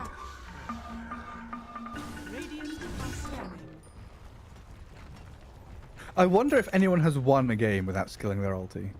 Like, you know when you go to Dota Buff and you look at those stats of like, Ironwood Branch has a 97% win rate because people who are winning sell their items and buy branches to troll at the end of the game. I wonder if there's anything with like a bad ulti. If you don't skill it, you have a 100% win rate. Looks good. Next Roshan is up. He's gonna pick it up again. If they can get the hands on it, then they have more than enough damage. You have tag team from Tusk. You have Chen creeps as well. He also is bringing in another aura. Pipe, mech, plus drums is ready.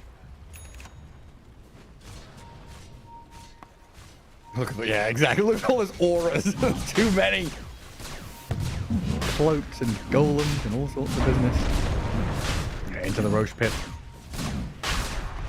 Amar is pinging himself as he stands on a tree trying to scout anyone out. And Roshan has also roared and been rocketed. Heroic running across the map to look to contest this. Crit in a position here to try and break vision. Maybe see them coming. Another rocket flare is ready. Sees Falcons advance, knowing that Roshan has been delayed. Nullifier on Amar against Pugna, against Arcseer, his Iron Shell, Crimson I've got Guard, Surgeon, he's just dead. Darkseer down, get the vacuum out, but a snowball now onto Whisper. Oh, this is rough. Trapped in the igloo, trying to spam out his spells. He gets forced staff towards high ground by Schofield, but the chase is on. Abaddon, a Monkey King on his tail. The Primal Beast being walloped by the Monkey King, and Crit finds a bonus kill. A quick jump onto Schofield, punch him up, and take him down. Malrine, beyond godlike on this sniper. It's extremely difficult fight. This Nullifier is going to be removing pretty much everything. Darkseer hates to play against this item. He has Crimson, Surge, Iron Shell, and I also noticed that Chen did have one of the ancient Rumble Hides in the previous fight, which does increase accuracy, which is very important because you have Sniper on the team, so he's not going to be missing any of the hits. It's for the memes, but...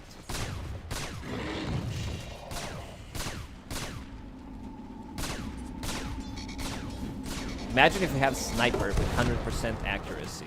No. That was a thing, accuracy, back in the days. Rod of Atos. Yeah, I think Solar Crest gave accuracy. MKB gave accuracy as well at one point. Was Rod of Atos accuracy or there was cripple? Am I thinking of it the wrong way around? No, it had accuracy as well.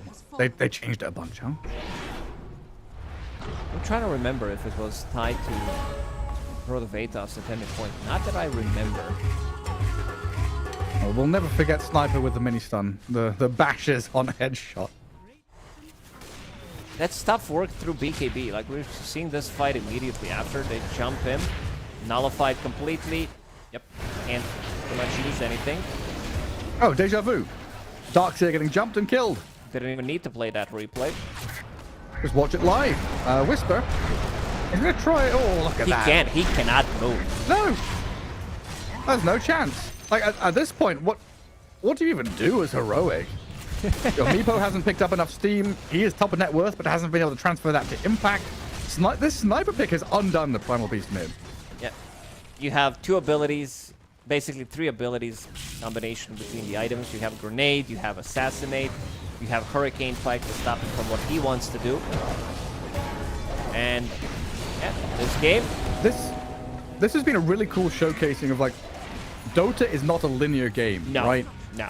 Because you think, Primal Beast versus Sniper, you made that entire case of, early on, Primal Beast can kill a Sniper, but as the game gets later and later, you have this transition of counter becomes countered.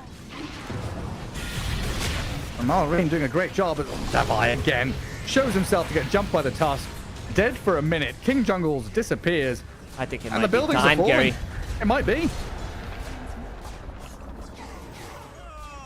I do not see a way back into this. I mean, I don't have a good read on Meepo. Again, it's difficult here to get a grasp on when and how he's going to be strong. But when you're looking at the amount of saves the Falcons has, even if Yuma was able to get on top of this Sniper, I don't see him killing him. Whisper trying to farm something up. Push out the top lane. Get something done.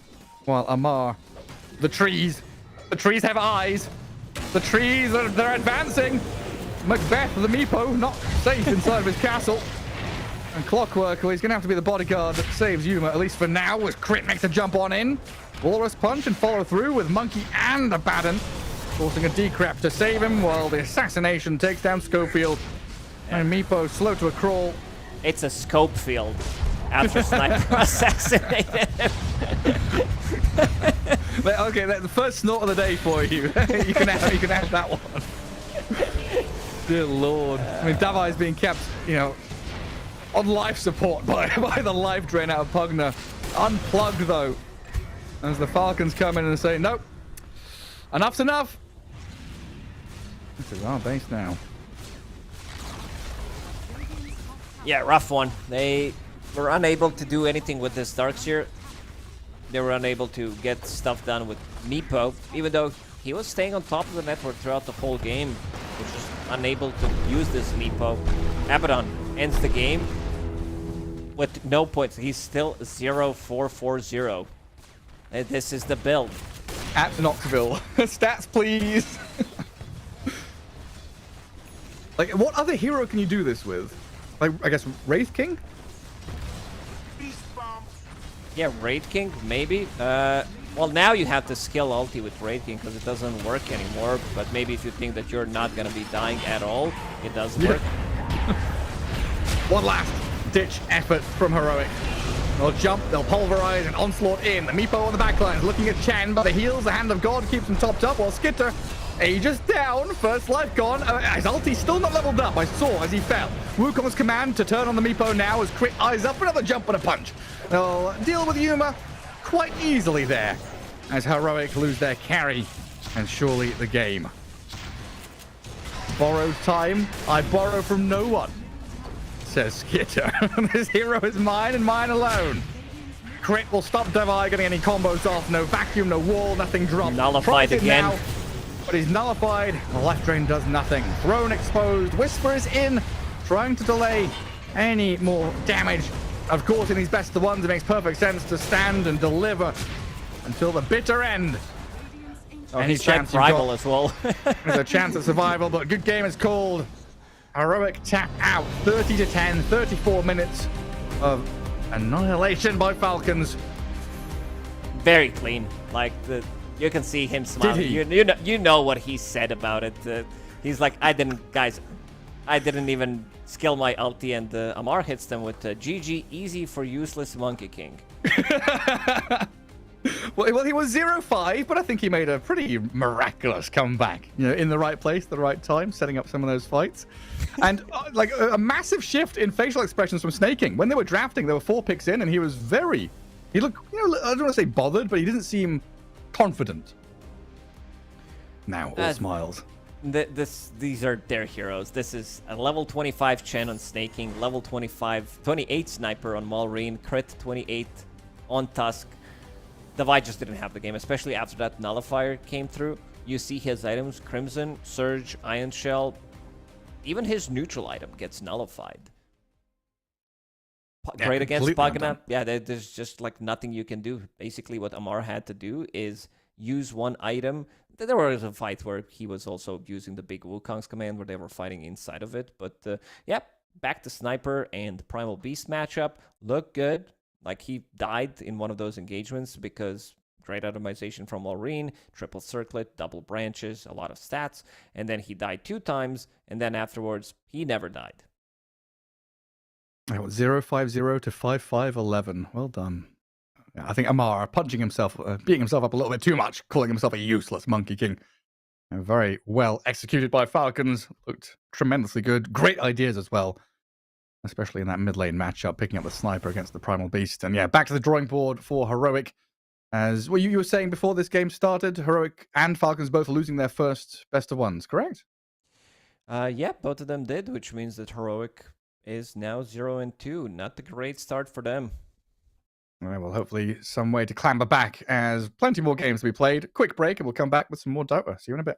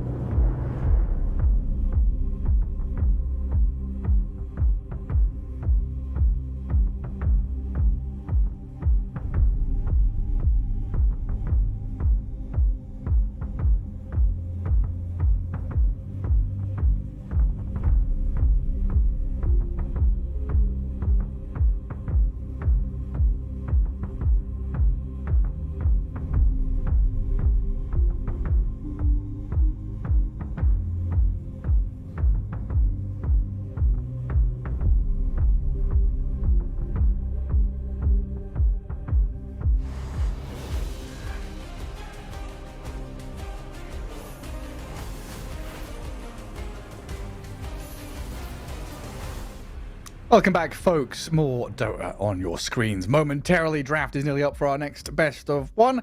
And Lacoste, we've a little switch in the schedule, it looks like. We now have China versus China. Yeah, we did have a question whether China is back during Wallachia. They did have 4 teams. Unfortunately, none of those 4 teams did manage to sneak into top 4. They also do have 4 teams here at Blastlam 5. Tidebound, Yakult, Tearlaments, and Extreme Gaming. But let's see how they're going to be able to get into potentially some playoffs, how they're going to be able to get to Chengdu. But yeah, game number 1, Tidebound, wasn't really impressed what they were able to do against Navi. Shiro never got involved. I always did praise him that he is one of the few carry players that like to get involved relatively early on. Maybe Templar Assassin is not that type of a hero, but yeah, the mid lane was also a bit of a disastrous one for them, which snowballed out of control, where they had Sanking on 18 and then got 24th Huskar. Never a fun thing to have. So want to see how they're going to be able to match up against Tearlaments, which is a new team, a new squad with 7E, SRF, TK, ZZQ, and Erika, also known as Po-Yo-Yo. Yeah, members of the old Team Zero and other Chinese squads kind of mashed into one. And yeah, just thinking about, heading to Chengdu, we're losing 6 teams this week from the group stage before we get there. It would be a real misery if all 4 Chinese teams dipped out. So, Yakult Bros taking a game off Falcons earlier on the other stream. A good sign for them. Extreme Gaming taking a win against HEROIC, nice as well. But then they have equally lost a couple of games against OG and MOUZ in succession after that. It's going to be a real close-fought battle, this group stage. Best of one bloodbath all the way through. We want at least one Chinese team in Chengdu, though, right? We're kind of biased and rooting for that at the very least. Yeah, definitely want to be seeing some of them. Not the easiest. There is strong competition at the tournament, like we were talking about, some Falcons, Tundras, like even OG, they showed great performance at Wallachia, HEROIC, Navi's performing really well. They got 2 dubs already. MOUZ just won a tournament. Definitely not the team that to be underestimated by any means. This team, ever since they've been formed, they looked really good. And I'd say Chinese teams, they will need to step it up in this one. Absolutely will, and now they've got to fight against each other, of course, as is usually the way. Got to spill some blood and find out who comes out the strongest. So Tidebound against Tearlaments. Even with what we saw earlier on from Tidebound against Na'Vi, are we still leaning towards Tidebound as having the upper hand in this matchup? I would say so, but we also we've seen some of the good performances coming up from some of the member of Tearlaments. They did manage to qualify to TI 2024 with Team Zero, which they did not great. They got 13th to 16th place, so team that can, I would say, make some upsets, but I also believe that in this one, Tidebound, they just have more experience. I do believe in their drafting as well. Their coach is Yao, if you remember back in the days, LGD Yao, he pretty much the team that he played throughout his whole career. It was a really good player, and I want to see some new, fresh ideas that he can cook up for Tidebound. I want to see something slightly different. I wasn't really the biggest fan of the support that they did have in that game number 1.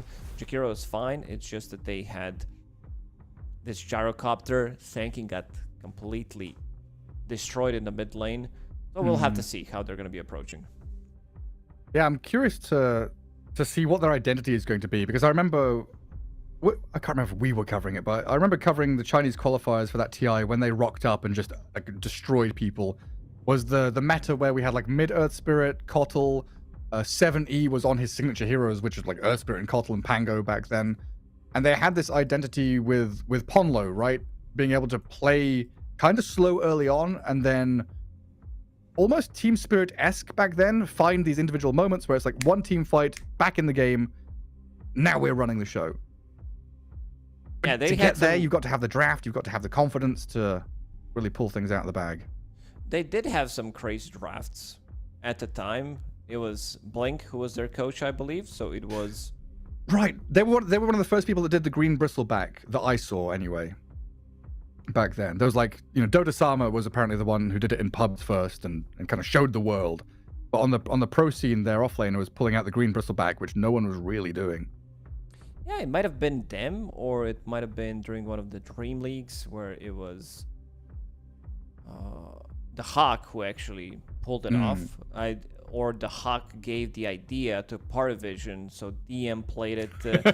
But I remember like the whole story that people always trying to take credits for something. They always take ideas from the pubs and they try to implement them into the professional scene. Billy Pubslayer 77. He did good. He did good, and no, it's just that a lot of these ideas pop up in pubs, and you try to take the idea and just make it better for the professional e-gamer scene. It's That looks like a fixing, comfortable, warm and comfortable outfit. Yeah, they've got to fix up their cameras. It's always the cameras with the players. It's one thing the courier micro, something that players are not really good at, and cameras. As we can see, it's just most of it's chair. It's not really a focal point, is it? You got to think about everything else. Oh, is that the Sylar strat? It is. It looks like the Sylar strat. I'm not talking about the nails. I'm talking about the napkins on the mouse. Sylar was the original player who was using paper tissue / the tissue grip. napkins. You've got the bear grip and the cat claw grip on your mouse. You got the tissue grip. I guess the hands are sweaty. Knees are heavy. Mom's spaghetti. It's I saw it a couple more times, but that feels just thinking about it makes me feel uncomfortable having a paper tissue on my mouse. I'm a pretty sweaty guy in general, and I don't know. I kind of live for the sweat. The sweat, at some point, gives you grip, right? You don't want too much sweat because then you're slippery. Yeah, you But want when that you're holding sticky. onto a mouse and it's completely dry and smooth, you're going to slip as well. You want to have some of that sweat, which turns into the sticky goo, and then your mouse is right. You don't want to be playing with brand new mouse. I saw some of the keyboards. I saw some of the mouse pads that pro players do use. They are dirty for a good reason. Yeah, they're being used. It's like, you get a new pair of leather shoes or boots or whatever. You've got to break them in, right? You've got to wear them. They're not good until you wear them and get them dirty. Bend them around your feet. Same goes for the them. underwear. Wait, what? I should not have said this. Anyway. You wearing a chastity belt or what's going on? You got to break it in. I flipped them inside out. Lacoste and his leather underwear. You're welcome, everybody. Welcome to the wonderful world of Dota 2. Imagine back in the days having like underwear from Mammoth. It has to be like super comfortable compared to today's underwear. Yeah, I'm not a big fan of clothes in general. Like legitimately, if society didn't force upon us, production, do not show this man on camera right now. I strip naked to go to bed when I start casting. No, it's one of the, I don't know, the texture of certain things definitely gets under my skin. Clothes is one of those things. I don't know. There are certain fabrics that I cannot wear. Like wool is too itchy. Synthetic fabrics are too sticky and slimy. And again, I'm a sweaty linen guy. and 100% cotton. That's the way to go. Linen. Linen is a godsend. I love linen. That is my. Cashmere, Gary. No, that's too itchy. It's itchy as well. Yeah. Never wore cashmere. Too expensive. Yeah, like 80% cotton. That's where we're at. And New is listening in on us and just smiling. I wish I knew what was going on inside of his head. I bet he's not thinking about underwear and fabrics. Probably not. I think they might be thinking about what they want to pick. Maybe they already did that research. Brewmaster. And now they're looking at some memes. He's dreaming of Brewmaster. That's what he wants. What happened? What happened to Brewmaster? Is he just too slow to radiance? Primal Split sucks. Like, why would you have this hero over Primal Beast or Mars or Yeah. any high impact offlaner? Axe. Anyone. It just feels that you need so much. It feels like you need to have an extra item compared to other offlaners to be viable. Your laning is also not good. Like, your skill is so bad, you don't want to even skill your abilities. So something is just completely off with the hero. One thing I'll be honest about, Brewmaster, he gets changed. I completely ignore it. I don't care. This hero was like almost never really good. There's like a gigantic wall of text, and I'm like, I'll go back to it later. We've added elemental damage. Yeah, we Do you added, remember that? Yeah, it was in the game for like a short period of time, like 2 weeks maybe. Yeah, 1.5 weeks of we have Brewmaster. He does extra elemental damage. When you do this, you get fire. Ooh. No. Nobody wanted it. Nobody cared. That is a comfy, cozy looking outfit there. Now look at that stack of papers. Ooh. I wish I could read. You can see the faint writing on one side of it. Some secret notes. Hopefully they get this all sorted out. Looks like the admins running the show, trying to make sure all the cams are ready. And I think we're about set to jump into things. They found some workaround using phones or hidden cameras somewhere. Yeah. We can finally get some Dota 2 on our screens. Technologia. We managed to do it. And we're gonna be ready to go. Coming into this one, Tearlaments. Not sure what to expect from this team. I know that they can play okay, but Tidebound, they have much more experience. This team. I also want to be seeing the draft, the way that they're gonna be drafting. Maybe that's gonna be in a best of one. Anything can happen. You can make pretty much anything work. And I do believe that we have the draft ready. So we're gonna hop into the draft because we were showing players on camera for a really long time. And let's play that game again. It just got in. That spike, it got in. 1, 2. Oh, again. He's trying to block it. Yeah, he's trying to block it. another 3-pointer. Oh, there we go. In the middle, in between. What a miss.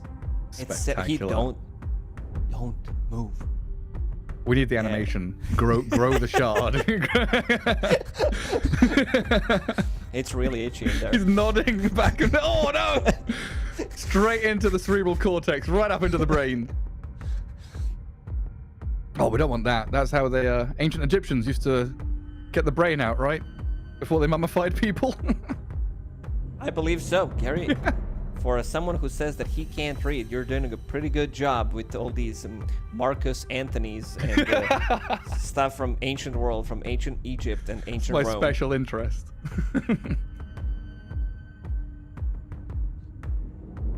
I was in the middle of doing. I was in the middle of opening up their page. Let's have a look. So Tearlaments. That's how we're saying it. What does Tearlament mean? Good It's from question. Yu-Gi-Oh. Is it? Is a portmanteau of tear, tiara, and lament. Interesting. So, it's the theme of sadness may be a reference to the tragic fairy tale of the Little Mermaid. Oh, thanks for clarification. Still don't know what the hell that is, but yeah, let's check some of the bands. NP.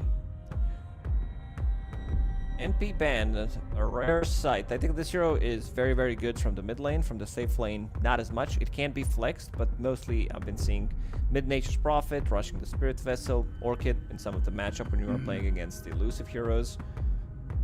Was it Natsumi playing a bunch of it with the money bags going around? They were playing with the Stockpiling money people. bags and then not picking up the money bags, and then people realized, okay, we'll just kind of play with the other facet.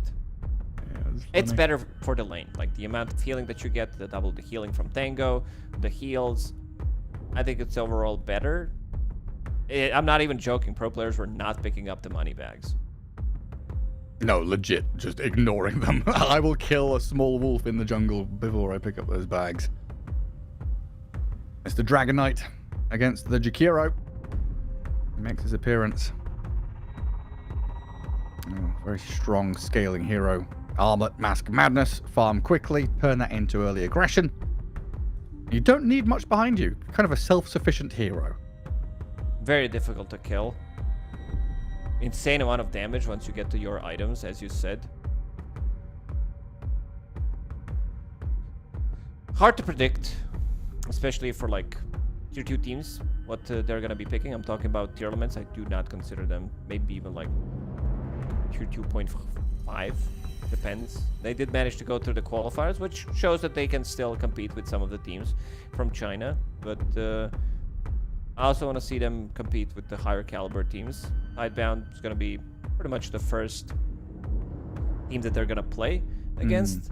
So I want to see how they're going to be approaching some of the drafts, because whether they're going to be picking their comfort heroes or they're going to be sticking to meta with some slight adjustments to play like some crazy stuff.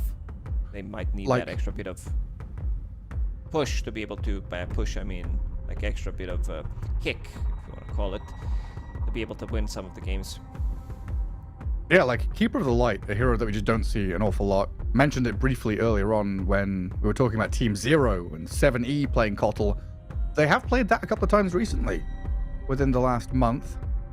Definitely a signature hero, very specialist hero, but mid Kotl could be something if they find a spot for 7E. Alright, Gary, you're really cooking. I was not expecting a mid Kotl suggestion. I was maybe thinking, you know, instead of your position 4, Skywrath Mage. Skywrath Mage, yeah, use Morta instead or something along those lines. I still think this team, like this kind of Team Zero skeleton of the squad, right, have these, I don't want to call them crazy ideas, but you know, out there, out of the box, something they're comfortable with and maybe upsets their opponent, but we'll see what direction they go. Ringmaster for now. Team Tidebound do grab up a little savey save. Give it a team fight, laning prowess. So no matter what goes on here, Dragon Knight Ringmaster, if that is the safe lane, is a pretty potent one. Sand King with the Hoodwink pairing up though for Tearlaments. It's a lot of magic damage. I want to see Tidebound just pick up a pipe carrier from the off lane. Just get something. You're playing into Hoodwink Boomerang, Sand King, and then Jakiro. Just give me some. This is also very good. I like that a lot. Just to try to nullify the healing.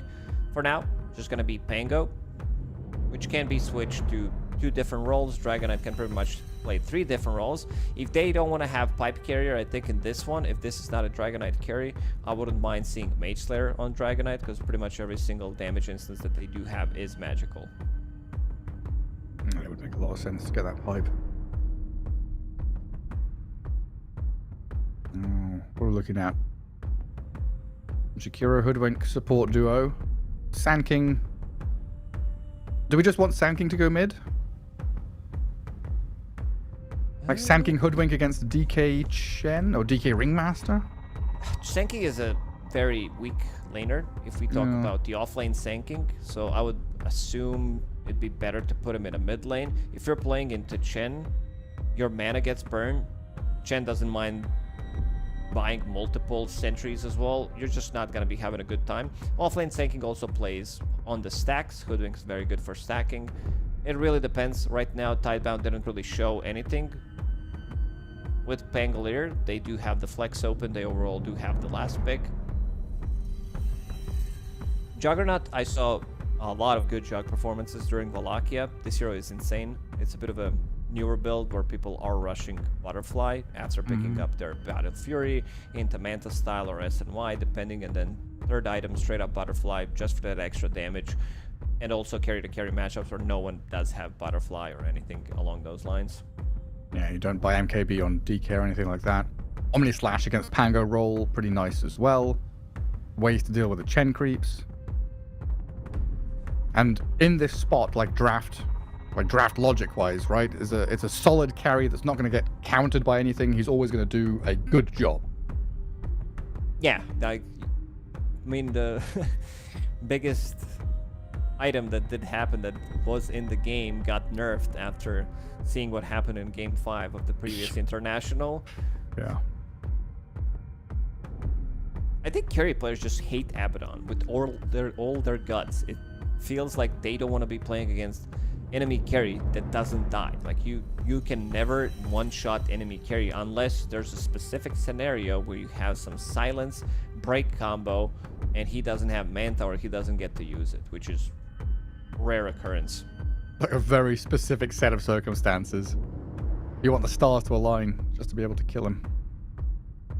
A couple more off-lane bans and a Tidebound looking at this. Yeah, Sanking mid, carry jug. While they keep themselves technically flexible with the Pango.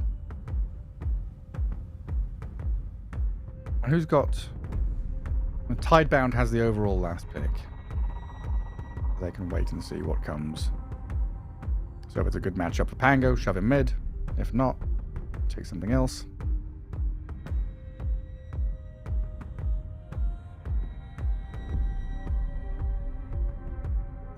And when you're playing with the Hoodwink, you kind of want a hero that does stuff, right? The fact that Mars, Centaur, Tide banned, Sand King already picked for you and probably heading mid, kind of limits the pool.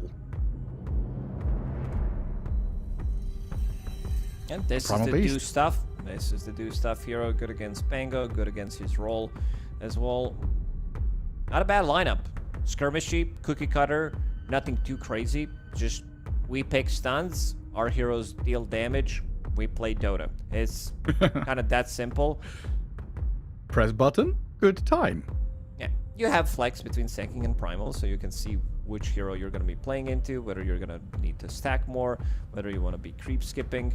Whoever's going to be playing into the Chen lane doesn't really like it too much. Primal Beast also can play into Dragonite as long as you have stun. This is also a good hero, good carry to carry matchup, good matchup against Primal Beast. You're not going to be able to ever catch Weaver unless somehow you make a mistake. So good pickup for Shiro. I like this a lot.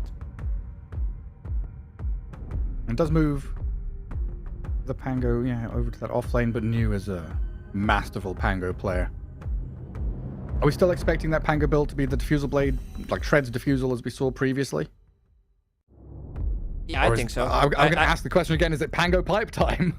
I might like to see something different from New. I know that he likes to adjust accordingly. A lot of players do follow a bit of a script because it has worked out.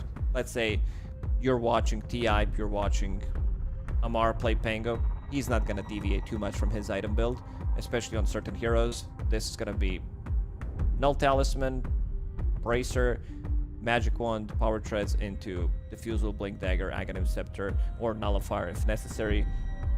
But for some others, I think that they might try to do something different. Again, this is a good overall Mage Slayer game. Maybe Dragonite from the mid lane is going to be building that, so I wouldn't mind seeing that instead.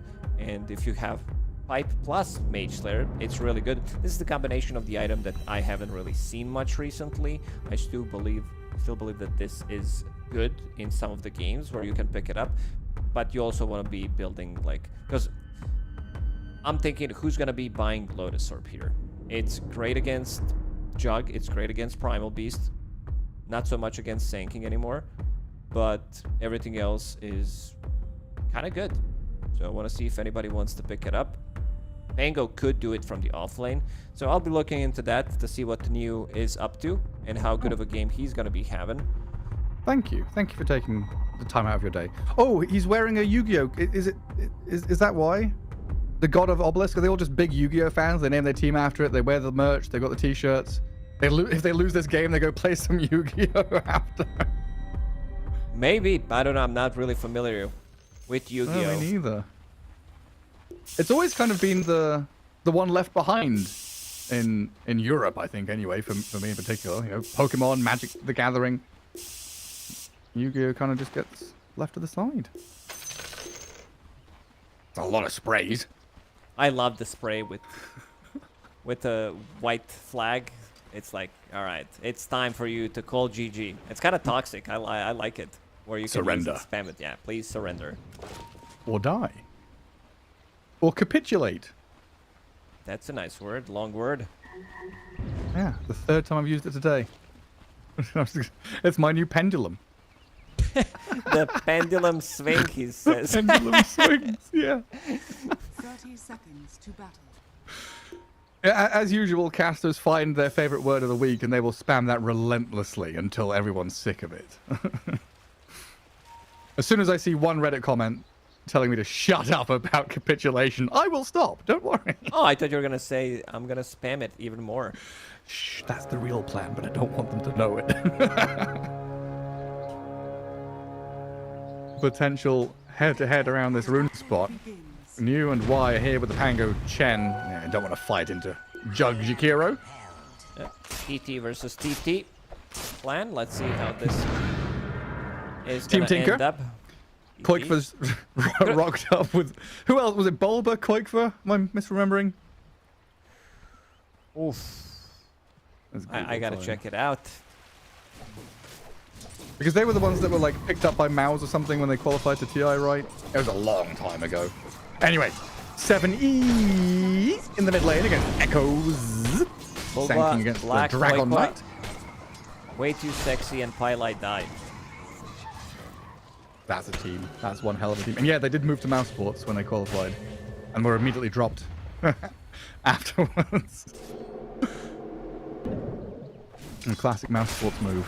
It's Not nice that anymore. MOUZ are back in Dota with a They are full back, roster for a while.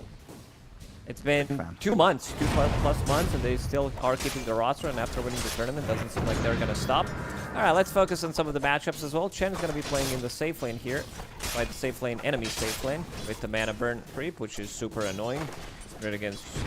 Jakiro doesn't really use that much mana, because your liquid fire doesn't cost mana, so it's not the greatest. Still, burning the mana dual breath is relatively costly, 135 at level 1. So it might actually force him to use one of those, and might use the stick to be able to get the second one out. Tango, CSing nicely, 4-0. And so is Shiro in this top lane. I really like this Weaver pick. I don't think they have that much control against Weaver. Carry-to-carry matchup is good again. You never need to be afraid of getting Omni Splash. Oh, Mew's dead though. First blood for Erica. Juggernaut Jakiro, crack level 2, chase down the Pango. Down he goes while K-Class up at top about to drop to Shiro. Planet the one to get the final touch. A sudden burst of aggression. First blood +1 spilled on the side lanes. Yeah, you're right. This Weaver pick, pretty damn nice. Especially in a lane against Primal Beast where he just cannot kill the Swarm or anything like that. He's too slow.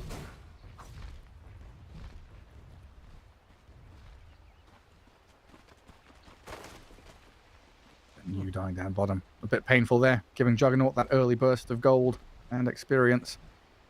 What about K-Class? Do you think this is related to 9 class playing position 4? Because this is TK. He's been known as TK. He plays for Astro Ares. This is the younger brother of ROTK. I was thinking King Jungles and 9 class had adopted a child.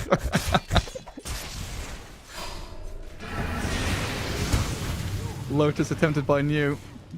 Juggernaut and Jakiro are going to step into the pool. Chen coming across, and there's an awkward battle. The Lotus is vibrating, doesn't know who's owner. And will be the Juggernaut in the end. It's turning into a pretty hard battle there for the Dire in that southern lane. Dragonite in the mid lane echoes. Have to do something about this because Zanking is pulling the creep wave. Getting that extra bit of farm. Let's see if he gets close to try to steal some of that XP from the neutrals, and he does do so. Well done. And even gets one. Steals the big Centaur. And a wasted Burrow Strike from Sand King as well.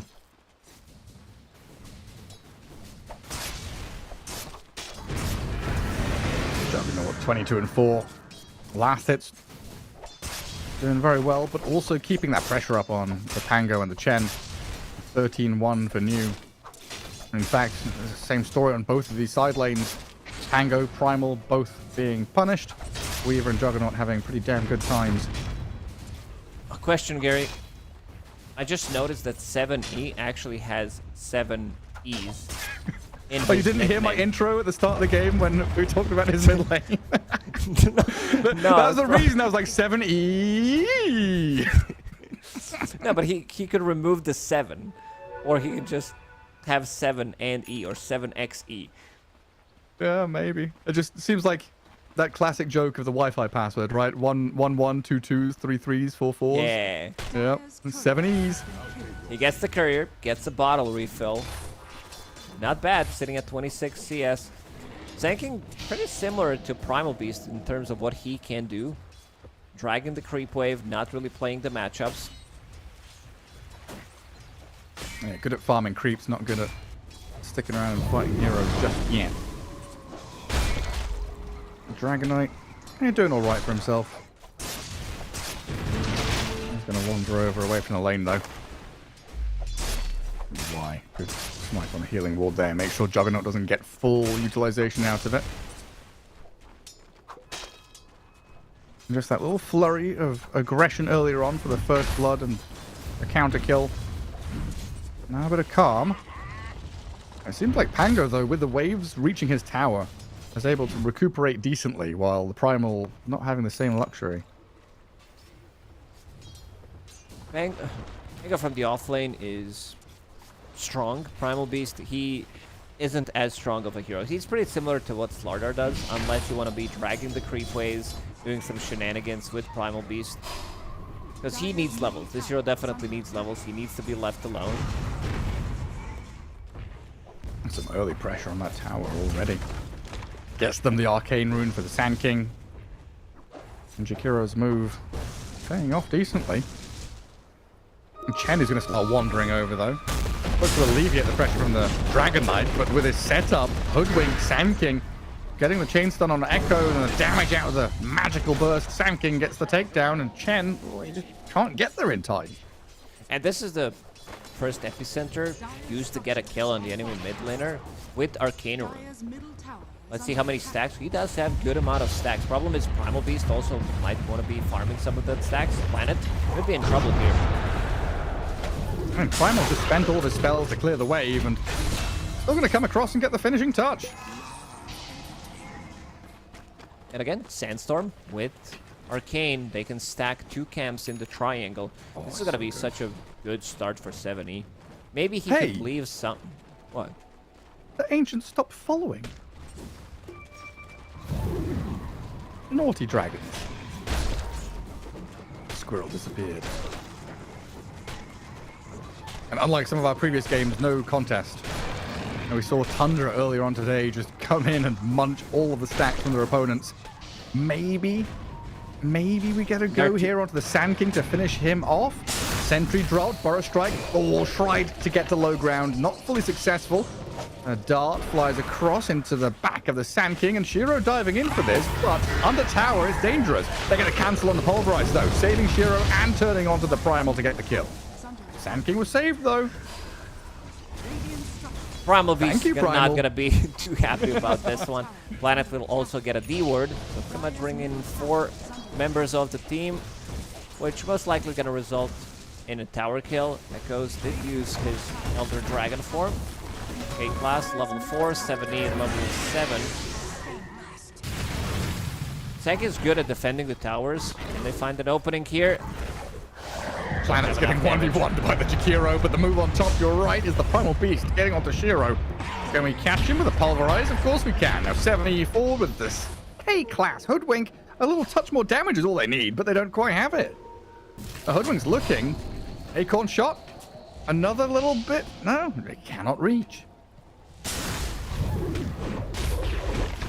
We'll lose the Chen, though.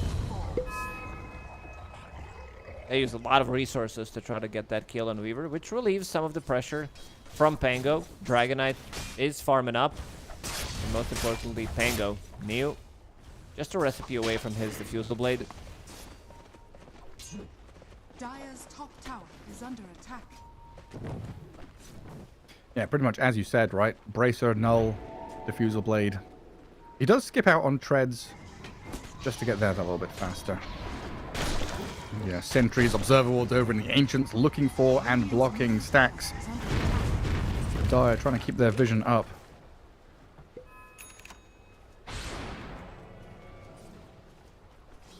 Would you argue that Dire is somewhat of a greedy lineup compared to Radiant? if you remove the names, I would say this is Team Falcons draft on Dire. Every single hero. Right. Maybe the Ringmaster can be replaced by something, but basically the crit same Ringmaster? draft. Yeah, he plays it. Yeah. No, you're spot on. Like, I didn't even realize that. No, this is Falcons draft through and through. So is it greedy? Maybe. They would make this work. Yeah, I think just comparatively, Radiant have like a lot of team fight, magic damage, early game pressure, like this, playing through the Primal Beast with a Jakiro. I guess in my head, I'm seeing the Dire as having 3 cores who need items to output their physical right-click damage. But they've got plenty of team fight and sustain to go along with it. They are going with the heavy physical damage. I've seen a lot of these strategies during Wallachia where it did work out. It's Dragonite, green facet, of course. Then you have Pango being all physical. Once you start putting points in Lucky Shot, that's 9. Plus 3 on level 10, which is 12. And I see that Weaver is going for Deso as well. Plus the bugs, the swarm. It's going to be a lot of minus armor. That's a good way to contend with someone like a Juggernaut. He relies on his spend to try and navigate team fights defensively. Just hit him through it. A good tower take though. Up at top. Tearlaments. I'm going to be able to crack open this map a little bit and make Shiro more uncomfortable farming in this longer, more dangerous lane. They're even smoked up with the Sand King and the Hoodwink. They see the Shikuchi through the wave. Shiro is just a step ahead of them though. And now they jump back in to counterplay. In with the stuns, catching 7E. Burrow strikes back through his own Sandstorm to maybe disengage to high ground here. They've got Primal Beast with onslaught forward, but Shiro's able to catch up to Sand King, kill him off, and now the Primal isolated, and a jump stun from Echo. This Blink Dagger paying off dividends, gets them a bonus kill. 2 cores down, and that was Tearlaments trying to make the move on their own. Omni-Slash, and the spin, but New has already rolled up. Does he actually turn and fight this? He won't fight. Die? He's dead. He's dead. Solo kill, almost 500 gold for him. Diffusal Blade. Ooh. Extra 500 gold, and he might be able to push the tower with the catapult wave. Is under attack.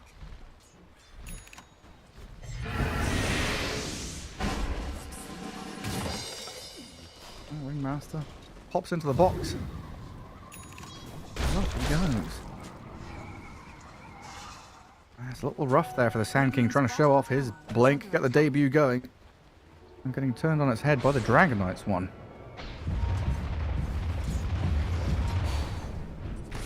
And you're looking at this Weaver as being an absolute nuisance. Very hard to kill. 103. Doesn't have the best net worth comparatively, but has been a real irritating presence in that top lane. Now, though, completely unsafe to be here. Very good read. Understanding that there were Let's see if he multiple takes the heroes. tower. Okay, Neo is like, brother, please. I was trying. I got solo kill on Jug. I was pushing. I was dragging the creep wave so the catapult can deal some damage. And now you're coming here trying to steal it. Shiro going for Deso build. Not what we see usually. Ooh, that's a lot of money. Money! Dire's top tower is under attack. You've been down here in ages. That's like 850, 900 gold for the team. 3k gold lead. Is that your quick maths, or is that your accurate one? That's just on top of my head. Very good. Blink stun. ZZQ tries the Ice Bath Macropire, but it's not to be. One head better than 2. You know me, Gary. I like to round up the numbers. 70, he continues to farm up. Still yet to see some like big epicenters. We saw one at the start, which managed to kill Dragonite. Radiant's bottom tower is under attack. Is his name just the number 70 in a British accent? 70. I made that one of those jokes. When Oh, I'm sorry. No, not recently though. I thought I had an does original sound- thought, but apparently not. I ruined it. Maybe I'm just a bad person No, and I it's fine. lied. I'm stepping on your toes. This is your domain. This is your realm of puns. I shouldn't be trying.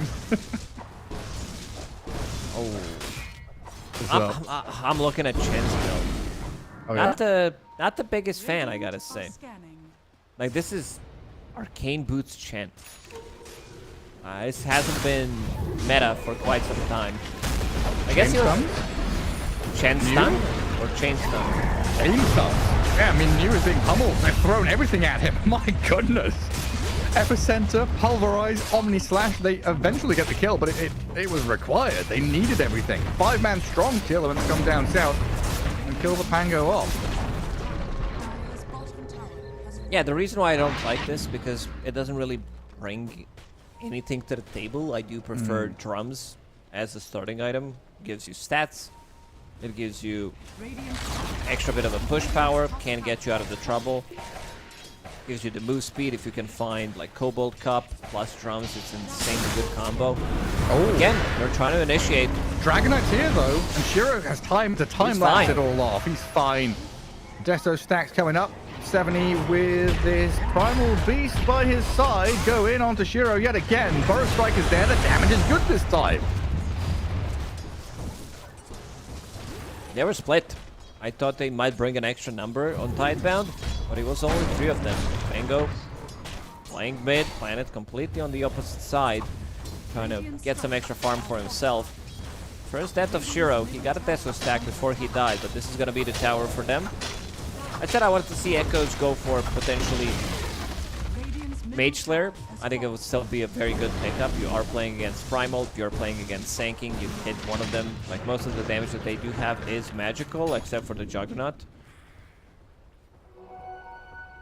This BKB is just always that item that makes you feel more confident are scanning.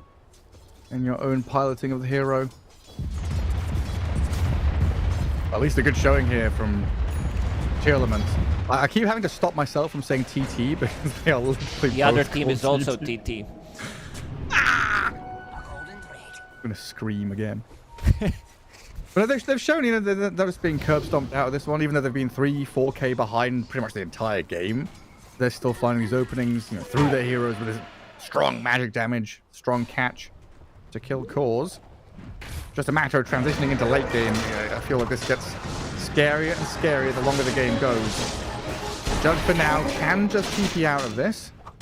But as you've mentioned with the minus armor, you know, we get to minute 25, minute 30. Jug could die if he tries to spin TP like that again. He could. Think about this viewer build with Deso. You need to have your shard. If you're going for the Maelstrom, Mjolnir, Dragonlance, Hurricane Pike, this type of a build, you don't need to pick up the shard early on. You can get it later. Because with Deso, you really don't clear the stacks or camps fast in general. You need to go through Shikuchi, which also changes your playstyle a little bit. I think this is a bit more risky because you need to go through the creep wave. You need to use Shikuchi to get the shard, actually attack the creeps, and then you could get punished for it. Because when you're playing Mjolnir, you're just keeping the distance and then using Shikuchi after you're done farming the wave. Says hello to Erica. A couple of hits. And there it is. Pulverize into Omni Slash, and yeah, all the box though. That's the save, comes into play, Palmer's back. Healing Ward is still up as Erica moves forward on the Pango now, but the damage is substantial. Has to spin to get away. The trample comes in, and this Primal Beast annihilates New and Shiro. Another Bushwhacker catch on the Ringmaster now as Planet tries to skip away with his Glimmer Cape, but the Hoodwink pierces through it all. And this 5-man group up incredibly strong. Out of Tearlaments. They're not bringing numbers. Dragonite needs to be there. He needs to be able to stun that Juggernaut so they can actually finish him off. He just had his BKB delivered pretty much even prior to the fight because he's sitting at 500 gold. This time Tearlaments bringing in numbers. All 5 members, and all that lead that they did have in the early stages of the game is completely nullified. Gone. All the way down to 1k. Maybe even less. Dire's middle tower is under attack. We are now looking at Chen Mech, BKB DK like you're mentioning, but yeah, the exact situation, right? Weaver Shikuchi's the wave, gets jumped on. We were just explaining how that could happen, and Shiro pays the price for it. And it looked a little bit hairy there for the Juggernaut, but once the Sand King and the Primal find their targets, they run over them very simply. Now, this is why I wanted to see the pipe as well in the draft. Like, pipe buyer most of the damage is magical. If you get your time lapse off, it could make the fight completely different if your Dragonite is there as well. But we've seen that Tidebound, a couple of the last engagements, they were not bringing in the numbers. Instead, they're gonna go for the Roche Pit. Look at this army sitting outside. They do not want to die to trample or sinking. New has to swashbuckle out, or the Juggernaut's been caught. The Wheel of Wonder into the finishing blows. I guess it started off with a Dragon Tail stun, but that Juggernaut completely out in the open. This now allows New's Pango to roll on in. Shakiro dead. 7E gonna blink away, and Primal will wander off, but now it's free Roshan. Amplify damage as well. Roshan's going back to the bottom lane. All their abilities are ready. 7E with Epicenter, plus Veil of Discord. Not sure if they can actually go into Roche Pit right now. Yeah, I thought it was a given. Shiro aggressively moves forward. Doesn't get the DK's gonna BKB. get stunned up and tagged. The magic damage is good. Echo's got the BKB off though and heals with the wand. He's fine. K-Class is down. So is the Primal Beast as Weaver chases with a double kill. 7E, you got a burst strike to where? To high ground? To die? No. Goes through the enemy heroes. Still falls flat. 3 gone. Shiro And had Tidebound so thankful to win a team fight on the doorstep of Roshan. Shiro had amplified damage in that fight. Oh. Getting a couple of those Deso charges, and now he's gonna have Roshan Aegis for the next fight. A lot of minus armor synergy. It's definitely kicking in now. Pango, he has 3 points in Lucky Shot, plus the armor, plus the Deso. Everything from Dragonite is physical. It's starting to add up, and 7E, he is surrendering. Capitulating.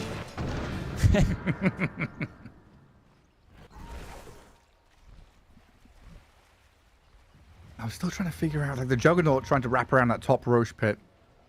Yeah, dire vision.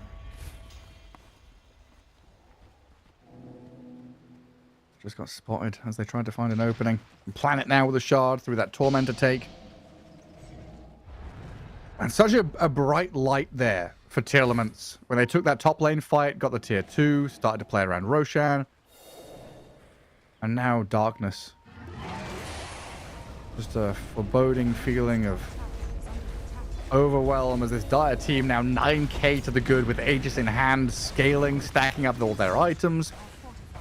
It's only 22 minutes in, but we're reaching the kind of late game for this Radiant team. Casual Chen heal. Radiant's top tower has fallen. Let's see. Tearlaments trying to cut waves. See if they're going to continue pushing. ZZQ could be in trouble here. Yeah. Oh, Echo with the final second of his Dragon Pango's Form. in. And the Pango rolling thunder. Don't does mind have if I buyback. do. Damage has already been done. They don't have the glyph ready. There it is. They use their glyph. And what's left? We can't go straight to mid. There's a tier 2 standing. So it's going to be this lane of barracks. Minute 23. Primal going to try and get something on the way out. Throw some boulders around. And kill some Chen creeps. Dire's middle tower is under attack. And Team Tidebound, though, going to burn the crops and salt the earth on their way through. Take all the camps. Bottom tower is under attack. Don't allow the Radiant to have anything whatsoever. They will, however, smoke up as 5. This Let's is when see who they've they been their find. strongest. They found Dragonite last time. It didn't end well for them, but this time Erika is with them. Shiva's guard. They've got the damage. This time, plenty. And very wisely, no intent from the Dire to go and react to that. They know they'd been rustled.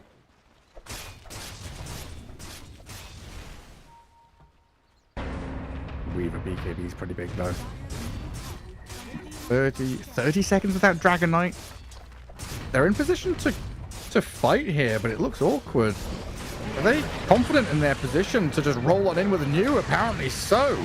Wheel of Wonder a little off the mark there. A defensive maneuver here to defend the tier 2 tower and maybe just get some support kills on the way in. Primal is There's in. the Primal onto the That's Weaver. one. First life down. 7E on the Chen looking for that kill in the backlines as well. Regrouping though with the Essence Ring and the heals while K-Class looks at Shiro and says, no, please don't do that to me. New and Shiro over the top of the evasion. Oh, the miss. Dodges away. dances out of danger. New trapped against the wall. Swashbuckles to safety somewhat. Dragon Knights now respawn to go back in for another round of fighting. Erica turning with a Manta. The Burrow Strike back in from 70. Shiro, what's he got left? Stunned up by the boulder, tossed back in. Time lapse ready to get to full HP. 70 now in trouble, left stranded, alone. The rest of his team have bailed. 2 supports dead. They got some decent kills out of this one. And if Sand King's... Oh, no, he can't. He came back. He came back. Like, first, he ran out. Spotlight also did see him for a second, and then he ran out of the Sentry Vision, and then he bit in and came back. Planet's also going to be purchasing Gem in this one. Shiro, like, you see some of the downsides of this build is you are playing against Butterfly. You are playing against Hoodwink, who did survive for longer than they expected. This is basically Hoodwink with no defensive tools, has Sister Shroud, has innate ability, Mistwood's Wayfarer, very cool ability. So he doesn't get the right clicks in. With Mjolnir, you could definitely proc through that evasion. And he died pretty quickly. Neo also needed to be much more careful. You are playing against Juggernaut before your Lotus Orb. You can't just roll on top of him and try to get something done. With the Lotus Orb pickup, it's going to be much different for the next fight. Like 4 misses on a row on that Hoodwink. The Weaver is like, what did I do to deserve this? Tremendous amount of these AoE stuns, though. Horror Strikes, Onslaught, Pulverize. Very annoying to try and play into, especially when the Juggernaut is splashing damage all over you. I think the Shikuchi, because he went through him, is what actually revealed him. It was Deso that did follow him because of the Sharded Weaver, and then the Dragon Knight managed to find. He saw the projectile, and he's like, okay, he's there, so he blinked in. Very nice play. Didn't catch that one on the first. See? Oh. Up to the high ground. Poogie. All these auras. Poogie in the spotlight. He's alarmed. The Metal Gear Solid guard. Someone's here. In a cardboard box, maybe? They're not quite sure. Well, back to a 5v5, everyone alive, no Aegis. So a jump from 70 towards the Chen requires the box to save him. Now, Primal, in onto Y, and they'll blow up the Chen. Very quickly done. BKB is used to try and dodge away from that Wheel of Wonder as the Rolling Thunder comes into play. They save up Shiro with the Hand of God, and New is giving chase. The daggers are thrown forward, but Tidebound, even with the buyback of Y's Chen, they're just going to relax. Reset. Chen didn't get anything off. I was watching him. He had Guardian Greaves ready, which he could have popped, even the Essence Ring. So forcing buyback for no reason, get the Hands of God. They've been heavily focusing him. Knowing that if they take him out, it's a lot of healing, it's a lot of armor that they're also giving them with the Divine Favor. 20 armor, extra heal amplification as well.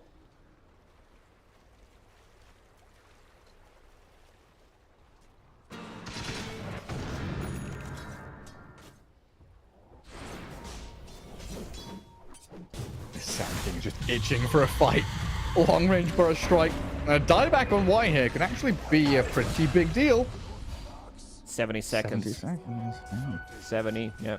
Seconds without Chen. Oh. Nyoch, nyoch, nyoch. Let's see if they can push the bottom. Maybe try to get something done. Weaver is close to the base. Tango Dragonite in the bottom lane. Maybe they can get something done. And I like that Shiro's like, you know what, guys? MKB. I just had enough of these shenanigans. I see Butterfly. I see Hoodwink. That did change the item finally. Now he does have Whisper of the Dread Greedy. Yeah, enough's enough. No more Sister Shroud. But still, the miss chance is pretty high. 28%. Precious bounty. Roshan fast spawn not far away. Dire's middle tower is under attack.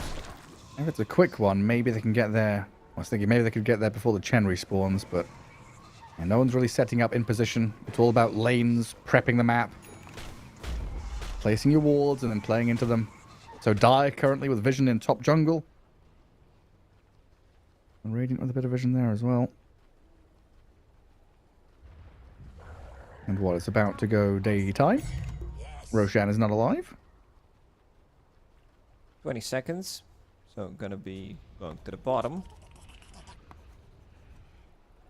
Dragonite is starting to scale. Gunpowder Gauntlet, Alert, so extra attack speed. It does have full Bloodthorn available. If he can lock onto the target, he can definitely kill it. Shiro is a bit squishy. 2000 HP, does have BKB. But as shown, they can bring him down. They can bring him low. Planet needs to be in a good spot to be able to get the save off once they jump him. Ooh.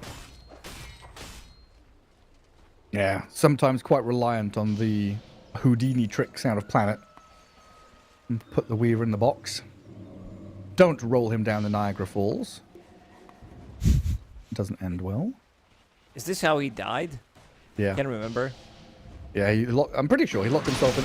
Well, there's like a conspiracy theory where he faked his own death, but I think the official thing is he died going down the Niagara Falls in a barrel or something, right? I may be misremembering, but that's... No, I remember reading something about it a long time ago. Back when I was into Magic tricks, now I'm into Magic the Gathering. I may also just be thinking magic of someone else. Yeah, you could be. BKB. Pop. Primal Before Beast. the Dragonite could use his. Into the box. There's the Houdini box. He's going to get there with some more stuns on the DK. They've got plenty of damage to kill off Echo. Planet dies on the left-hand side as well, while Shiro Shikuchi's in between them. Now in comes Mew with the Rolling Thunder. Juggernaut has the spin and the Healing Ward behind him. Positioning is good here for Tearlaments on this little high ground, playing the staircase as well. The Burst Strike misses. Mew maybe can slip away from danger, but the boulder thrown in by the Primal Beast Bushwhack clips misses onto as him. well, 70. Shiro BKB and Shikuchi trying to escape. He has time lapse ready. This is a rough fight for Tidebound because 70 has stuns for days. Finds another catch with the pulverize there. They've got the Weaver. Oh, really back and forth game. Dragonite doesn't get anything done. Like, he gets stunned immediately. Primal Beast uses a BKB. And then Juggernaut, like, even though he gets put into the box, there was no one around him. There is no Lotus Orb coming out from Mew.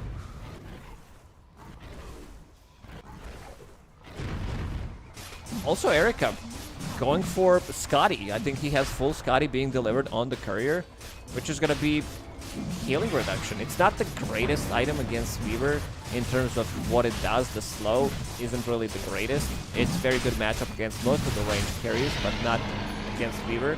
And then you're playing against Dragonite, who becomes a range hero. You're reducing some of the healing coming out from Chen as well, which is very nice. I mean, it does give you a lot of stats as well. That's an incredible spot to be in. So it wasn't Houdini. I've done a little bit of research. Apparently there's a bunch of people have done it trying to do this stunt in a barrel of Niagara Falls. It must be one of those, I don't know, Mandela effect or something that we both remembered it was Houdini, but it wasn't. So how did he die? I don't an infection in his liver or something. Where was it? He had like a kidney infection or something really boring. I prefer he was doing the Niagara Fall. Yeah, same. I think that's probably why that myth exists. Oh well.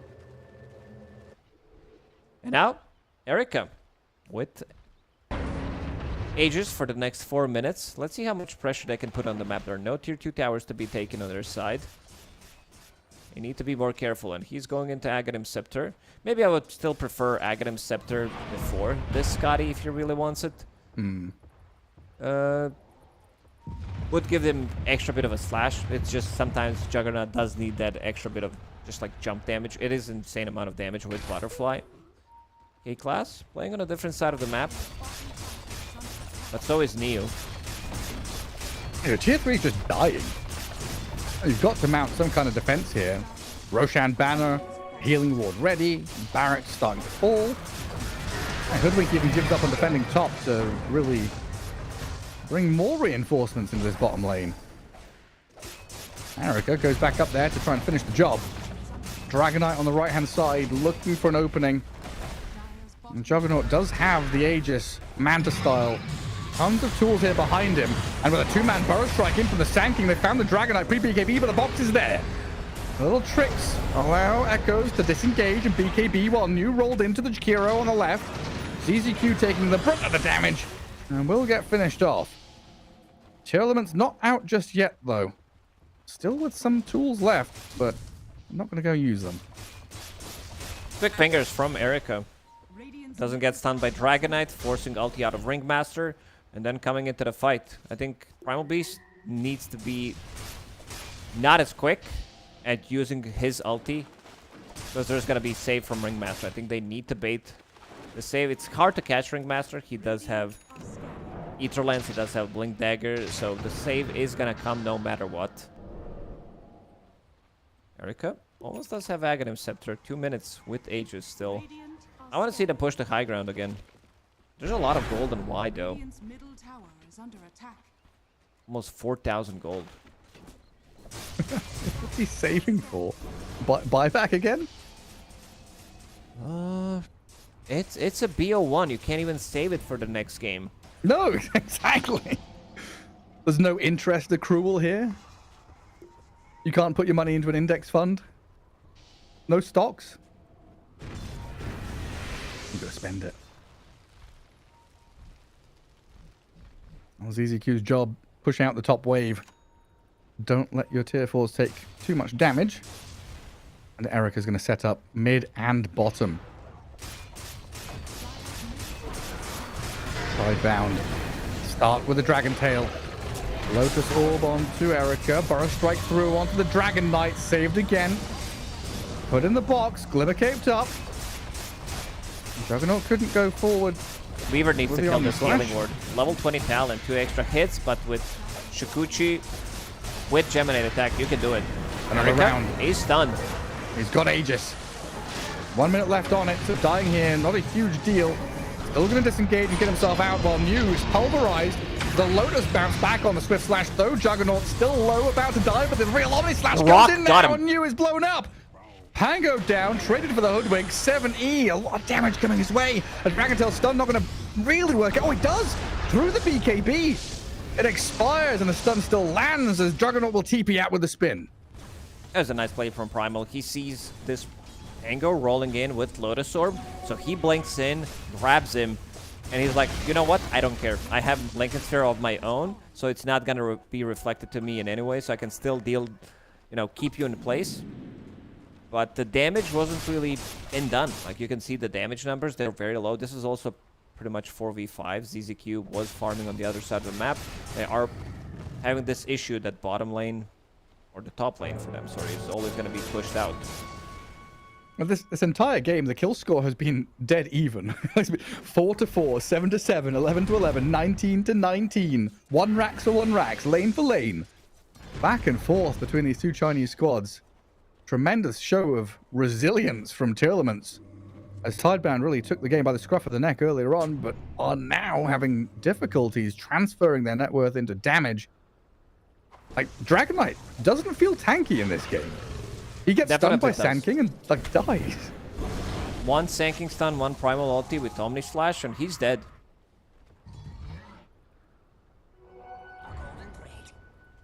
Can they get to the next round of items? Shiro going into Daedalus next. It's a pretty much all in on damage. Can we get to next Roshan? That's probably what everyone's thinking. All right, that's why he was saving up so much gold on Chen. AC now completed. Even more minus armor, even more protection against Jug. Because he had pipe queued up for a long time, right? He did, yeah. We did talk about the importance of the pipe in some of these early fights. Never happened.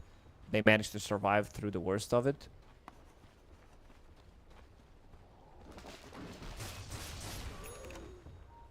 Yeah, that Lincoln's on Primal, very nice. Holding the gem as well.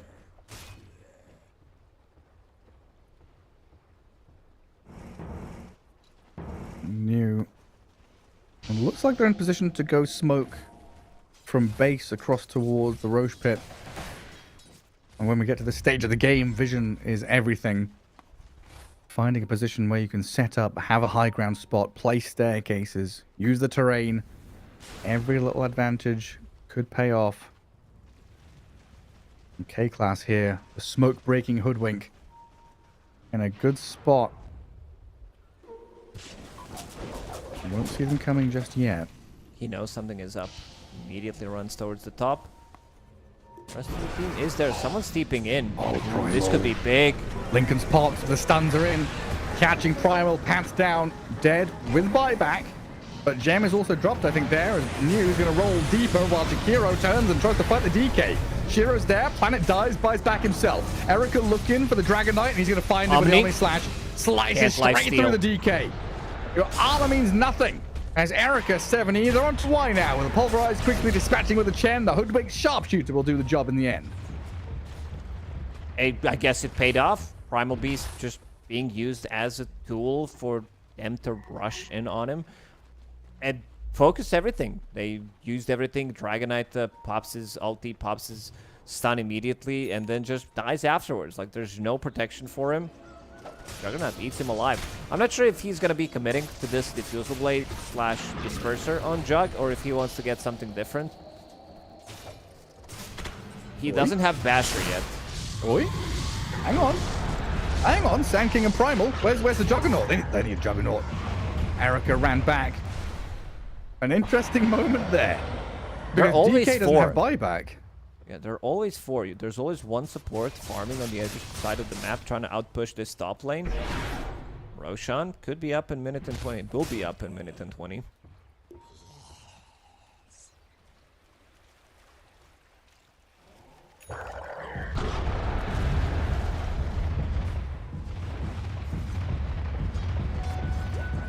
Primal farming for?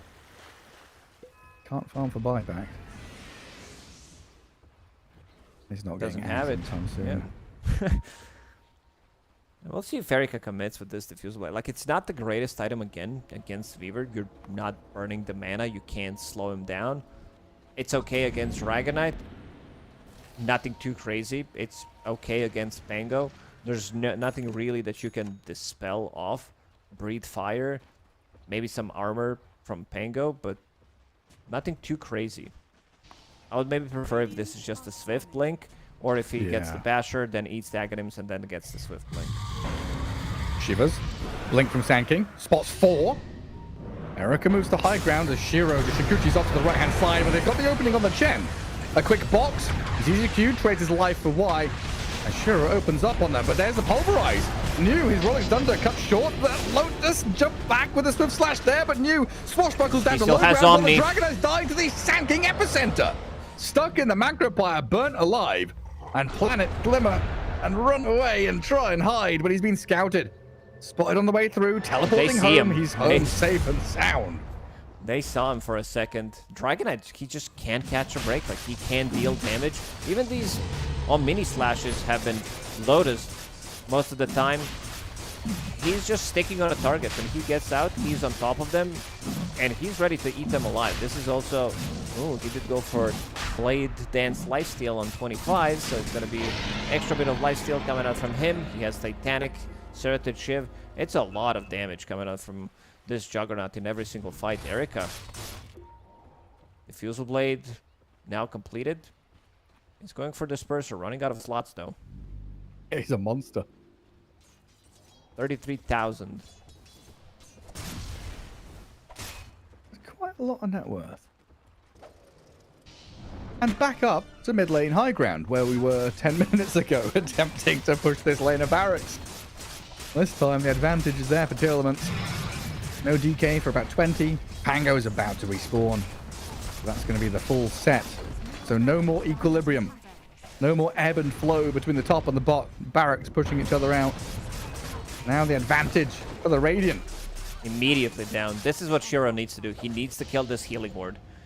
Basically one-shots it with level 25 talent. Extra Geminate attack.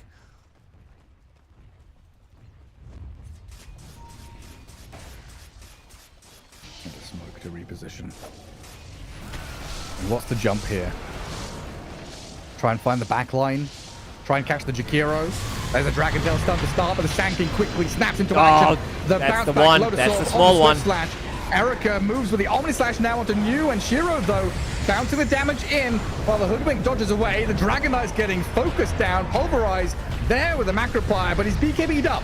Echo, BKB expires, so now he's susceptible to getting control of the damage down. The Dragon Knight's falling. Juggernaut's still up and running. First life gone, but the Aegis claimed up. 7E, the magic damage. It looked good for a moment, but he's turned on quickly. A Shiro triple kill comes into play as the Weaver opens up with an Ultra. Now, though, Erica gets the takedown on New. Shiro giving chase, but he's kind of alone right now. Can't move forward in a 1v3. It's almost 10,000 damage from Weaver in the previous fight. Insane. If he gets to right-click them without getting interrupted, I might want to see Divine Rapier on him. I think this might be their way into the game. Triple buyback. He has enough gold to actually buy it if he sends the courier. Sell the treads. Go for Divine Rapier. Erica's got to be careful. Yes, you're a juggernaut with Butterfly and a cheese in your backpack, but you don't have that safety net of the Aegis anymore. I guess the knowledge, knowing the fact that Dragonite is dead for a long time, is a good time to move in now on the Weaver to get the kill. Maybe it's better that he didn't buy Divine Rapier if he's going to be playing like that. He does have buy available. He's going to have to use it. He has to get into this fight because Neil's rolled in. Wheel of Wonder is off the mark. The disengage is here. Erica sprinting off to safety while Shiro gives chase. The Jakiro, yes, is a tasty morsel to take. She's eaten up, though. Erica's still in fighting shape. Has a swift slash to play with. With a burst strike forward, they found New. Pango in trouble, getting caught but saved. Planet there with the Ringmaster to buy some time, but New's about to fall and die back on the Pango. Dead for 2 minutes. Omni in 10. Yeah, without New, they are lacking some of the stuns. Echoes, he will need to do the heavy lifting. Primal Beast out in 20. Do they want to risk stuff? Do they want to wait for their Primal? Jakiro also did use buyback and did die afterwards, so he's gone for a long period of time. It's a lot of damage from Jakiro. It's a lot of control. The Aghanim Scepter, Macropyre. Let's see what Shiro is looking for. Whether he wants to have extra survivability, maybe get Satanic instead of those Treads, or if he goes all in and buys Divine Rapier. I do prefer Divine Rapier. He's queued it up. Did he just sell something as well? Sold a little He item? did sell Treads. Need another 200. Very nearly 40 there. now. Got it. There it is. Solar Crest on the Chen as well.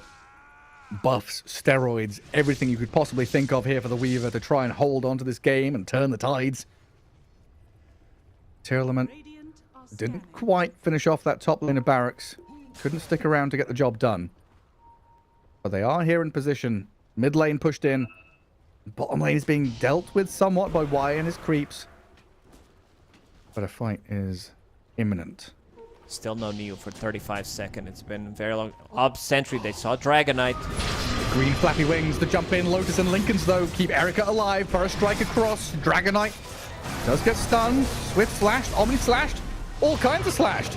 Erica, not enough damage quite to kill a DK off. And now Erica's dying. Pulverize is here, though. The Primal Beast to save the day with the epicenter burst strike. Oh, Shiro, BKB time-lapse. Keeps himself alive for the rest of his team. Oh, their lives are forfeit. They're going for the megas. There, as the mega creeps. Looks Trying like to at least. Soon. No. They don't have enough damage without Juggernaut. Erica does have buy available. Neo coming back in. Jumps in onto the Hoodwink now with another roll up. Beep beeps over the top. Looking for anyone in the back that maybe would be a bigger target. Has to settle for the Hoodwink, but might not even find her. Scurries into the tree line. Safe and sound. It's a lot of damage from Weaver. Level 25 talent, one extra Geminate attack. Sitting at 750 damage. Pulverize. Oh my god, He's the just Primal gone Beast. in a second. Oh my god. He's protected somewhat, but the damage to this Weaver is substantial. The following hits, 70 comes in, Burrow and Epicenter on towards New and Shiro. They lose the Pango yet again, but the time lapse is there. Weaver's still alive with another Shikuchi to play with, and he has defended his space. Core kills galore. Sanking gone for the better part of 2 minutes. I mean, Tidebound, do they turn it? Can they actually do it? Shiro. Like, it's just so much damage between those items. MKB procs, Daedalus, Deso as well. You have 30% chance to deal the crit with Daedalus. And you have Geminate attack, so which is basically 3 attacks. So one of the attacks is going to be a crit. And you also have crit from Giant Small, which is 150 crit. That's why you're seeing a lot of these red numbers on the screen. Big red numbers. I mean, right now, it really is one man, one desire. Weaver with the rapier and the desolator to go against the throne. It feels like Shiro is man against the world right now. He has to be. Otherwise, they don't have enough. I just think that this Scotty, sure, it gave him tankiness, but I also think the Basher would be overall better choice just because, like, Basher Swift Blink, it gives you more ways to cut into backlines and a bit more control, especially during the BKB. Radiant's middle tower is under attack. Radiant's middle tower has fallen. Needs to buy more slots. We always Shopkeeper. thought about it. Yeah. How 10K much would gold? it cost? Ooh, this is the big item. Hex on K class. Let's see if he can get it off on a Weaver. Could be clutch. Clutch class. Maybe he can do it. The lane of barracks disappears. Bottom lane. The next focal point for Tidebound. Erica is in on the Dragon Knight. Alvarez not coming. Primal Beast made a move. They're baiting. Kiting back. Glyphing up. They've held their barracks for now. Shiro delicately moving back and forth, trying to find an angle, but there is a move in from the Primal Beast. They got him. Pulverize on him. They found the Weaver, but where's the follow-through? They can't deal with Shiro. They've got to go onto the Dragon Knight instead. There's the kill from Erica to take him down. New in the backlines, causing havoc. As usual, Lotus bounces around the Swift Slash again. Shiro, he Epicenter. has no ulti. Shiro. Oh, Shiro. The Weaver, the box is there to save him. Where is he? The Weaver's stuck in behind enemy lines and surrounded and killed. Rapier on the floor. Juggernaut picks it up. The prize is all his. It's time. It's time to invest everything. Use this. Ags, eat it up. And just run it down mid. Shiro. GG can throne. Yeah, she has no buyback available. 105 It's seconds. on cooldown.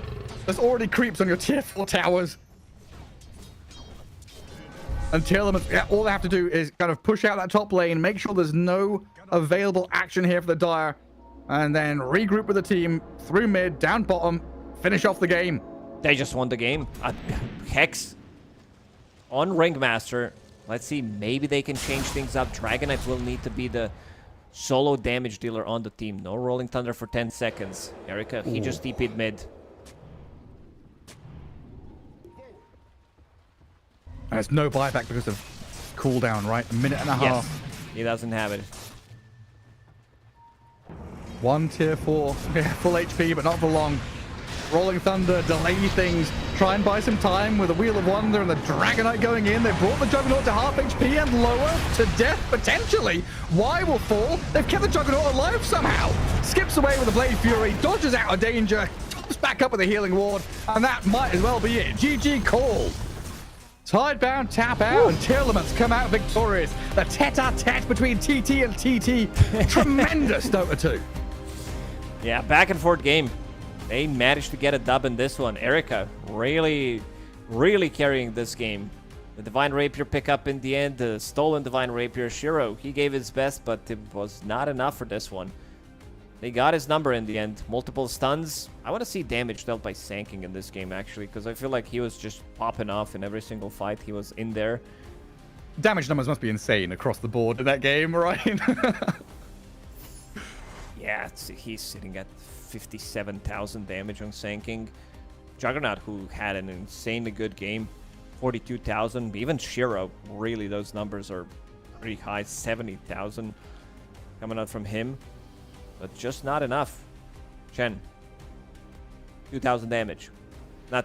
You're not supposed to deal the damage, but really nice back and forth game. A bit throwy, but in the end, Tearlaments, they get the dub. Yeah, and kind of goes against the grain of what I had thought this game would turn out to be. I thought this would be kind of early to mid game for Tearlaments with this team fight, the magic damage. But they scaled very well. They found openings. Having all this control, of course, plays into mid to late game very nicely to deal with heroes like Weaver. And although Tidebound had this kind of greedy scaling physical damage lineup, they had one stun. They didn't have ways to, catch and kill a Juggernaut or anything like that. It was a very difficult time for them. Yeah, and in most of these mid to almost late game fights, Dragon Knight, he just dies, the Juggernaut, every single time. Yeah. He's eating the Omni Slash. Weaver, we talked about carry to carry matchup. You're not going to get Omni Slash, but someone will, and that will was Dragon Knight. Absolutely was. I mean, Tidebound, I don't know what you think about that best of one. Difficult one to kind of go back and forth for so long against, comrades from the Chinese scene. Difficult one for them, but great for Tearlaments. That was their first game of the group stage of victory, and a strong one at that. And yeah, I mean, some beautiful Dota 2 being played. Wraps up this best of one, though. We've got a couple more to come here on this stream. I think it's 2 more best of ones. So we'll take a break and come back with a little bit more Dota. See you in a bit.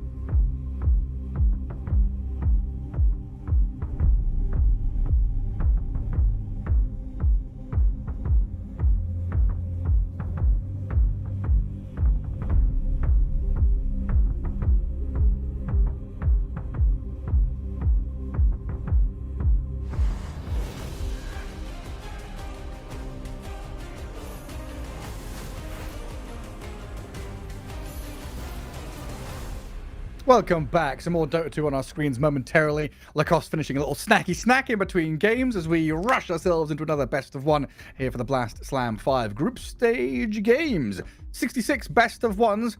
We've done 5 so far, and there's been another 5 on another stream, I guess. So there's what, 56 remaining. Plenty of Dota yet to be had.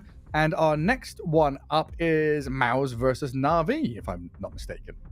Yeah, that is correct. MOUZ, they just coming off their victory, fresh victory 2 days ago at Wallachia, a team that I would say surprised everybody by how strong like they're drafting, some of the way that they're playing as well. They have very interesting heroes, like big boys. We draft, we have, we brawl. We're not gonna be, and this team just keeps running at you. Like, I don't think they give you any breathing room. Completely different to other teams in terms of when something that they try to make work doesn't work out, suddenly they're at your gates again. They're looking for another fight, and I do believe we have the draft ready for this one. We should do, yeah. And I think it was Boom. One of their members in an interview, I remember, said we just pick very kind of simple, straightforward, easy heroes for us, and then mid one plays with the strength and virility of a 20-year-old. He's a boomer who plays like a zoomer, just runs at the enemies with a thirst and a hunger for kills in Dota that has been lost to time. He's bringing it back. And look at these bans. Yamich heavily being targeted. Yes. His Pudge, his Tusk. They just played a series against Extreme Gaming. They did win in 23 minutes. They constantly kept running at them. Again, 3-4 beefy boys, Dragon Knight, Beastmaster, Pudge, Tidehunter, and Jakiro. I want to see what actually happened in that one. Just give me a second. Yeah, just Dragon Knight, Crystallis, Armlet, BKB, Mask of Madness, Blink Dagger. He's ready to go. Pipe on one of them, Blink Dagger on Pudge. Mid Beastmaster, yeah, just trying to speed things up. Na'Vi as well, starting the tournament here pretty strong, 2-0, managing to beat some notable teams. Tidebound, Yandex as well. I would say this wasn't really the true test so far for Na'Vi. This will be probably, and MOUZ getting an opener, getting Marcy for themselves. If this is gonna be how they're gonna be playing, Marcy gives you a lot of speed. This is the hero that can build into Dominator, BKB, you're ready to fight pretty much. And one of the few heroes that doesn't have that many bad carry-to-carry matchups, because you have stun, you're building into defensive items as well, you come online quickly. This could be something that they're looking to potentially sway carry-to-carry matchup, especially with the Centaur card that we've been seeing recently being prioritized heavily. The item timing on that item has been improved by a lot. Like, we've seen some Blink Dagger, like Helm, of course, Blink Dagger, Lotus, straight up Axe. Yeah, get that card as quickly as possible. Well, Slardar is still left in the pool. We'll see if he pops his ugly head out in that mid lane for one of these teams.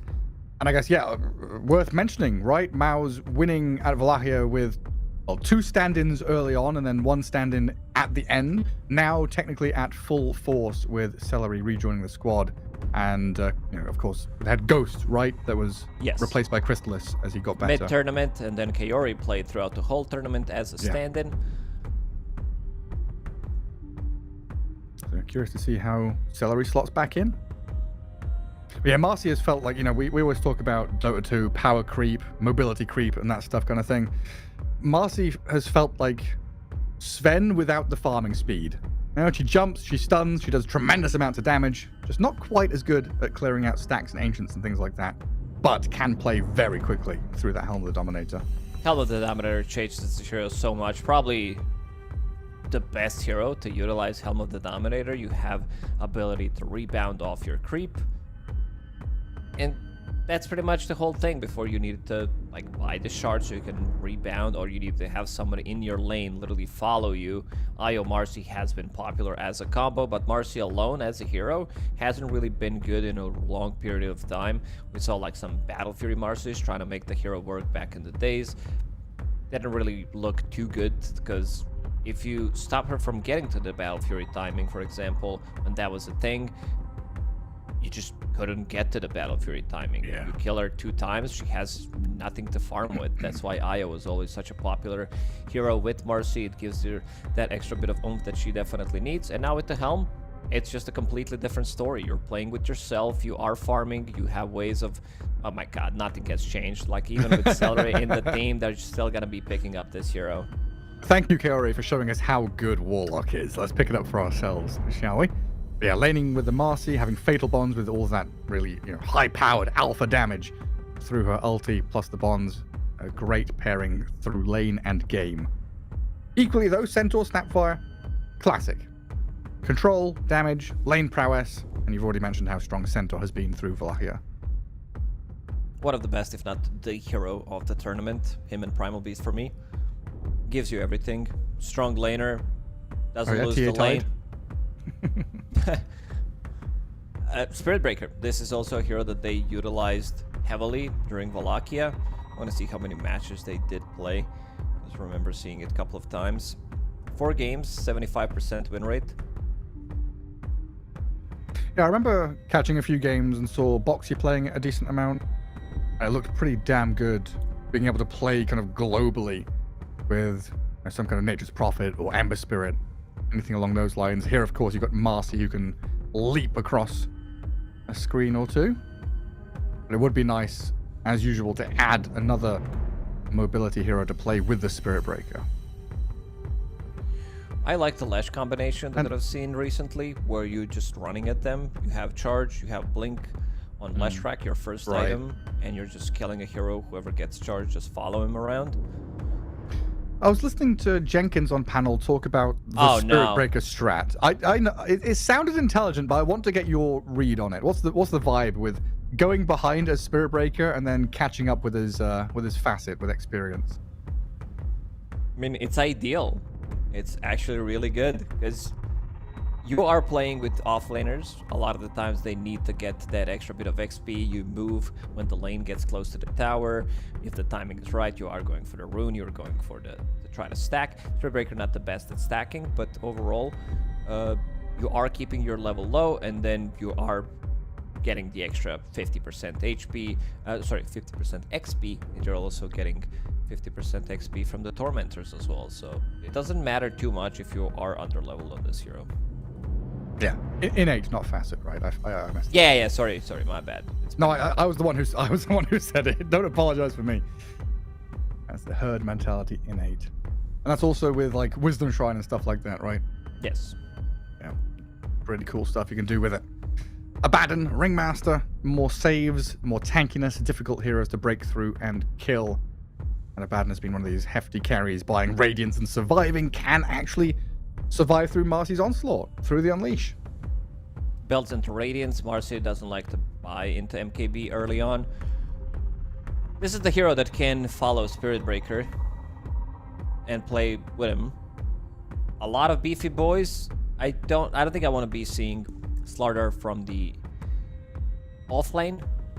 Slardar Spirit Breaker just sounds kind of miserable to play into Abaddon plus range support, so I assume they want to run this from the safe lane, from the mid lane. Has Spirit Breaker plus a hero for Boom. I wouldn't...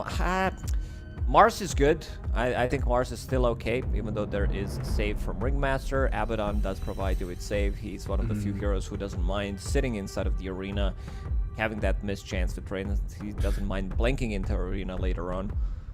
Do we, I'm biased here because we saw Darkseer earlier on from Heroic, right? Do we see Darkseer here as an option? I guess I'm living in a world where Mars and Primal Beast get banned now. Boom doesn't strike me as Darkseer player. I'm sure he can play it. If... Oh look, they still banned the Lesh. They liked your Lesh idea, even with the Slardar showing. Yeah, it's really good. It dismantles the backlines. Yeah. Even though you have Pipe, Edict is still pure damage, so it's very good against both of the supports if you can jump onto a target and kill it. Let's see. Boom did play during Wallachia 1 game on Slardar and also didn't do too well. And there's your ban, something that you wanted to see. So I still think that... yeah, Tide got banned. He played a lot of it. I think... I think Mars. I think just Yeah. Mars feels really nice if they are looking for a hero potentially for guess their mid lane. Yeah, I guess I saw the Darkseer Spirit Breaker. I was thinking Mars and Primal were the two big options. And then final ban here, we need the mid lane hero for Niku, right? So Huskar out. We could ban the Invoker. Is Queen of Pain an option? It is. Yeah. I think with Queen of Pain ban, Slaughter goes to mid. It's not a good matchup for him. Yeah. We could still see the Niku Invoker come out, though. It was pretty good in that game earlier on today. Got Maybe not so Snapfire much Centaur. again. Like I could see it for the game. Not so good against Spirit Breaker. If this is mid Slaughter, Spirit Breaker, use like Cold Snap, Tornado. Ooh. It's Against... It's a lot of beefiness. That's the offlane. Offlane I'm dying. Both teams are invulnerable. Having this offlaner dying, yeah, with multiple lives, multiple rounds of fighting, no one... I mean, there's like a little shredder deal with Tombstone, which is a bit annoying, but as offlane and dying, you're more reliant on decay and being a tanky puncher than you are on your Tombstone as like a POS 5 would. Yeah, one thing I don't really like against Navi's lineup, these heroes are not good at making plays on the map. I think the mid... if they had some other playmaker, I would say that they could have picked up Viper. Could have been a pretty good pick. But then you are kind of stuck. Viper, he wants to farm. Centaur, he wants to chill in the lane, get his item timings, get his auras. Abaddon, he wants to sit in the lane. He doesn't want to join until he gets Radiance. Maybe there's going to be a fight where he's like, okay, I'll TP in. And two supports, they don't have a hero that they can play with. These are two very aggressive supports that deal a lot of damage. So I kind of want to see a hero that Niku's going to be playing that can make stuff done around the map. You just need to find who is that hero that doesn't lose in the lane against Slaughter. If there was like no Ember, Slaughter, right? yeah, I would say like Ember, Puck, these type of heroes are very good, but against Slaughter, maybe not as good. Yeah, I was looking at Ember as like, oh, you know, dodge the Spirit Breaker charge, be annoying against Marcy and Warlock, get into the back lines, but then you're against Slaughter, which is rough. They might need to take an L in terms of some of the lane matchup and just pick something that can play fast. Yeah, we wanted to see the Invoker early on. In terms of stuns, they have stun from Centaur, they have Snapfire as well, so maybe that lane can be won by them with using the Sunstrike. But I also want to see mid one Yamich try to camp against Invoker.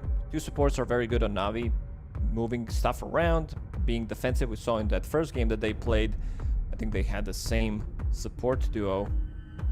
Yeah, it was actually, where they moved very quickly across the map. They helped out their mid laner. It was basically the three same heroes they do have right now. So Snapfire, Snapfire, Ringmaster, and Invoker. It's like they do prioritize two saving supports with a lot of damage. Yeah.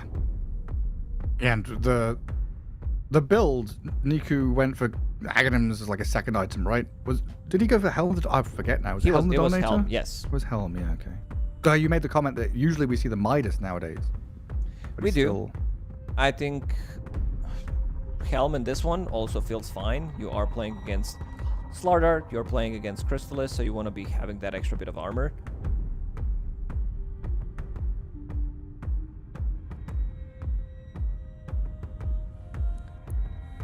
Yeah, you do have some tools as well to kind of get away from bonds. Try and defend against this Marcy. You don't have that glass cannon ranged carry, which you usually put in the cart, though, do you? Saving No. a Baden, saving an Invoker, it's a save. It's no, just a save. It's not a save and turn. You get extender range, which is fine. I think mostly it's going to be used on Invoker. Abaddon doesn't die as easily. I want to see how this offlane duo for MOUZ is going to work out. Spirit Breaker, once you hit that level 2, I could see them play aggressive, but this is also last pick Undying into Snapfire. With Lil Shredder, it can die. So I want to see if they're going to be making adjustments to put Snapfire in the lane against Undying just so that you can kill the Tombstone. That's a nice forehead on Zayats, as you've seen. Good camera angle, love to see it. The camera angle completely changed from what we've seen in game 1 and game 2. I was going to say, it's impressive you realised who that was, because there's no tricycle in the corner anymore. Off we go. I was about to say game 1, but it is a best of 1. As are all these games through the group stage. For Blast Slam 5, a bloodbath in the groups. 66 best of 1s if you're just tuning in, you're not caught the intros. Tons of games going on. And this one, MOUZ, full strength. Celery is back. No one's ill. Everyone has recovered and recuperated, returned to the squad, and ready to look to replicate their success from the last Wallachia. While Na'Vi, who we were saying earlier on, they've been on the up and up for a while, still looking to kind of bridge that gap from, want to say A tier to S tier, right? Yeah, on a good day, this team can match up against any of the teams pretty much. They can take the game, they can win the series as well. But I want to see consistency. I want to see them keep winning. So far, at Blast Slam, they are doing good. 2 out of 2 wins. Yeah, great start for them. And got the juice on his Abaddon. One of the players that started playing this hero a long time back, before the real popularity kicked in. Got the juice was on a long kick of Abaddon and Sven, when they had the long runs through all those Eastern European, Western European qualifiers back when they were Na'Vi Junior. Of course, they have taken the full adult squad name now. They're no longer the junior. That's what I've been telling you. Chira Jr., he needs to get rid of the junior, Gary. That's how it is.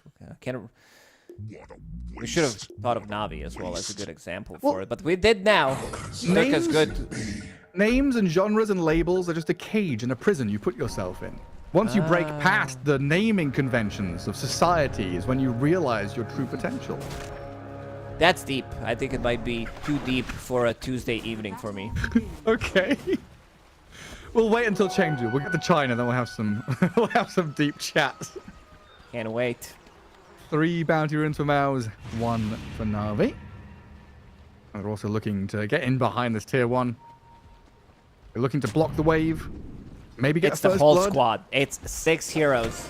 What's going on? Well, Boom's going to take a wallop in here from Zayat. Yamich and Celery not offering a whole lot. They were hoping for a 3v1, but the tables have turned very quickly. Zayat and Riddy's even getting on to Celery here. And Warlock Another dagger in a second. potentially in danger of dying with a Sunstrike coming. First blood is about to arrive. Got the juice. Turn around onto Riddy's by Yamich and Boom.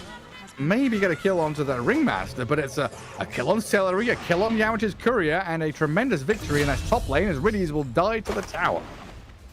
One of the few times that you see Undying losing a even battle, it's 3v3, but he also got heavily focused immediately. It was a nice play from both sides, actually, when you think about it. 3 of them bringing an extra number, making sure that they can get the block, but seems like they read that so well. Celery, unfortunately, didn't get a charge on his Black Grimoire. In the bottom lane, Zayat's pretty much dying. Crystallis. PMA is going to be soaking up some of the damage, but it is a lot. They had to spend the Fairy Fire there. And that puts PMA in a kind of awkward spot where he's less than half health, and Crystallis exploiting that perfectly. Stepping up past the wave, disposes him back into it. And can they finish him? With the damage out of Crystallis and Celery is a couple more hits, but PMA is able just to wander off. While this Radiant Wave is going to finish off the dire one, and thankfully the PMA sit right in front of their tier 1 tower. Seems like Crystallis is having some lags, and he will need to restart the PC. Let's see, did he miss any of the CS? Right now, sitting at only 4. Slardar is the big winner. You are playing against Invoker. You don't care too much about it. I said that I wanted to see Spirit Breaker charge. What is going on the back of the Marcy? I see some gold and Crystallis tiny is panda. ready for Chengdu. Ready to go to the Panda Reserve, the breeding center. Yeah, you said we need to visit it. It was like the first thing I did, like, oh, I'm going to China for the first time in 10 years. What can I do in Chengdu? First thing that pops up is like the biggest panda rehabilitation research breeding center in the world. Go see some pandas. Funny little creatures. He's not a panda. Back to hell with He is a scary, Back to hell with nasty old man. What is that coming out from his back? What am I looking at? Is that Slardar? That's Slardar. Coming out of Invoker's bag. I don't know. Yeah. Is that a tail? It's a range creep staff. There's a range creep in him, dude. It's a range creep staff. That looks like it hurts. It's through the cape. He's fine. It is. I hope so. I hope it is through the cape. Mortimer. my hero. Mortimer has some really nice. Yeah. That's good, Gary. It's called Mortimer's Kisses, and you see him using these fire globs. Okay. It's a cute one. Snapfire has some really good-looking sets. Do we have any sets for Ringmaster, or is this just a basic? Not that I'm aware of. Spooky Scarecrow Undying. There's a lot of good Undying sets. I'm actually curious which gold Celery has. Juggernaut looks cool from the different angle. If you spin it like 90 degrees to the other side, it looks like a Juggernaut. Maybe if you remove. Glance value? Yeah. I could see it. Man, Crystallis, we need to do GoFundMe for Crystallis PC. It's been taking a while. Is this Abaddon or is this Spirit Breaker? We'll never know.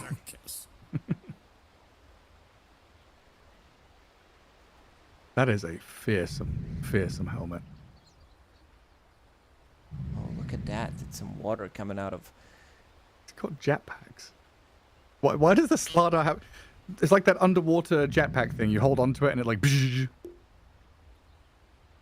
Like a little single-person submarine. Look at him. He had turbines on it and everything. That's why he's so fast. It's not his natural sliminess or fishy scales. It's the frickin' technology given to him by Sniper and Timbersaw. You know the lore, Gary. Oh, yeah. I was not aware of it. I just make it up as I go along. Say anything with confidence and some people will believe you. That's true. Double deny on the water runes. Niku getting the job done. Our mid one is 15-3. Having a tremendous start to his laning stage. Is this expected? Slardar domineering this hard? Yeah, it's a good matchup for Slardar. Maybe I would say a couple more CS4 Invoker, but mid one is playing this one perfectly. I still can't believe that mid one was gone. I was gone, wasn't able to find any finishes when it comes down to first place, considering how good he was when he was playing for Team Secret. It's been 6 years since the last time he won a tournament, before he just won the one at Wallachia. There's been a lot of that going around. Reddit's been popping off with old Boom tweets, Crystallis tweets, mid one coming back. There's a resurgence of players who have had some struggles, been on good teams but not performed, and now finding their home, finding their roster. I mean, hell, this MOUZ roster is an old Team Secret roster. Pretty much. 4 out of 5. 4 out of 5. Yeah, pretty much. This deny on both runes actually doing a lot of work. He doesn't have any mana to play with. Niku now being the one who's playing aggressive, and he snipes him. Nicely done by Niku. I thought you were exaggerating a little bit there with the water runes, but you're right. Where are the tips? He's too serious for tips now. No, not him. I want his allies to tip him. Boom, gonna fight back with Yamich up top. I wasn't being toxic, Gary. I didn't mean that they should tip mid one. I was talking about Navi. I know how your brain works. Had to elaborate. Yeah. You do. Correct. And Tombstone's annoying up top. He does force Navi back to their tower, giving Boom the free time to farm up. That's a long cooldown expended, though. I don't have that many resources left. That Sunstrike. Niku on the mark again. Another touch. The crack of the whip and the final bit of damage from Got the Juice, in fact. Curse Got him, level 1 curse. At 15 DPS actually killed him. This is what we said, that the side lanes will need to get extra bit of HP, extra bit of oomph coming out from that Sunstrike, and they did. Niku, most importantly, he got the kill of his own, and now with Helm of Ironville, this matchup is completely fine. He's gonna start to farm up, he doesn't care too much about Slaughter. You're sitting underneath the tower, so you have 3 extra armor from the tower, 4 from Helm. And constantly dragging that wave away. Well, for bottom lane. Sunstrike again. Crystal is taken down by Zayat. Trade it. But now Celery. Is PMA able to get another double edge or anything like that? He's fine. Does have Shadow Word, Healing Lotus available on Celery. Celery, big shoes to fill. After seeing how Kaori played Warlock as stand-in. He could almost taste the pizza. He opened the box and he's like, well, you know what, guys? This is my team, actually, so I'm not getting kicked. It was funny seeing the tweets after that. You know, Celery's like, you know, good job, boys. My 0.1% of input paying off big time. Like, please don't kick me. He had to.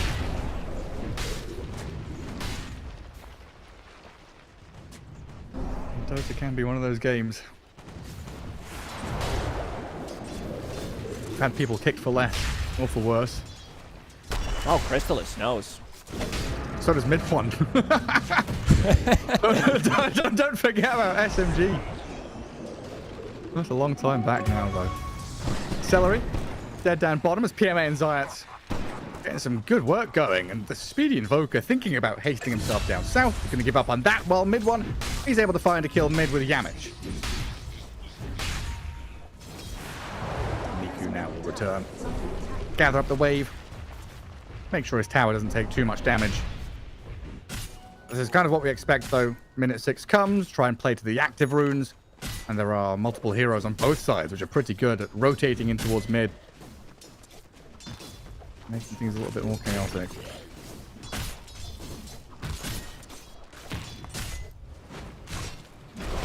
Boom. What's the tombstone down? No points in soul rip, so that's just going to be cleared out. 150 gold there. Gained up, and a Sunstrike missing as Boom actually turns around to fight, with mid one arriving. It's an easy sweep through onto Riddies. He got the juice, level 5, still pretty healthy. Wait, what was Slaughter's range? He's 150. It looked like he has 225 when he hit him there. Nice rotation from mid one, though. Dire are scanning. I saw 3 different things on Abaddon in terms of how you're getting mana on the hero, because this hero consumes a good amount of mana. One is to get Null Talisman, the other one is to get Sage Mask. Sometimes even 2 Sage Masks from the off lane, and the other one is Infused Raindrop. So different thinking. Before, like, his mana regen got nerfed in one of the patches, so you needed to adjust that. Find a way somehow to get mana. Celery, level 5. 2 Black Grimoire charges. So that's 400 XP. Needs a little bit more to get himself to level 6. Got the juice, juking around these trees, dancing beautifully, and then just gets first hit bashed by Yamich. Got the jukes, yeah, he's very good. It is very good. Rotation from Science here, as well as Celery. Boom, the one in trouble, though, needs the charge in the backpack from Yamich. Sunstrike is coming. Off the mark, though. They'll still turn and kill. Boom is down. The Spirit Breaker makes his way out. And a freebie tombstone to be gathered up. Another 150 gold for Got the Juice. Wait, what is this skill on Abaddon? I'm looking at borrowed time. We've seen it in 2 games, not being used for 20 minutes. MOUZ? I'm telling you, carry players don't like borrowing stuff from people. They like ownership. If you have to borrow something, you have to borrow one of your skills? Nah, not having that. Nah, you know what they like to borrow? Tangos, which they never return. Well, that's not borrowing, is it? They don't return it. Yeah, but they share a tango. Like, sharing. It's like, okay, what are you getting in return? Like, you buy a pack of tangos, they take all 3 of them. Share. Yeah, it's share, not trade. You share, you give. There's no reciprocation whatsoever from carry players. That's why, is that the saying? Sharing is caring. It's for Giving carry. is loving. Yeah.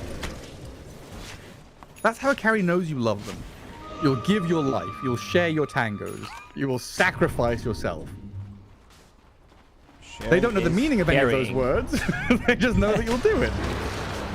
Celery on a warding mission, but walks right into the move from Na'Vi. Drops the rock onto Niku. Yamage pretty far forward here with Boom onto the Invoker. They're going to try and get Niku out here with a shield and the box and turn on the mid one who's dying quickly. Sladar's out of here. Boom follows as Zayas blows them up. The Snapfire's still alive. Launched the kisses, blew them up, and Niku turns to kill off Celery's Golem. Not a bad fight for Na'Vi by any means. That's actually 2 cores, and Boom. It's great. He doesn't have his Ceaseless Dirge available. This is even before using Stampede. They still had this Stampede available the whole time. Snapfire kisses coming in clutch there 2,000 for damage. Zayas. You said it's going to be very difficult to kill these heroes on both sides. Abaddon with ulti. You have Centaur, who's super tanky, who's saving supports, and now they're making a move on Crystallis. Does have speed aura.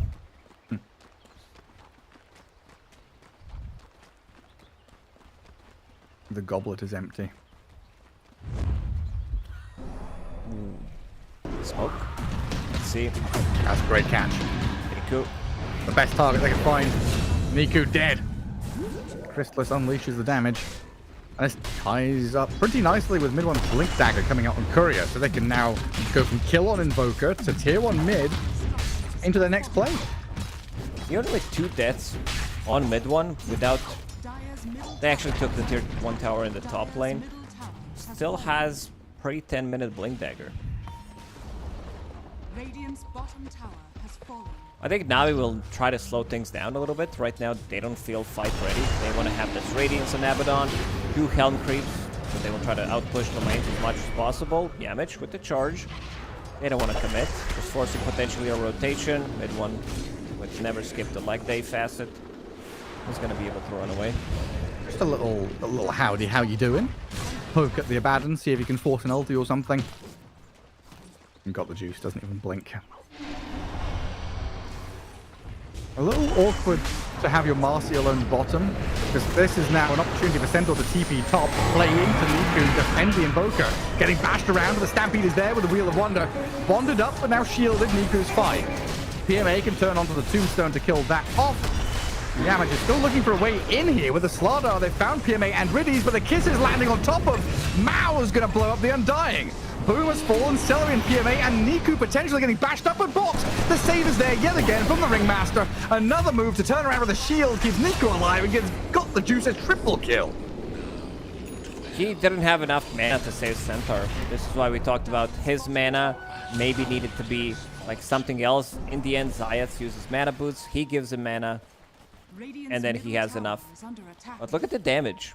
Like, he didn't even deal that much damage, but he got a triple kill. And this is what you'll see, what you want to see on Abaddon. He's 5-0 and 3 pre-Radiance. Wild. Again, everyone's so tanky. There are so many saves. Like, okay, Niku, surely he dies here, right? No. I was watching Riddies. He still has box ready, I believe, at the time. And then mid one lands a nice 2-man stun, but the kiss is way too much damage coming out from it. Abaddon is just an insane hero. Like, this hero, like, there's no way you can focus him down first, especially if he has some kind of an extra save. He gets triple kill in the end, and now he has Radiance. I saw like 12-minute Radiance from Satanic in one of the games in the safe lane, though, where he was like killing Tidehunter a couple of times. I also think the fact that they managed to kill Tombstone almost every single time it was dropped. I think they killed like 5 Tombstones, which is 750 gold. Yeah, and got the juice, got 3 of those at least, from what I was paying attention to. Like, bare minimum 450 gold straight in the pockets of this Abaddon from the tomb.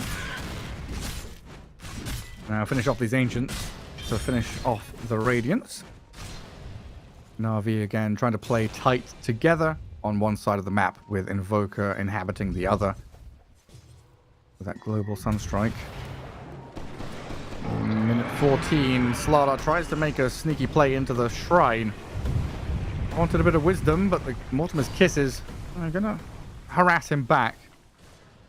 I should be thankful he didn't die there. Or rather, he knew he wouldn't.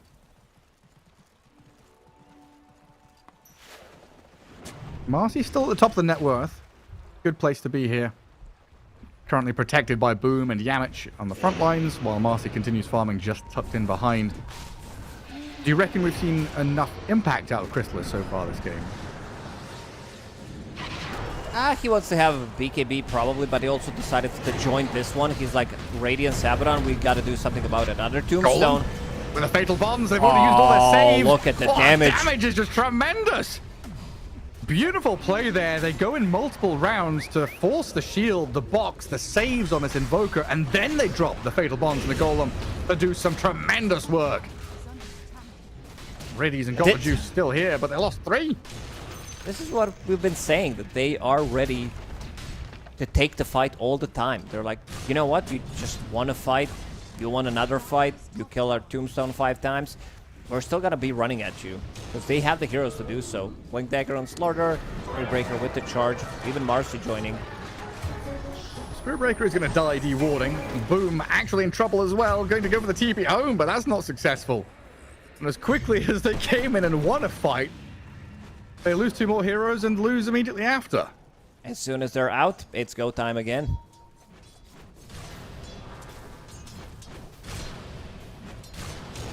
Got the juice, still yet to die. Level 12, good timing on that Radiance. Not much on the side of Na'Vi to deal with the BKB Marcy though, right? No, they don't have any abilities, actually. They can try to maybe kite with Stampede, but they also have insane amount of stuns, BKB Piercing Tools, Spirit Breaker, Charge, Ulti, Slaughter with the Bash, Golem. So getting BKBs in this game is not going to be as valuable. Because we might be at a point now where Chrysalis with BKB just says, game over. It's incredibly strong. I can only see the tempo building for MOUZ from this point out. Centaur's not really having the impact in this game. Helm into Blade Mail.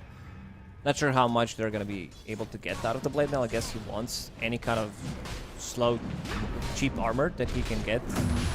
Has Blade Mail been popular? Not as much. It's been picked up in certain games on Centaur, but mostly it's been, like, we saw some good amount of Blink Daggers as well, as Vision did play. But with the freshly bought pipe, most of it, it's mitigated. Tombstone's in the pit with half duration as well, so not a great place for Na'Vi to fight towards. The zombies are stacking up on Got the Juice, and he's disposed back in towards them. He's going to have to borrow time here to stay alive. Turns onto the Spirit Breaker. The Hypnotize out of the Wheel of Wonder, and the Sunstrike there. Yamich is down. Boom about to drop as well. The box is the save as PMA goes in with a big stop to catch him. Now Centaur is isolated though. Chrysalis with his BKB will finish the job. But they got the Abaddon out. They got the ulti out of him. That's what's important. Now he doesn't feel as comfortable. I love Dota. First of all, you see Abaddon going in, then he gets ulted by Spirit Breaker, then he gets cookied, and then he gets disposed by Marcy. So a little bit of a ping-pong action there happening on the hero.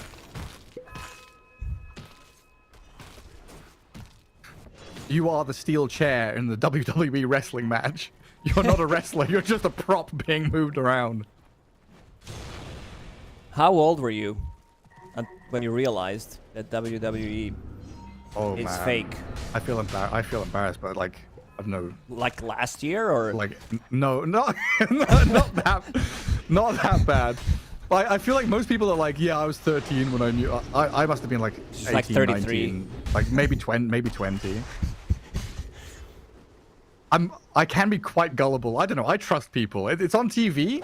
People are being... It must be true, yeah. It must be true, right? Thank goodness I've learned my lesson. Our Centaur disappeared, huh?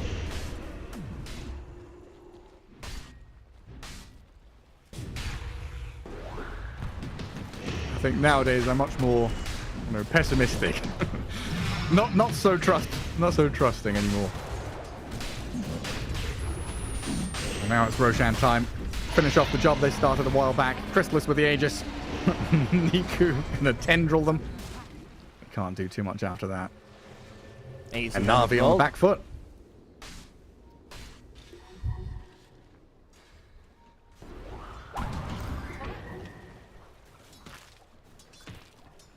What are we pinging? Pinging the Marcy. I've got 3 down here to try and deal with her, but Aegis BKB is a no-go, I think. Yeah, also not enough lockdown. She can definitely get a BKB in between unless they land some god tier cookie into whip, into Wheel of Wonder. The MOUZ, they just keep running at them. Bit of a misplay there from mid one. Slithering Crush into Blink. Dire's middle tower. Radiant are scanning. Radiant's bottom Is tower. this a situation now where Na'Vi Dire's structure. have to give... Oh my god, Riddies. He's going to box himself, and mid one is hungry. Again, chasing into the base by the tier 3. A couple of hits here to finish off the job, but he's overstepped. I'll take down the Slardar. All alone, diving very deep. All right, I don't think this was necessary, but he could have caught one of them with a misplayed with the Slithering Crush and Blink Dagger, and now he's in the enemy base. I mean, now Na'Vi have the numbers advantage. They got the juice, just going to move on forward. Golem is dropped here onto his head. Sunstrike finishes the job, though. Yamich and Celery trying to bail away, while Chrysalis is looking for an angle, maybe to backstab, get in behind onto some of these supports. But Yamich is trapped between a Mud Golem and an Abaddon place. A bit too deep. I was just about to ask you, like, is this a situation where Na'Vi have to just let MOUZ take what they want? Because they have Aegis, they had this pressure, and then mid one gives Na'Vi what they want. A kill, numbers advantage. Navi's definitely fine with these type of trades. BMA just got a Blink Dagger. Not going to be the easiest Blink Dagger to use. There is going to be a good amount of damage on the ground, some Fatal Bonds, Rock, then you have Tombstone as well. Let's see what he's going to be building into next. Seems like Shiva's Guard wants to get, again, as much armor as possible, building into these smaller items. Helm gives you a good amount of armor, 6. Then you have Blade Mail also giving you 6. Oh, the And BKB one with timing. the BKB. Pops it so he doesn't get Centaur stomped, while the Marcy does find the back lines, but the jumps away. Gets Riddies to safety. PMA, of course, is the sacrifice, while the tendrils out of Niku's creep comes in and causes some issues for Chrysalis. And this was all set up by mid one, who was hugging the trees, got Radiance burned, realized they were coming. They brought the numbers as MOUZ. So they get the kill on the Centaur. They can now chase forward onto more. Got the juice. They're not stopping. They can just keep on chasing him. MOUZ, they want more. Boom.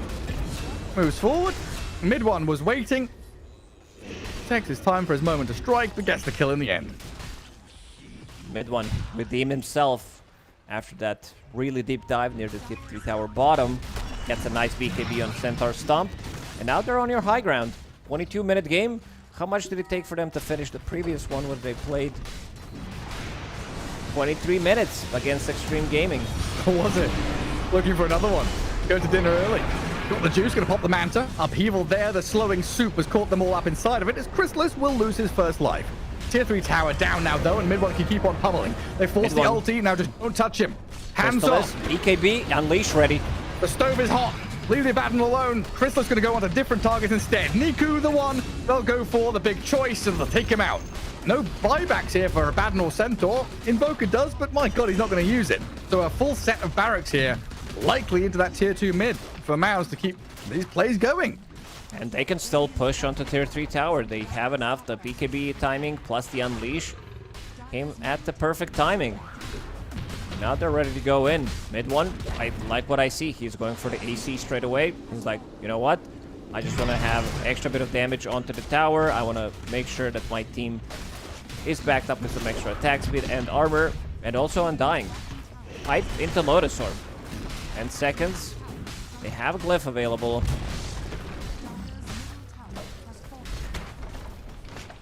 Time to disengage. No need to rush anything. BKB Unleash ready in 30 seconds. I could see them going in again. I think there's going to be Are scanning. one more item on Marcy. What is he bringing? Yeah, that's full Daedalus. Really? Goodness gracious me.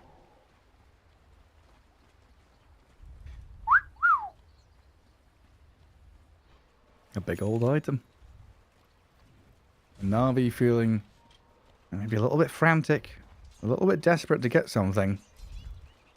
They're going to smoke down and try and keep these lanes pushed out. But it has been a long period of time where Niku has just been on the outskirts of the map, farming jungle camps, trying to get into these big items that will give them some momentum heading into late game. This time it's not gonna work out. Oh, he tried, yeah. He did manage to steal it in game number 1. It seemed well read there by MOUZ, because in the previous game, there were like 4 heroes on the Tormentor. Yeah, it happens to you once in a pub, you know. Next time you'll remember it. Don't let Cataclysm kill the Tormentor. And Celery of the Shard is a nice one to get.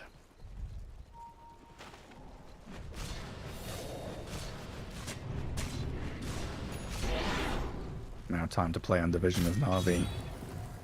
You've got a couple of Observer wards, mid lane, top jungle.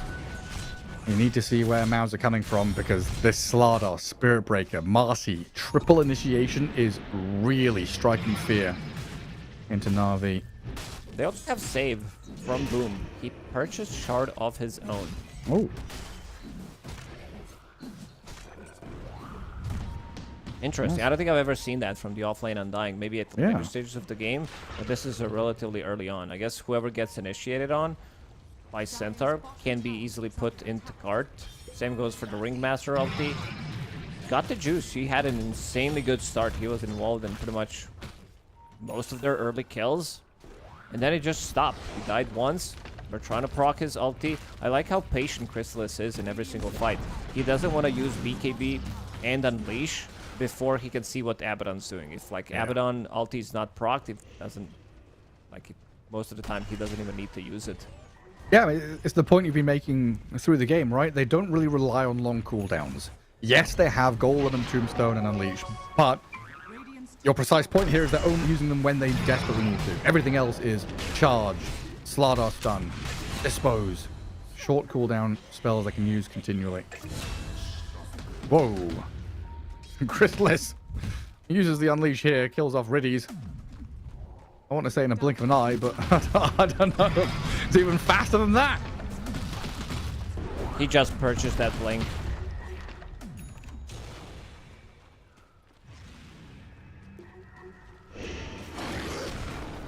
Back to a regen. Protection kicked in for a moment. Yamek's gonna try and force the issue with a quick charge onto the Abaddon. Even Yamich has BKB for this fight. Big. So he can just go and bully backline, look for the Snapfire, cancel kisses, do whatever he wants, find the Invoker. PMA is the one who's struggling the most. Centaur, almost same amount of farm as position 5. He got shard for free, so that gives him extra bit of a gold, but still, they have Helm. They can't get out of the base. MOUZ. Do they want to wait for the next Roche? It's going to respawn in 10 seconds. Yeah, it's like you're 5k behind your counterpart, right? When the Undying has more net worth than you, it's sad times. No matter what role the Undying is. Well, mid one, again, kind of using the tree line here to skirt away from danger. They use kisses. They fall for the bait, they jump in, waste kisses, they waste the jump, but now Chrysalis comes on in. Zayat's dead. Abaddon has to manta quite early on to dodge away from danger, and there's the ulti from him too. Golem dropped, and Got the Juice is in serious danger. Blinks away thanks to his ult. Maybe they can still chase with mid one though, with another blink stun. Crush, they've caught him. Abaddon's gone to a triple kill, and GG call. They say enough's enough. Tap out of this one. Whew. What a, man, MOUZ is a crazy team. The speed that they're playing at is pretty nuts. Like, they don't let you breathe. Every single time you see them play, you're like, okay, I guess they're gonna stop. And then you have Spirit Breaker, Slardar chasing you.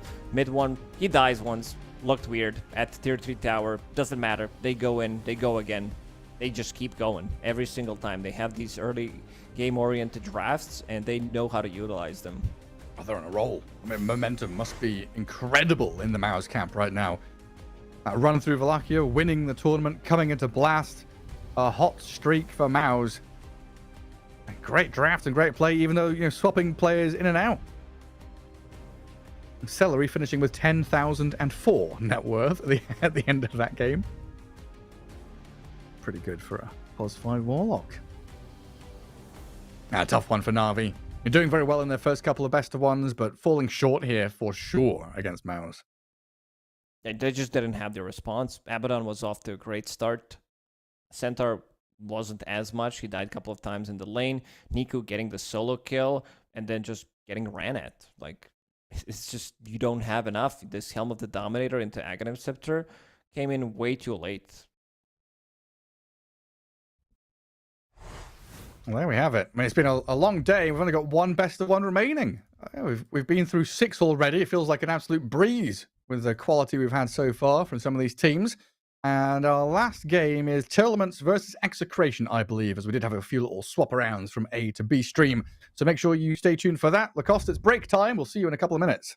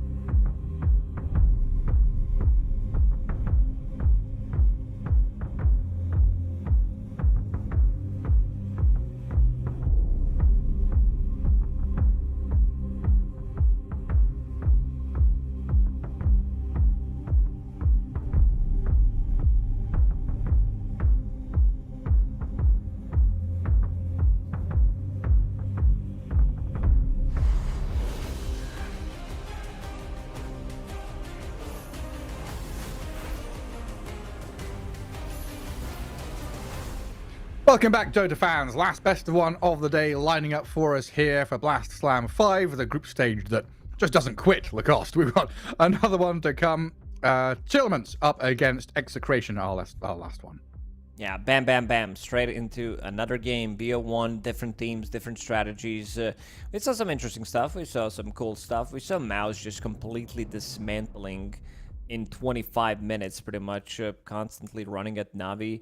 They were unable to punch back, and I want to see if maybe some of these teams can try to replicate something along those lines. We do have Tearlaments against Execration. Execration did drop 2 of their games so far.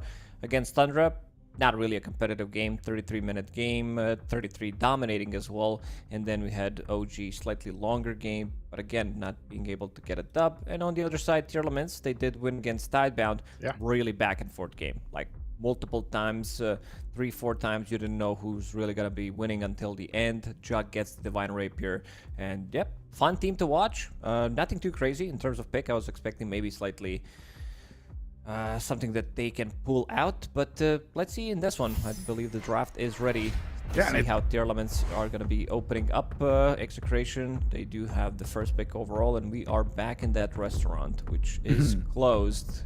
Happy birthday! If I'm seeing the chairs in the left corner, it's like this is the after party.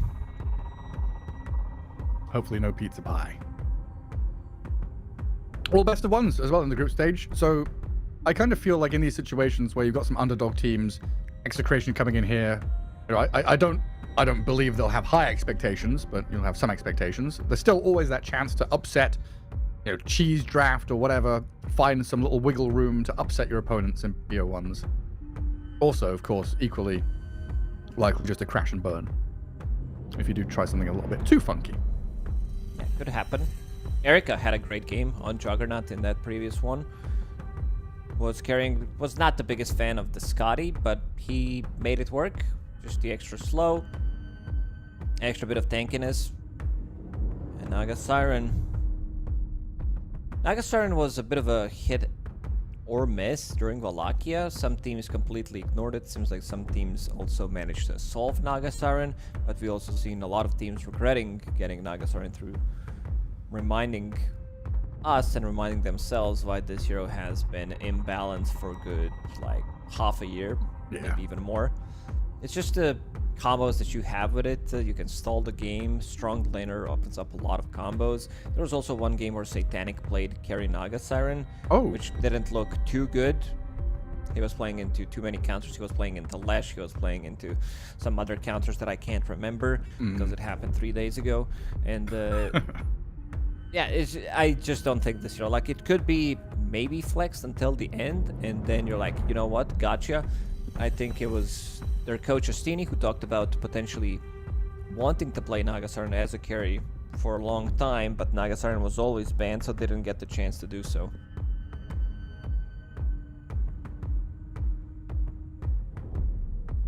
And it's multiple tools to delay the game, right? Illusions to cut waves and delay the map progress. Yeah, have a little dance, happy dance. And then also delay the game through Song of the Siren to reset team fights, delay things that way. Some good vibes from Execration. I saw that admin was talking to them, saying that he loves the karaoke. So I assume they were having a blast. Maybe someone was celebrating a birthday, as you say. There is a happy birthday in the background, it looks like. It's like the balloons, yeah. The true love of the Philippines is karaoke. I don't know. Every Filipino I've met is like a god tier singer. it's insane. Entertainers, singers, Dota players, they've got it all. The lifeblood of the Philippines. Dragonite and Naga Siren are good ways in and out of team fights. Pango for Execration. Who are the big ones left in? Abaddon. This hero is nuts.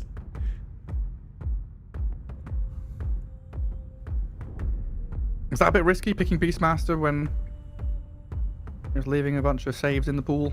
I guess you can take the Ringmaster, but what's to stop I'm picking like Abaddon Shadow Demon or something here? I don't think you want to commit too heavily. Not the biggest fan of Naga Siren plus Shadow Demon. We saw a couple of games like this. I think it was Team Spirit that did run Naga Siren Disruptor plus Tidehunter from the offlane, and then just I think this is the game where they got Abaddon against Paravision, where he had 12-minute Radiance, where he called his Naga Siren because he laned with it that he was just, what did he call him, cameraman. He was just watching, not doing anything. He's like, yeah, I can't do anything. He tried to pull, that's it. Like I'm playing 1v2 and I can't do anything. They're diving me 3 minutes in underneath the tier 2 tower.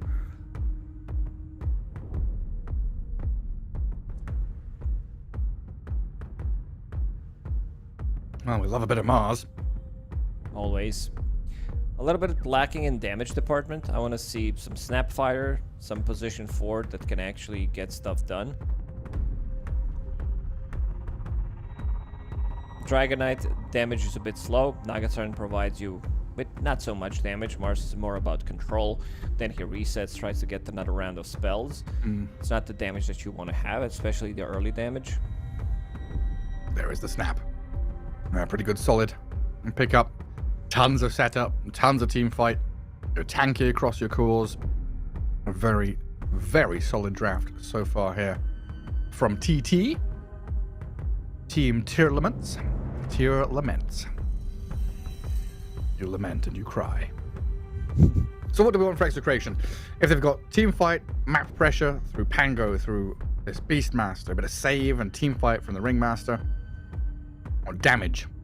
We want early pressure. We want some kind of scaling hero. I would be okay with some Disruptor. I know that Disruptor, maybe like Enchantress could work out. Try to put slightly more pressure on the lanes. CML, he was the one who actually played Treant Protector during the previous Blast Slam. Nothing changed about the hero. I thought the hero was going to be played at some of the events. Maybe Celery is going to bang it out. The vegan Treant. I think the hero has potential. And you don't want to pick your carry here as Execration. You want to keep that until later, because you don't have last pick, right? I'm just wondering if it's time for, I don't know, Ursa or something like that to jump out here and munch on people. I don't know. I know last picking support is like kind of. I'd be fine with some Viper here, like. If Viper would be good. Because some of these Southeast Asian teams, they can run Beastmaster as carry. I think OG ran Beastmaster carry 2 or 3 times during Wallachia. But it's just going to be Jug for now. I guess they saw what happened with Jug as well in the series where TT played against TT. And they had this exact matchup where Dragonite just couldn't do much. It's a good Jug game. Yeah, he can get out of the arena for free. They have some good amount of stuns, but you also do have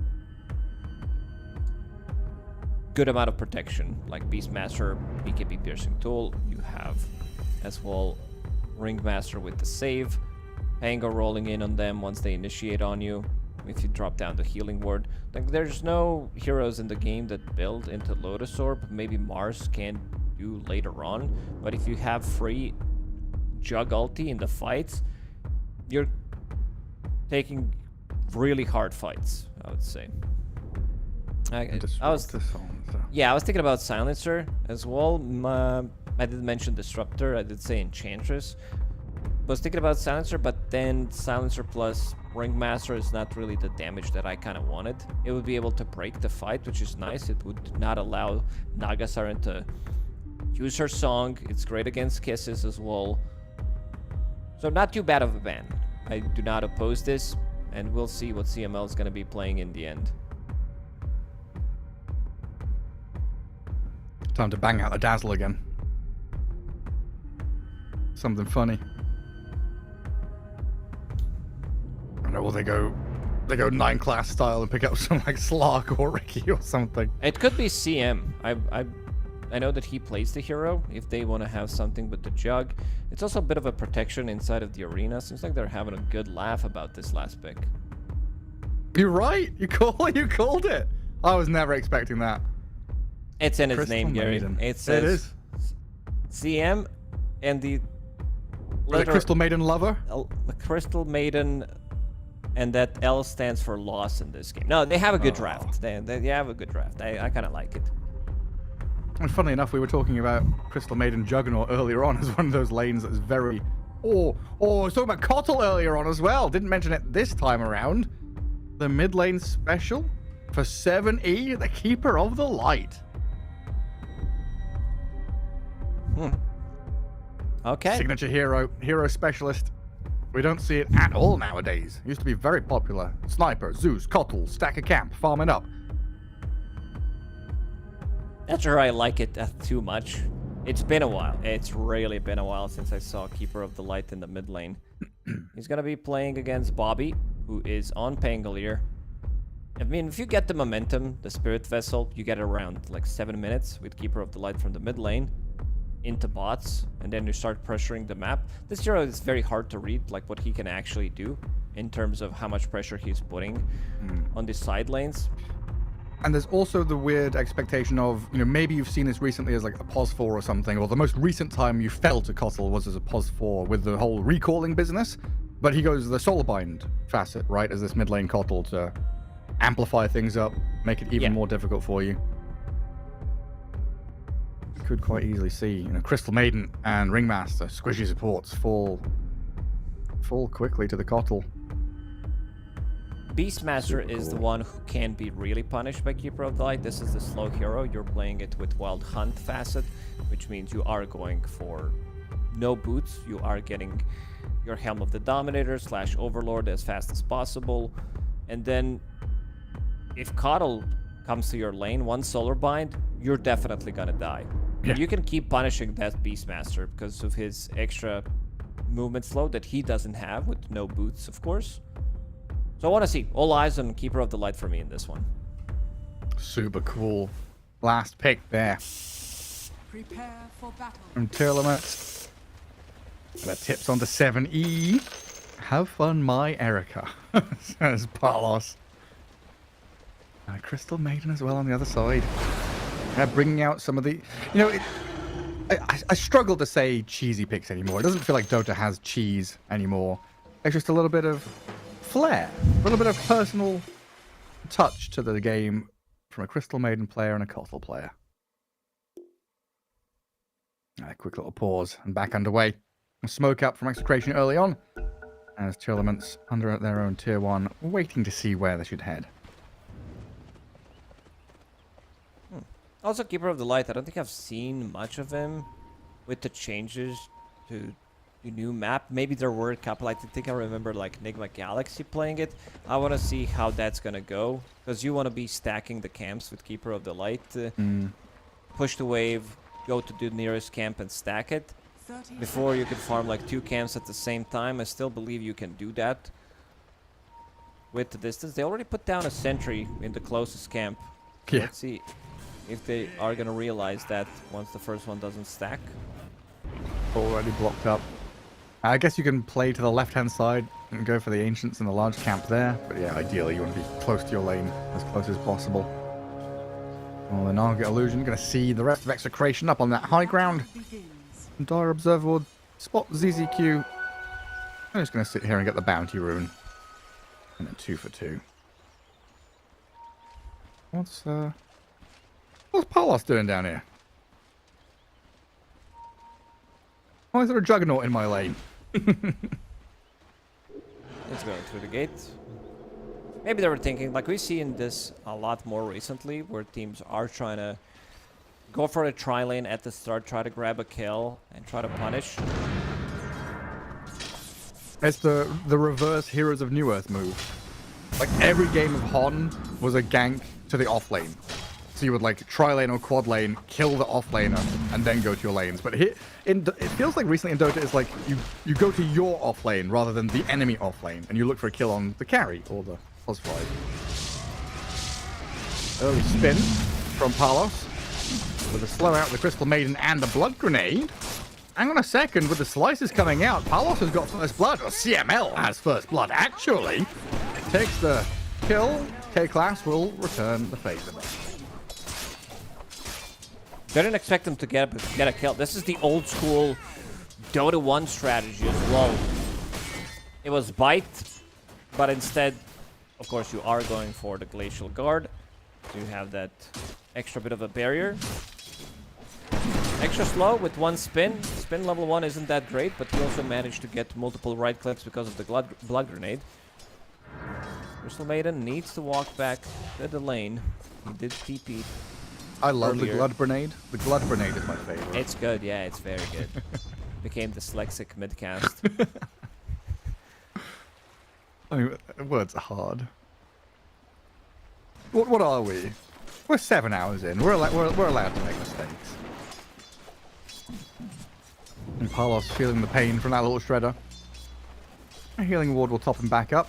You've got to keep it safe. There's K-Class for a potential snipe on it.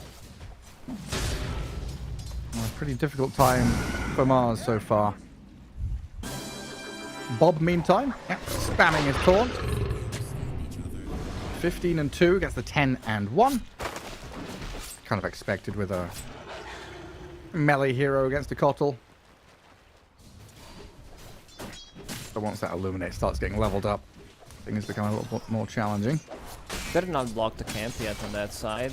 For now, he is just focused on the lane. Let's see, once he decides to go to jungle, doesn't have a sentry yet, so that's going to take a little bit of time. Kotl's innate ability. Tell me what's it called. Kotl's innate, dear lord, no idea. It is a very special young man. It is a special reserve. His mana can't go below 75. Very nice. When this was introduced, I was like, what the hell is this? So does I that... haven't seen much. Like, you can always TP. You always have enough mana to TP. You can always go through Twin Gates. Does that imply that mana is actually an alcoholic beverage? Because usually a special reserve is like a special barrel year of whiskey or something, right? So if mana is a normal whiskey, Kotl has a special reserve whiskey. He's got a secret sauce. Brewmaster, if he hears about this, he's gonna kill Keeper of the Light. He is. Turn into a vampire. I've got a vampire brewmaster. Drink the blood of the Kotl. Kotl is going for the stack and realizes something is off. There's nothing going on there. Let's see if he's gonna be bringing the sentry. Because the big part of mid Kotl is to be able to get the stacks going. Gotta clear them out. Bob, having a good time, as we said. 27 CS on him. Orb of Light ready. Going into the Fusel Blade next. And you saw the Kotl there. He has to go and pre-hit the range creep to make sure it doesn't get denied. Yes. He needs it to You die need in that the level blast. 5. Taking a bit of damage from Bob on the way through. Yeah, very easy times for this Pangolier already. A hero that we've seen do tremendous work with these fast diffusal blade timings. Could definitely pick up the pace here. And to play actively alongside like Beastmaster Helm, Pango Diffusal Blade, Crystal Maiden, and the Ringmaster. All pretty sharpish. It's non-stop in his top lane. A spear whiffed completely here as Palos kind of toying with the Mars. And now another Frostbite. Forces the cookie, but the speed of the Juggernaut with his spin moving forward is going to get him another kill. Very fire used for sure, but Mars can maybe turn and fight. It's not going to work out. He wishes he had that mana for the spear underneath the tower. Get him onto the tower. Shanks did place Observer Ward. He's stealing some of that XP. Not sure if 70 was paying attention to his XP, how much he was getting. Pango is about to crack level 6. It's go time, Shanks. Yeah. Blood Grenade, 2 Blood Grenades and Impalement Stars. If they kill Kotl here, this is pretty massive. If you shut down this hero early on, not the best hero to make a comeback. Look at him. Look at him. Bottom, deep, level 5. They need to kill one creep. Erica, there it is. finally, level 6 with a solar bind. And now the two heroes that went mid from Execration are scratching their head thinking, how Very has that nice happened? dodge. This is what I said. Punish Beastmaster with Coddle. Again, Yeah. he has no boots of speed. He has no move speed. You are moving, not gonna say at the speed of light, but you are very speedy. Very easy to catch him. Radiant's middle tower is under attack. Dire's bottom tower. Things get very irritating against this Kotl now. They've put a decent amount of emphasis again towards the stacks, towards the jungle. A couple of observer wards out of Execration to see what's going on. Not really angling any moves down bottom. Pango's moving top. Rolling Pango's trying to Thunder make is ready. something happen. He's invis. SRF level 3. Dire's bottom tower is under Oh, the attack. sentry dropped. Yeah, of course, they saw him pick up the invis. Kotl gave that information to the rest of the team. It does mean this Wisdom Shrine is forfeit. Ringmaster and Beastmaster. Ringmaster? Beastmaster? Yeah, going for the shrine on their side. And the Dragon Knight was stepping up to try and steal it, but pays the price. ZZQ there by the shrine. Going to try and dodge away and maybe kill Shanks. A turnaround play, though. Go on, get him out of there. Fairy Fire, the heal back up. 70 has arrived with a solar bind onto Tino. Shanks still up and running, though. Throwing more daggers in as the Pango comes to clear up the mess. A kill onto the Kotl. ZZQ will follow him to the grave, it looks like, as the whip is cracked. And a double Wisdom Shrine for Execration, plus kills. A tremendous, tremendous play. Nicely done. One of them TP'd to the tier 2 tower, the other one TP'd to tier 1 tower, so there was no extra seconds added to those TPs. And they were ready to take the fight again. Kill on Keeper of the Light means really a lot. Erica. He just died. This is rough. Naga's blocking him. Gets trapped in the trees between his support and the tree line, but is still alive. No, not for long. Shanks finishes it off. CML gladly sacrifices the Crystal Maiden to K-Class for that kill on Dragon Knight. So was that die, TP die again? Yep.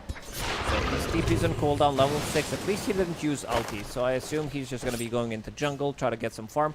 Not the biggest fan as well on the 3-1-1 build on Dragon Knight. I do prefer multiple points in Vincere.CET. Just 1 point in Breathe Fire is enough. I think this is something that's going to get nerfed about Dragon Knight in the next patch. Damage reduction is 30% on all levels. I assume it's going to be nerfed so that it scales per level. Otherwise, you can keep 1 point in it and just go for stats. This is something that carry Dragon Knights have been doing. I like the adjustments on Dino. Instead of skipping the boots completely until he gets to his Helm of the Overlord, he buys boots of speed, which is a very rare sight on Beastmaster.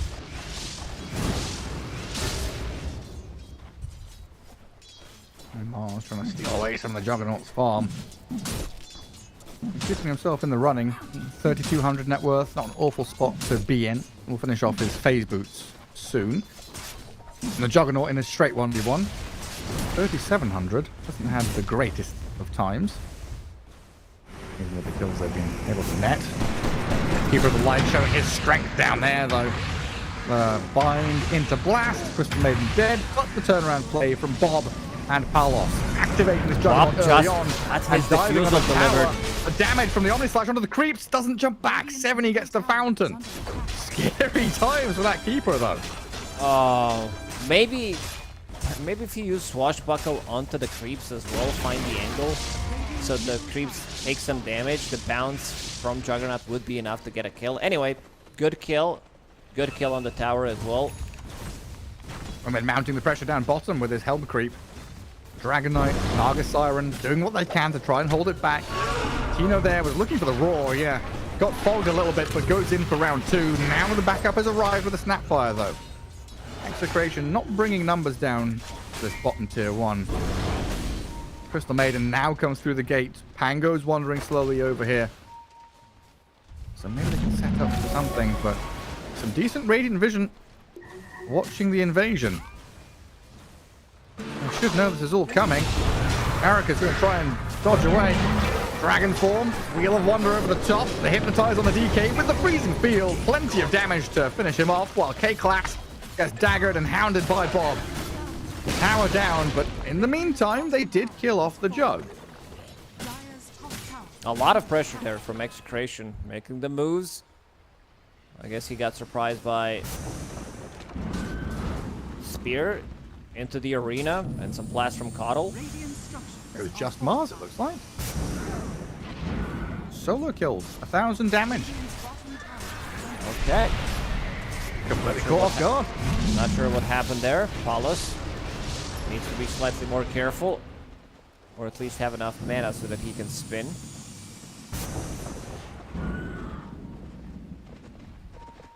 So Keeper of the Light, Spirit Vessel, Boots of Travel. Pretty After standard. that, utility? Force Staff, Scythe of Vice. What are we looking at here in this kind of game? Force Staff is not too bad. Good against Crystal Maiden's Bite. Good against Beastmaster. Not too bad against Pango as well. It's a cheap item, but I know the Keeper of the Lights from mid love to buy into big items, like some Octarine, Hexes, and such. I'm not opposed to Force Staff being the item of a choice, because if he... Or Ghost, maybe? I think they need something. Yeah, Ghost is fine. I do like the Force Staff. Bob getting reeled back in. Do they have no solar bind or anything to follow through? Just going to have to let him get that DD rune. Meanwhile, Tino very, very close to that Helm of the Overlord. We'll have it after this camp.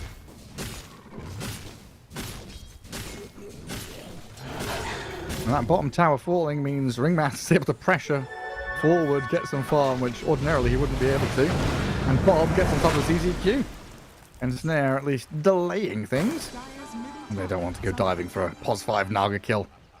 The pressure is enough.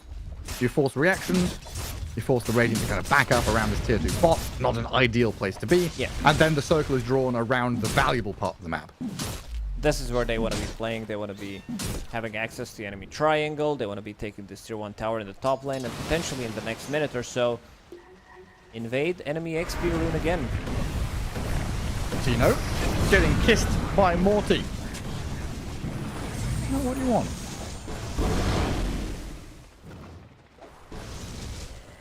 He was so close to Helm.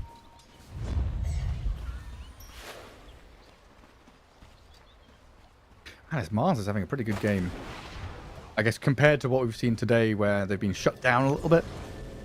Has his Blink Dagger ready. Could start playing forward. Might need to now as 7E gets gone on mid. Where's the backup? The Song of the Siren. Oh, the anti-combo. We've Love seen to this see it. before. Even the black... What? Somebody released this song. Maybe it was copyrighted or something. Maybe it was a copy of another song, so they did not want to release it. The DMCA spear hits. Yeah. They'll still get themselves a Ringmaster at least. That spear will land. That's a billboard chart topper. Yeah, 14-minute Wisdom Shrine though. Some thievery from Again? CML. Spear? Juggernaut? He's just dead. Trying to TP out. He's gone. Gets the tower, but my goodness, just a spear into death. Those karaoke. And they're focused on what's the next song. They're like trying to guess which song Nagasarin's gonna No, play. Lacoste, their carry is not okay. He's dead. Yeah, he's I see the joke. I'm sorry, was that not funny? That's good. No, that was good. That was good. I was just trying to think of something funnier, but nothing funnier came to my mind. That was a good joke, Gary. I am proud of you. Thank you so much. It means a lot. Karaoke. Gary dead. Yeah. Very good. You know, Helm is now finished. The big one. He has one of the boys.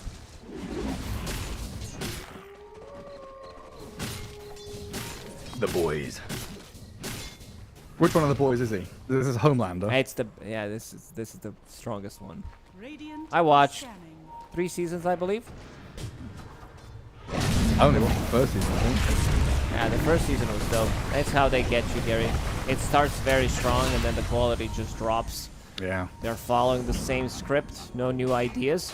Bobby, CZQ's here. Maybe you're gonna catch him. See, that's one thing I think British shows always do very well. They know when to stop. 2 seasons, 12 episodes, done. American shows, let's do 12 seasons, 40 episodes. Yeah. 112 episodes. Love British mini TV series. Like 6-8 episodes. Yeah, here's the story. It starts, it ends. We don't No have to need drag to it on. milk it. Exactly. Well, we just don't know how to milk it. We don't know how to make money from our creations. It's the same with everything. Sports, TV shows. Now, Who Wants to Be the Millionaire? It's a British and Dutch show, but it's more popular in America. Football. We invented it. South America plays it better. Cricket. We invented it. We're shit at it. Oh, good There's arena. an arena on too. Great, but the turnaround from Execration might be better. Dragonite going to be stunned up by the wrong Thunder. Shanks kept alive even through the Illuminate Blast.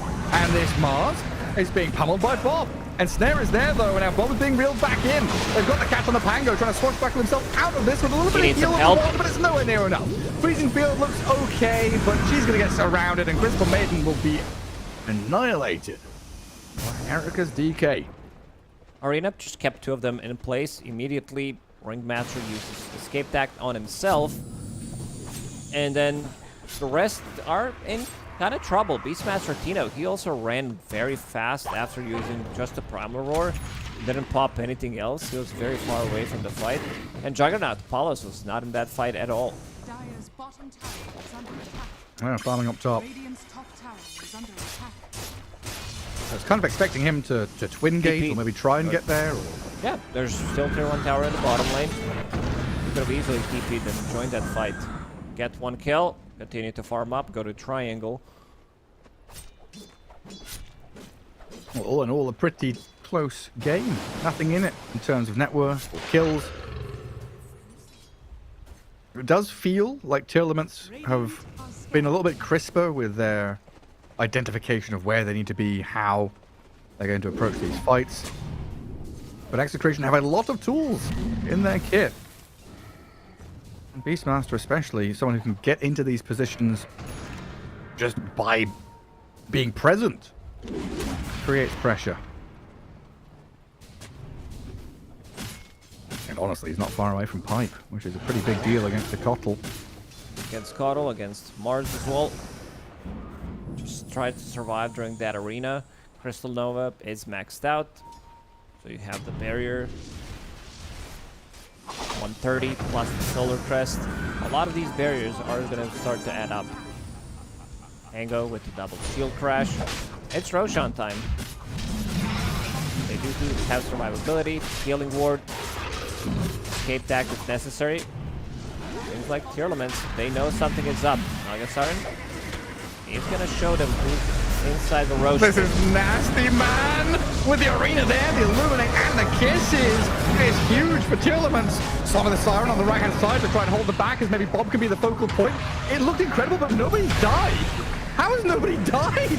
The Mars is still up and running. Now the Omnislash comes in, trying to spear back the Pango, but he's the first one to fall. SRF dead. They'll turn on to the Snapfire now. ZZQ and 7E on the run, tail between legs. And the Dragonite never showed up. It's Erica's turn to watch his team fall flat on their faces from across the map. A lot of damage mitigation. We just mentioned that Pipe was finished. They do have healing ward. They do have Crystal Maiden, Solar, Crystal Nova. And there was no Dragonite in that previous fight. Most of the damage... Like, yeah, Jug didn't do anything in that fight. By Jug, I mean Dragonite.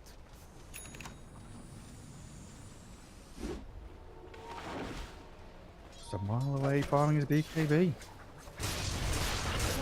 So a huge fight for Execration. Aegis for the Juggernaut. And a head of steam really building for them with a 4k lead off of this Beastmaster with the auras. So what is it? Roshan into Tormentor into tier 2 towers. Keeper of the Light is pretty good at getting out there and split pushing, making sure the map is open. But it's not that easy when tier 1 mid is still standing. No, he's gonna start to fall off. Like, he's not doing enough. Maybe, like, I'm thinking about Chakra Magic, the combos that they do have. Dragonite, Dragon Tail is on 10 seconds cooldown. Once it's maxed out, Chakra Magic brings it down to 4 seconds if you use it on him. Could potentially try to stun more people. Breathe Fire is also maxed out. Do you Not think the highest damage spell. Do you think it's fair to compare Kotl to Alchemist in terms of like net worth inflation? As in, Kotl, when he's ahead, feels good, but needs to be ahead to feel good. And when he's behind, in terms of net worth. Yeah, there's a reason why this hero is not picked at all. It's super risky. Big arena again. Kisses look good. Into the back lines on the Beastmaster. They've had a few saves here with the box and their health out of this Ringmaster. Now the Omnislash on the Dragonite who's been completely isolated. DBQ comes in to save it with a cleave. The damage onto the two supports is substantial. K-Class gone. GZQ about to drop as Bob will jump over the top and the Dragonite TPing home. He does get out of there, but another drastic loss for Tearlaments in that top lane. 70, he killed 2 couriers. That's the highlight for Tearlaments. They just don't have enough. They're also fighting into Jug with Aegis. Dragonite, you can see him pumping out the damage, but it's not enough. They just don't have enough at the moment, and I don't know if they should stop or if they want to rotate to the mid lane, try to take the tower there.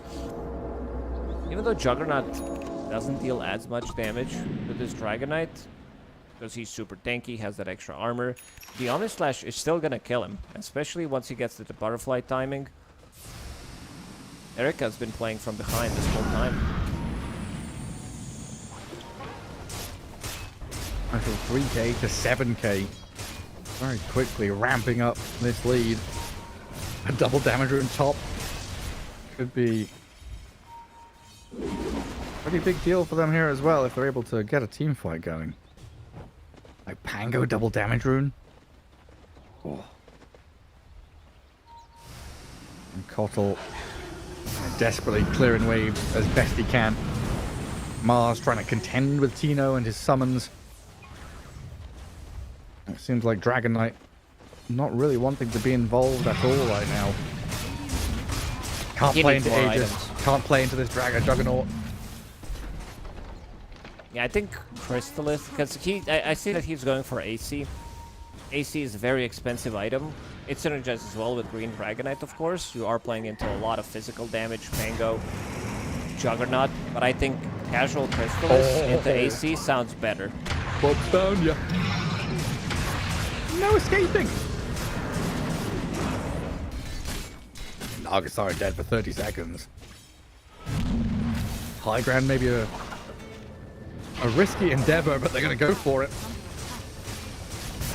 There's still a tier 2 mid, but it looks like mid and bot all being cut and cleared by the Radiant. So Execution using this moment. Left on glyph action. Go while they're strong. Yeah, pinging the wave behind them. Hey, make sure we've got this backup plan. Don't let them cut that.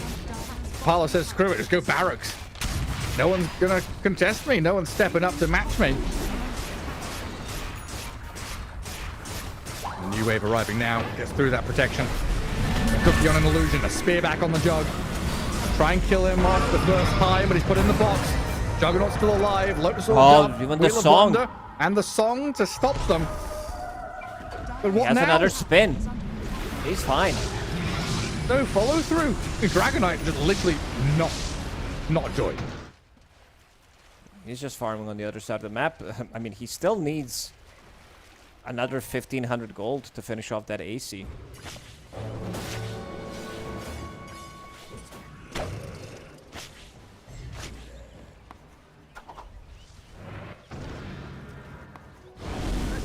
And what did they get? They got melee top. Yeah, that's a big one. Let's see if they can continue this pressure on the map, try to find something. They are building into auras. Tino. Pipe now finished some time ago. Boots of Bearing as well now completed. Boots of Bearing might be a bit of a... It's a very expensive item. This item, you never see it. I saw it like once or twice from the mid Viper when Nico was playing it. I can understand why. Boots of Bearing, very good. You can't be slowed. Against Keeper of the Light, gives you reset. Not so good against Mars Arena. So I'm fine with some like casual drums.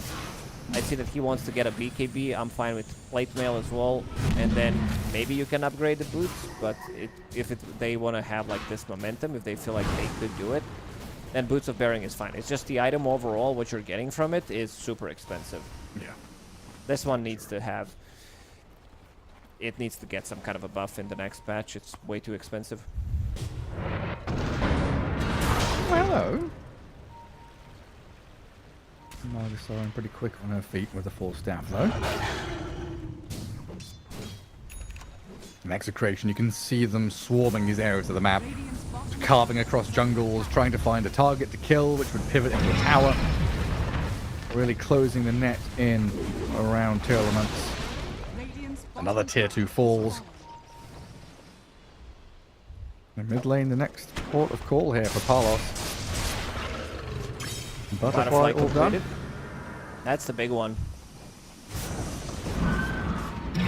Both teams have Glyph available. Extra bit of barrier. We talked about how strong it is. Stack those barriers, life, soul, crest, even mech now on CML. No Diaglyph to keep Carty alive. Sad times to be accountable.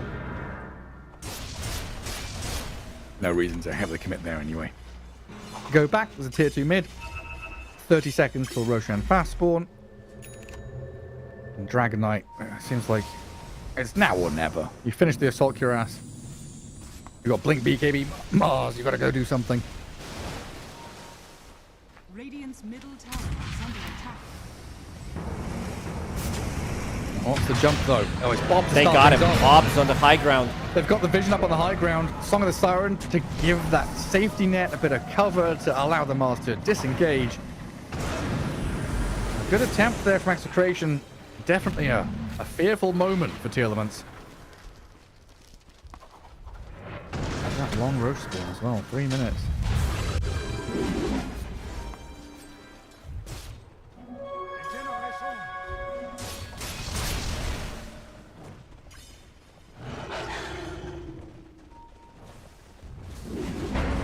Sleeping on his side.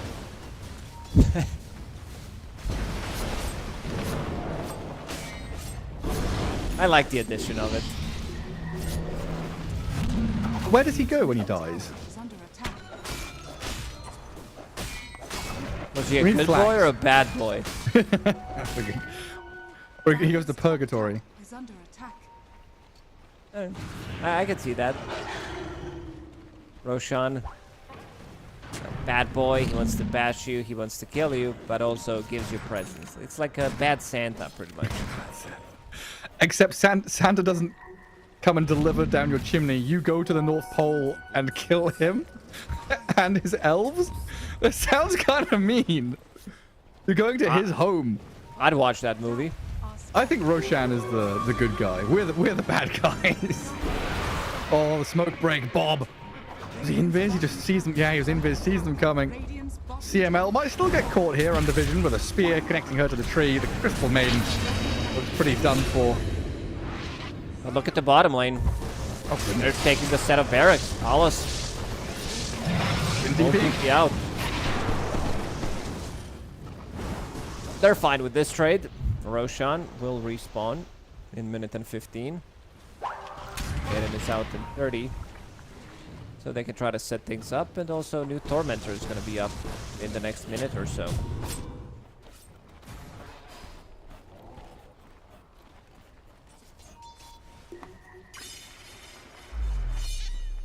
It's been a very disciplined period of play from Execration. They've really tightened up.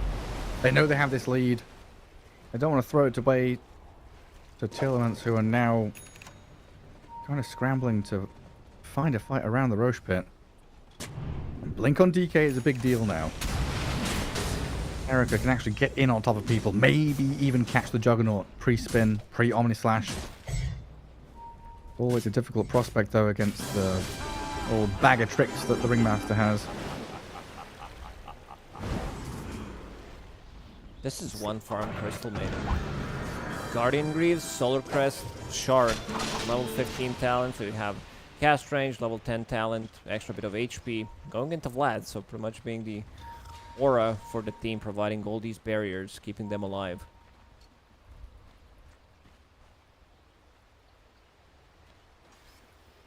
Hex on 70. Let's see, maybe they can try to catch Juggernaut off guard. That's the only way, isn't it? The immediate surprise catch on someone. Oh, that's an illusion. That's an illusion. Oh, that's painful. So that was Blink reveal on DK. They haven't revealed the Kotl Hex yet, though. Tormentor down. Tino takes the shard. And Roshan alive in the southern pit.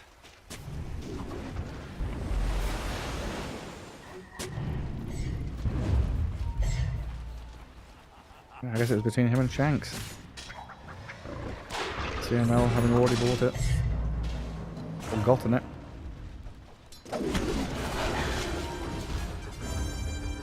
Eye of Skadi Juggernaut and a smoke from Execration. Tino's leading out. No blink on Beastmaster, but like you've been saying, with the bongo boots, he's pretty quick on his feet. 3000 HP. BKB pipe. Very difficult to kill on Beastmaster. He's getting his spells no matter what. And now a matter of intel, vision, information, and that jump from Bob to start things off, but he's trapped now in between some rocks. There's the Wheel of Wonder. Turn around from MOUZ, pinning a couple of inside the arena against the side. Shanks and CML in trouble to the kisses. They've got some heals and sustain, though, to stay alive through Morty's onslaught. And now the Juggernaut getting chased onto K-Class. Glimmer caped, at least for now, trying to slip in behind the tree line. The darts are coming, and so is Bob. Looking for the inhibit to slow down the Snapfire, but should move there from the Kotl as well to push them back. It's Roshan time. They don't need to rush anything. They use the BKB. They use Chug ulti as well. Basically killing Naga Siren solo. And Roshan's in the bottom pit. Let's see if they want to be contesting. There is still BKB Dragon Form available on Erica. Level 20 as well. Extra bit of attack range. Naga could set things up with the song. GCQ is getting close. Blink Dagger, couple of seconds. They've got to make something happen. Dragon Eye spent all his time farming, and he makes a jump onto the Juggernaut now. The save is there with the box and the Roar to turn around. Cookie out to disengage. Roshan at half HP. Eric moves back into the pit, thinking about finishing the job. Execration could still come in here, but don't forget that Song of the Siren you were mentioning, available with the reset. A Rolling Thunder, a BKB Force, the Dragonite standing his ground to try and kill off Roche. He's dropping low, the Aegis on the floor, is picked up by Palos, killed by the Dire. Song of the Siren comes in, but it seems too late. The TP out from Erica, not successful. The Ringmaster finds the range with his whip to crack onto the Dragon, forcing him now to blink away while the Naga Siren, left alone, slain in the end. And their cooldowns will reset. You have BKB available, you have Roshan's banner, and Jug ulti as well. Not how they wanted this fight to start. It was a nice try from Tearlaments where they initiate on Jug. They try to kill him with the Hex, Blink with the DK, but they keep forgetting that there is Ringmaster in this game. Shanks, very good positioning coming up from him in this game. Only one death to his name. The best save in the game, but now maybe a play here with a spear onto the barracks. Erica steps forward, but they've got that box again. And Palos to run forward aggressively with a blink roar on the Beastmaster. His BKB up. They move on the Dragon Knight, but it's Arena. Get the Juggernaut inside, but I don't know if that's what you wanted. He just turns around and slays you. K-Class and Azeroth dead. And Tearlaments out of gas at this point. 3 gone with no buybacks. Barracks are falling. You've already lost your side lanes. And now mid is crumbling into a GG call. 35 minutes. Execration has it.